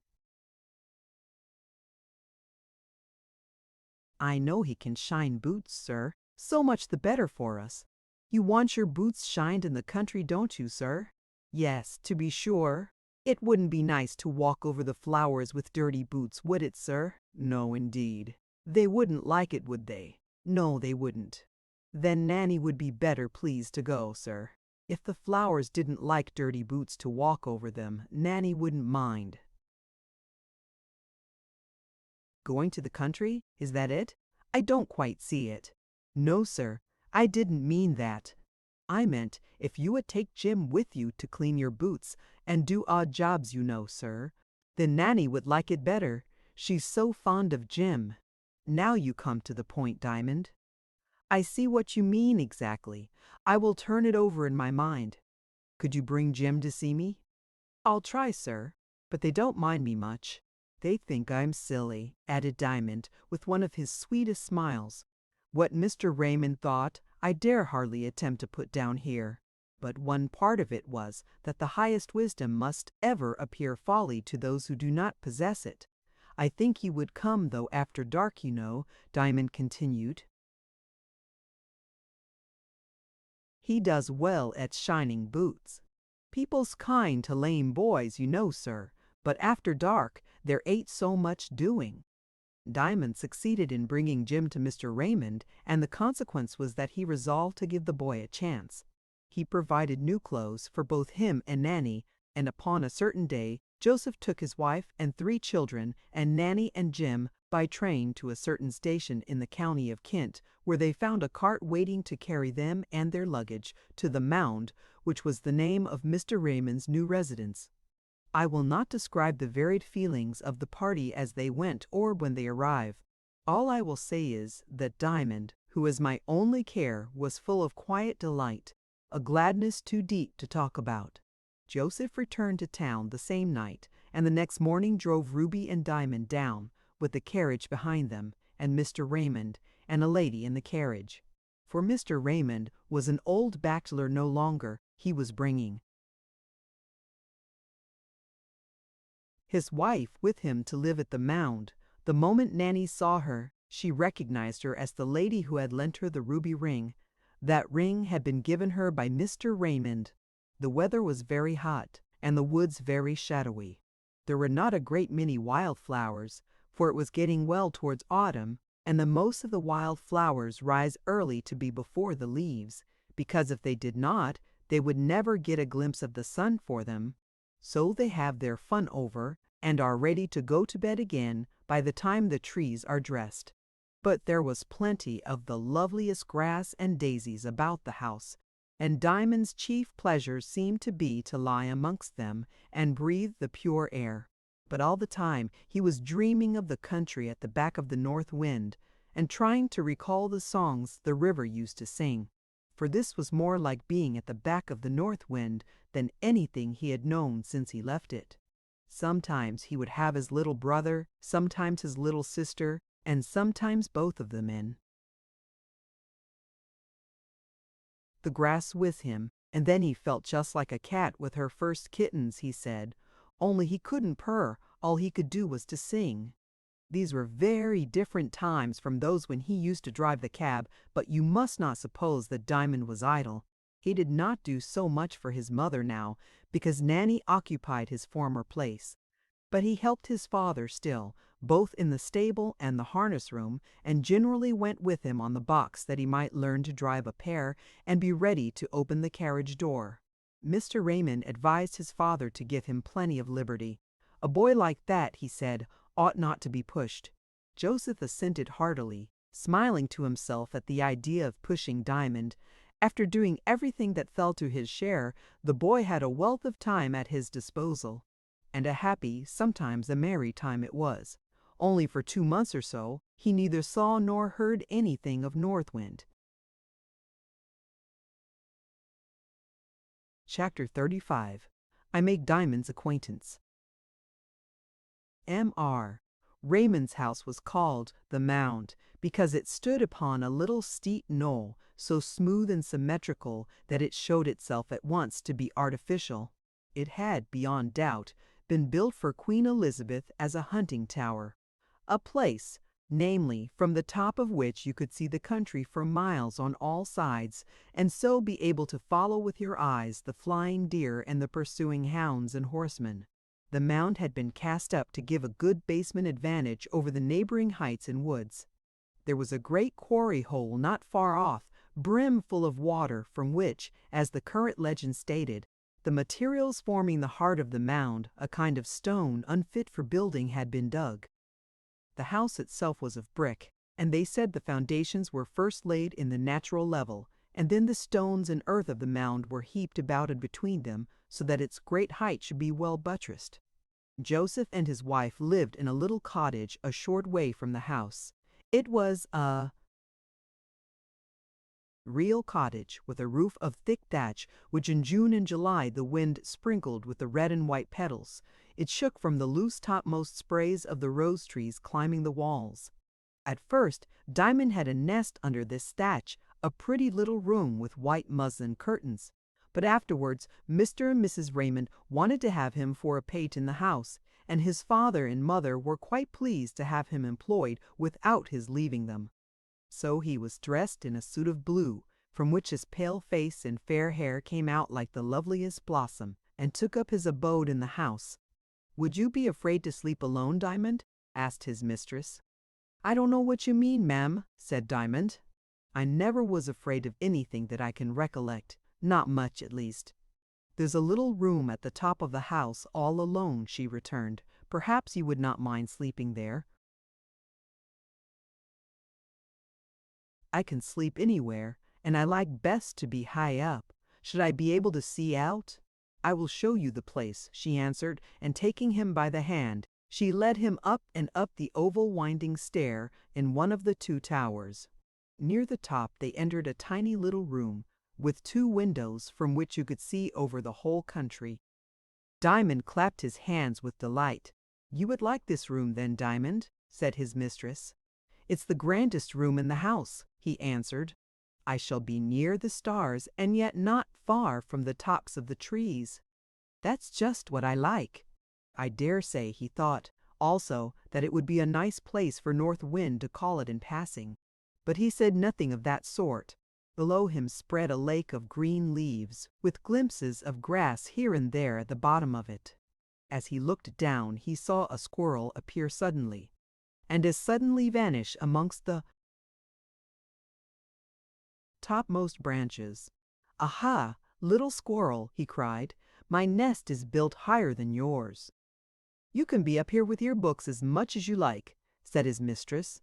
"I will have a little bell hung at the door, which I can ring when I want you. Halfway down the stair is the drawing room." So Diamond was installed as page, and his new room got ready for him. It was very soon after this that I came to know Diamond. I was then a tutor in a family whose estate adjoined the little property belonging to the Mound. I had made the acquaintance of Mr. Raymond in London some time before, and was walking up the drive towards the house to call upon him one fine warm evening, when I saw Diamond for the first time. He was sitting at the foot of a great beech tree a few yards from the road, with a book on his knees. He did not see me. I walked up behind the tree, and peeping over his shoulder, saw that he was reading a fairy book. "What are you reading?" I said, and spoke suddenly with the hope of seeing a startled little face look round at me. Diamond turned his head as quietly as if he were only obeying his mother's voice, and the calmness of his face rebuked my unkind desire and made me ashamed of it. "I am reading the story of the little lady and the goblin prince," said Diamond. "I am sorry I don't know the story," I returned. "Who is it by?" "Mr. Raymond made it." "Is he your uncle?" I asked at a guess. "No, he's my master." "What do you do for him?" I asked respectfully. "Anything he wishes me to do," he answered. "I am busy for him now. He gave me this story to read. He wants my opinion upon it. Don't you find it rather hard to make up your mind?" "Oh dear, no. Any story always tells me itself what I'm to think about it. Mr. Raymond doesn't want me to say whether it is a clever story or not, but whether I like it, and why I like it. I never can tell what they call clever from what they call silly, but I always know whether I like a story or not." "And can you always tell why you like it or not?" "No. Very often I can't at all. Sometimes I can. I always know, but I can't always." "Tell why." "Mr. Raymond writes the stories and then tries them on me. Mother does the same when she makes jam. She's made such a lot of jam since we came here, and she always makes me taste it to see if it'll do. Mother knows by the face I make whether it will or not." At this moment I caught sight of two more children approaching. One was a handsome girl, the other a pale-faced, awkward-looking boy who limped much on one leg. I withdrew a little to see what would follow, for they seemed in some consternation. After a few hurried words, they went off together, and I pursued my way to the house, where I was as kindly received by Mr. and Mrs. Raymond as I could have desired. From them I learned something of Diamond and was in consequence the more glad to find him, when I returned, seated in the same place as before. "What did the boy and girl want with you, Diamond?" I asked. "They had seen a creature that frightened them, and they came to tell you about it. They couldn't get water out of the well for it, so they wanted me to go with them. They're both bigger than you." "Yes, but they were frightened at it." "And weren't you frightened at it?" "No." "Why?" "Because I'm silly. I'm never frightened at things." I could not help thinking of the old meaning of the word silly. "And what was it?" I asked. "I think it was a kind of an angel, a very little one. It had a long body and great wings, which it drove about it so fast that they grew a thin cloud all round it. It flew backwards and forwards over the well, or hung right in the middle, making a mist of its wings, as if its business was to take care of the water." "And what did you do to drive it away?" "I didn't drive it away. I knew, whatever the creature was, the well was to get water out of. So I took the jug, dipped it in, and drew the water." "And what did the creature do?" "Flew about." "And it didn't hurt you?" "No. Why should it? I wasn't doing anything wrong." "What did your companions say then?" "They said, 'Thank you, Diamond.'" "What a dear silly you are. And weren't you angry with them?" "No. Why should I? I should like if they would play with me a little, but they always like better to go away together when their work is over. They never heed me. I don't mind it much, though. The other creatures are friendly. They don't run away from me, only they're all so busy with their own work they don't mind me much." "Do you feel lonely then?" "Oh no, when nobody minds me, I get into my nest and look up, and then the sky does mind me and thinks about me." "Where is your nest?" He rose, saying, "I will show you," and led me to the other side of the tree. There hung a little rope ladder from one of the lower boughs. The boy climbed up the ladder and got upon the bough. Then he climbed farther into the leafy branches and went out of sight. After a little while, I heard his voice coming down out of the tree. "I am in my nest now," said the voice. "I can't see you," I returned. "I can't see you either, but I can see the first star peeping out of the sky. I should like to get up into the sky. Don't you think I shall some day?" "Yes, I do." "Tell me what more you see up there." "I don't see anything more, except a few leaves and the big sky over me. It goes swinging about. The earth is all behind my back. There comes another star. The wind is like kisses from a big lady. When I get up here, I feel as if I were in North Wind's arms." This was the first I heard of North Wind. The whole ways and look of the child, so full of quiet wisdom, yet so ready to accept the judgment of others in his own dispraise, took hold of my heart, and I felt myself wonderfully drawn towards him. It seemed to me somehow as if little Diamond possessed the secret of life and was himself what he was so ready to think, the lowest living thing, an angel of God, with something special to say, or do. A gush of reverence came over me, and with a single good night, I turned and left him in his nest. I saw him often after this, and gained so much of his confidence that he told me all I have told you. I cannot pretend to account for it. I leave that for each philosophical reader to do after his own fashion. The easiest way is that of Nanny and Jim, who said often to each other that Diamond had a tile loose. But Mr. Raymond was much of my opinion concerning the boy, while Mrs. Raymond confessed that she often rang her bell just to have once more the pleasure of seeing the lovely stillness of the boy's face, with those blue eyes which seemed rather made for other people to look into than for himself to look out of. It was plainer to others than to himself that he felt the desertion of Nanny and Jim. They appeared to regard him as a mere toy, except when they found he could minister to the scruple of using him generally with success. They were, however, well behaved to a wonderful degree. while I have little doubt that much of their good behavior was owing to the unconscious influence of the boy they called God's baby. One very strange thing is that I could never find out where he got some of his many songs. At times they would be but bubbles blown out of a nursery rhyme, as was the following, which I heard him sing one evening to his little dulcimer. There were about a score of sheep feeding in a paddock near him. Their white wool dyed a pale rose in the light of the setting sun. Those in the long shadows from the trees were dead white. Those in the sunlight were half glorified with pale rose. Little Bo Peep, she lost her sheep and didn't know where to find them. They were over the height and out of sight, trailing their tails behind them. Little Bo Peep woke out of her sleep, jumped up and set out to find them. The silly things, they've got no wings, and they've left their trails behind them. They've taken their tails, but they've left their trails, and so I shall follow and find them. For wherever a tail had dragged a trail, the long grass grew behind them. And Day's eyes and Buttercup's, Cowslet's and Crow's feet were glittering in the sun. She threw down her book and caught up her crook, and after her sheep did run. She ran, and ever as she ran, the grass grew higher and higher, till over the hill the sun began to set in a flame of fire. She ran on still up the grassy hill, and the grass grew higher and higher.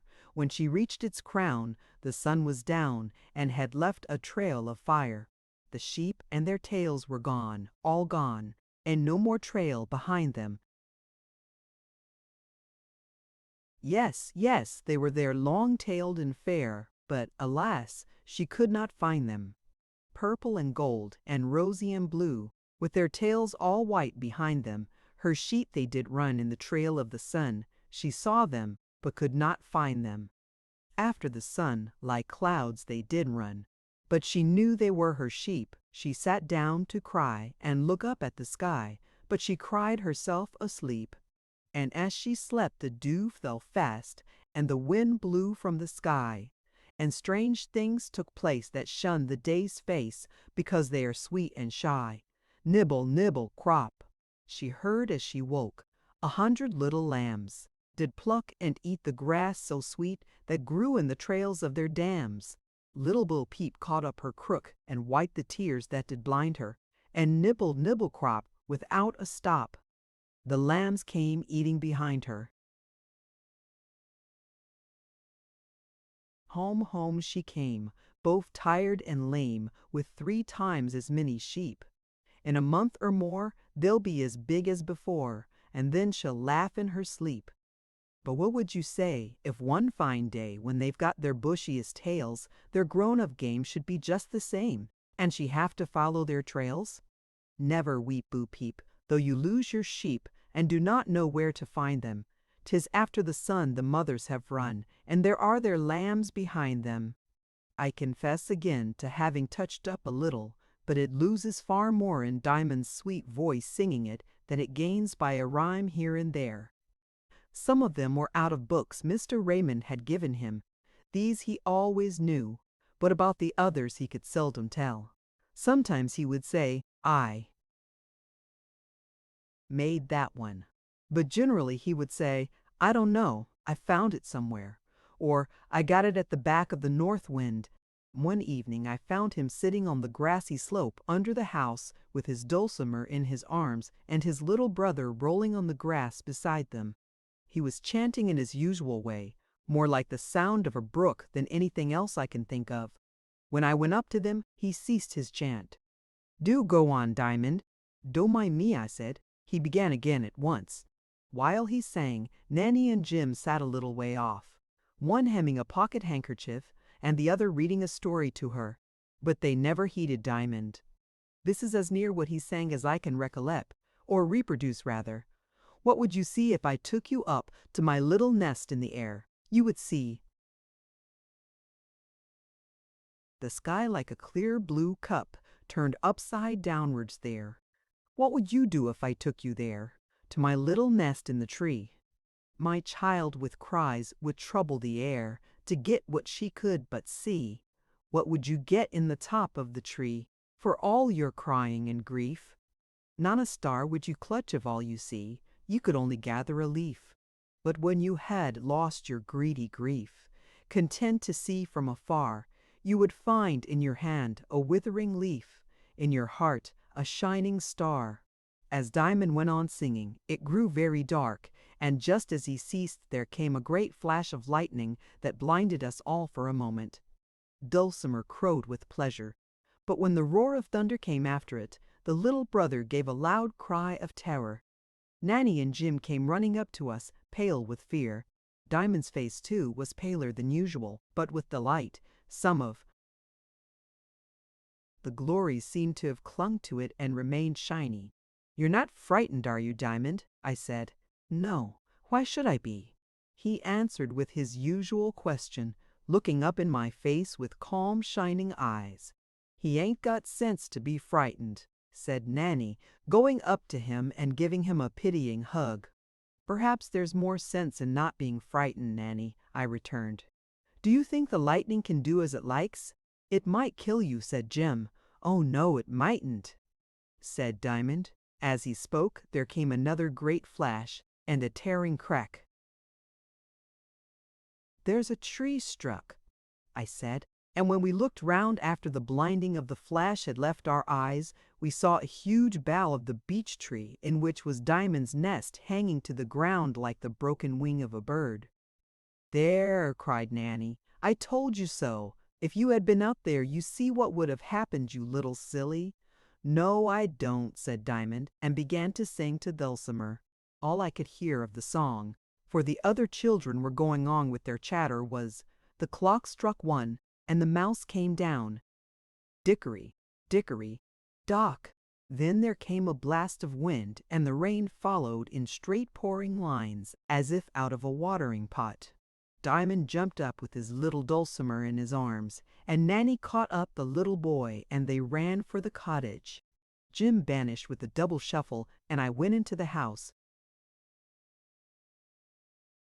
When I came out again to return home, the clouds were gone, and the evening sky glimmered through the trees, blue and pale green towards the west. I turned my steps a little aside to look at the stricken beech. I saw the bough torn from the stem, and that was all the twilight would allow me to see. While I stood gazing, down from the sky came a sound of singing, but the voice was neither of lark nor of nightingale. It was sweeter than either. It was the voice of Diamond, up in his airy nest. The lightning and thunder, they go and they come, but the stars and the stillness are always at home. And then the voice ceased. "Good night, Diamond," I said. "Good night, sir," answered Diamond. As I walked away pondering, I saw the great black top of the beech swaying about against the sky in an upper wind, and heard the murmur as of many dim, half-articulate voices filling the solitude around Diamond's nest. Chapter 36. Diamond Questions North Wind. My readers will not wonder that after this I did my very best to gain the friendship of Diamond. Nor did I find this at all difficult, the child was so ready to trust. Upon one subject alone was he reticent, the story of his relations with North Wind. I fancy he could not quite make up his mind what to think of them. At all events, it was some little time before he trusted me with this, only then he told me everything. If I could not regard it all in exactly the same light as he did, I was, while guiltless of the least pretense, fully sympathetic, and he was satisfied without demanding of me any theory of difficult points involved. I let him see plainly enough that whatever might be the explanation of the marvelous experience, I would have given much for a similar one myself. On an evening soon after the thunderstorm, in a late twilight, with a half-moon high in the heavens, I came upon Diamond in the act of climbing by his little ladder into the beech tree. "What are you always going up there for, Diamond?" I heard Nanny ask, rather rudely I thought. "Sometimes for one thing, sometimes for another, Nanny," answered Diamond, looking skywards as he climbed. "You'll break your neck some day," she said. I'm going up to look at the moon tonight, he added, without heeding her remark. You'll see the moon just as well down here, she returned. I don't think so. You'll be no nearer to her up there. Oh yes, I shall. I must be nearer her, you know. I wish I could dream as pretty. Dreams about her as you can, Nanny. You silly, you never have done about that dream. I never dreamed but that one, and it was nonsense enough, I'm sure. It wasn't nonsense. It was a beautiful dream and a funny one, too, both in one. But what's the good of talking about it that way, when you know it was only a dream? Dreams ain't true. That one was true, Nanny. You know it was. Didn't you come to grief for doing what you were told not to do? And isn't that true? I can't get any sense into him, exclaimed Nanny with an expression of mild despair.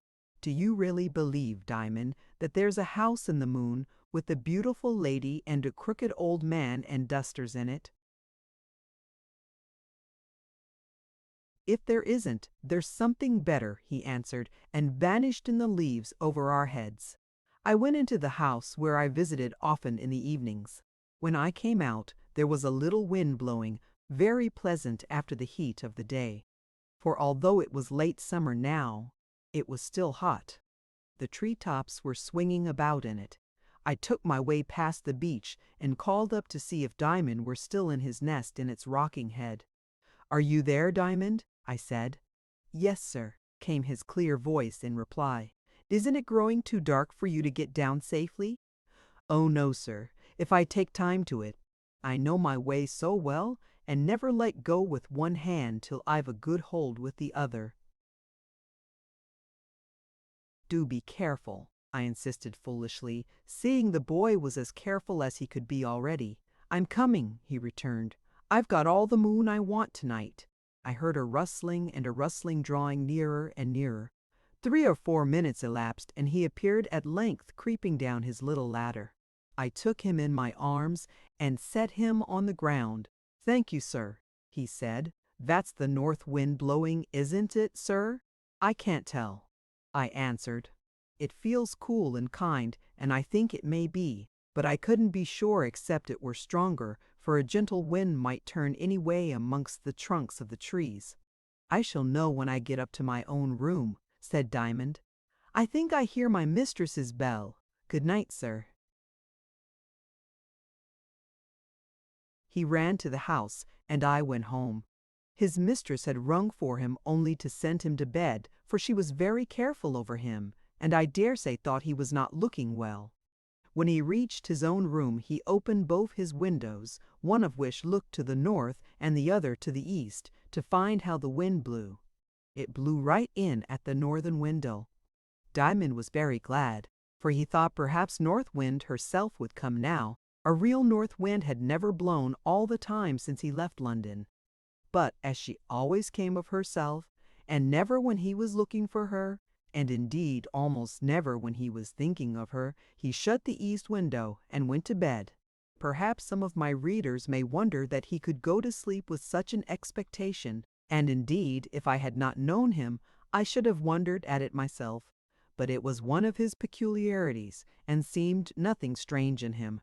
He was so full of quietness that he could go to sleep almost any time if he only composed himself and let the sleep come. This time he went fast asleep as usual, but he woke in the dim blue night. The moon had vanished. He thought he heard a knocking at his door. Somebody wants me, he said to himself, and jumping out of bed, ran to open it, but there was no one there. He closed it again and, the noise still continuing, found that another door in the room was rattling. It belonged to a closet, he thought, but he had never been able to open it. The wind blowing in at the window must be shaking it. He would go and see if it was so. The door now opened quite easily, but to his surprise, instead of a closet, he found a long, narrow room. The moon, which was sinking in the west, shone in at an open window at the further end. The room was low with a coved ceiling, and occupied the whole top of the house, immediately under the roof. It was quite empty. The yellow light of the half-moon streamed over the dark floor. He was so delighted at the discovery of the strange, desolate, moonlit place close to his own snug little room that he began to dance and skip about the floor. The wind came in through the door he had left open and blew about him as he danced, and he kept turning towards it that it might blow in his face. He kept picturing to himself the many places, lovely and desolate, the hillsides and farmyards and treetops and meadows, over which it had blown on its way to the mound. And as he danced, he grew more and more delighted with the motion and the wind. His feet grew stronger and his body lighter, until at length it seemed as if he were borne up on the air and could almost fly. So strong did his feeling become that at last he began to doubt whether he was not in one of those precious dreams he had so often had, in which he floated about on the air at will. But something made him look up, and to his unspeakable delight he found his uplifted hands lying in those of North Wind, who was dancing with him round and round the long bare room, her hair now falling to the floor, now filling the arched ceiling, her eyes shining on him like thinking stars, and the sweetest of grand smiles playing breezily about her beautiful mouth. She was, as so often before, of the height of a rather tall lady. She did not stoop in order to dance with him, but held his hands high in hers. When he saw her, he gave one spring, and his arms were about her neck, and her arms holding him to her bosom. The same moment she swept with him through the open window in at which the moon was shining, made a circuit like a bird about to alight, and settled with him in his nest on the top of the great beech tree. There she placed him on her lap and began to hush him, as if he were her own baby, and Diamond was so entirely happy that he did not care to speak a word. At length, however, he found that he was going to sleep, and that would be to lose so much that, pleasant as it was, he could not consent. "Please, dear North Wind," he said, "I am so happy that I'm afraid it's a dream. How am I to know that it's not a dream?" "What does it matter?" returned North Wind. "I should cry," said Diamond. "But why should you cry? The dream, if it is a dream, is a pleasant one, is it not? That's just why I want it to be true. Have you forgotten what you said to Nanny about her dream?" "It's not for the dream itself, it's not for the pleasure of it," answered Diamond, "for I have that whether it be a dream or not. It's for you, North Wind. I can't bear to find it a dream, because then I should lose you. You would be nobody then, and I could not bear that. You ain't a dream, are you, dear North Wind? Do say no, else I shall cry, and come awake, and you'll be gone forever. I daren't dream about you once again if you ain't anybody." "I'm either not a dream, or there's something better that's not a dream, Diamond," said North Wind in a rather sorrowful tone, he thought. "But it's not something better, it's you I want, North Wind," he persisted, already beginning to cry a little. She made no answer, but rose with him in her arms and sailed away over the treetops till they came to a meadow where a flock of sheep was feeding. "Do you remember what the song you were singing a week ago says about Bo Peep, how she lost her sheep, but got twice as many lambs?" asked North Wind, sitting down on the grass and placing him in her lap as before. "Oh yes, I do, well enough," answered Diamond.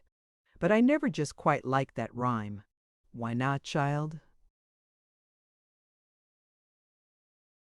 "Because it seems to say one's as good as another, or two new ones are better than one that's lost.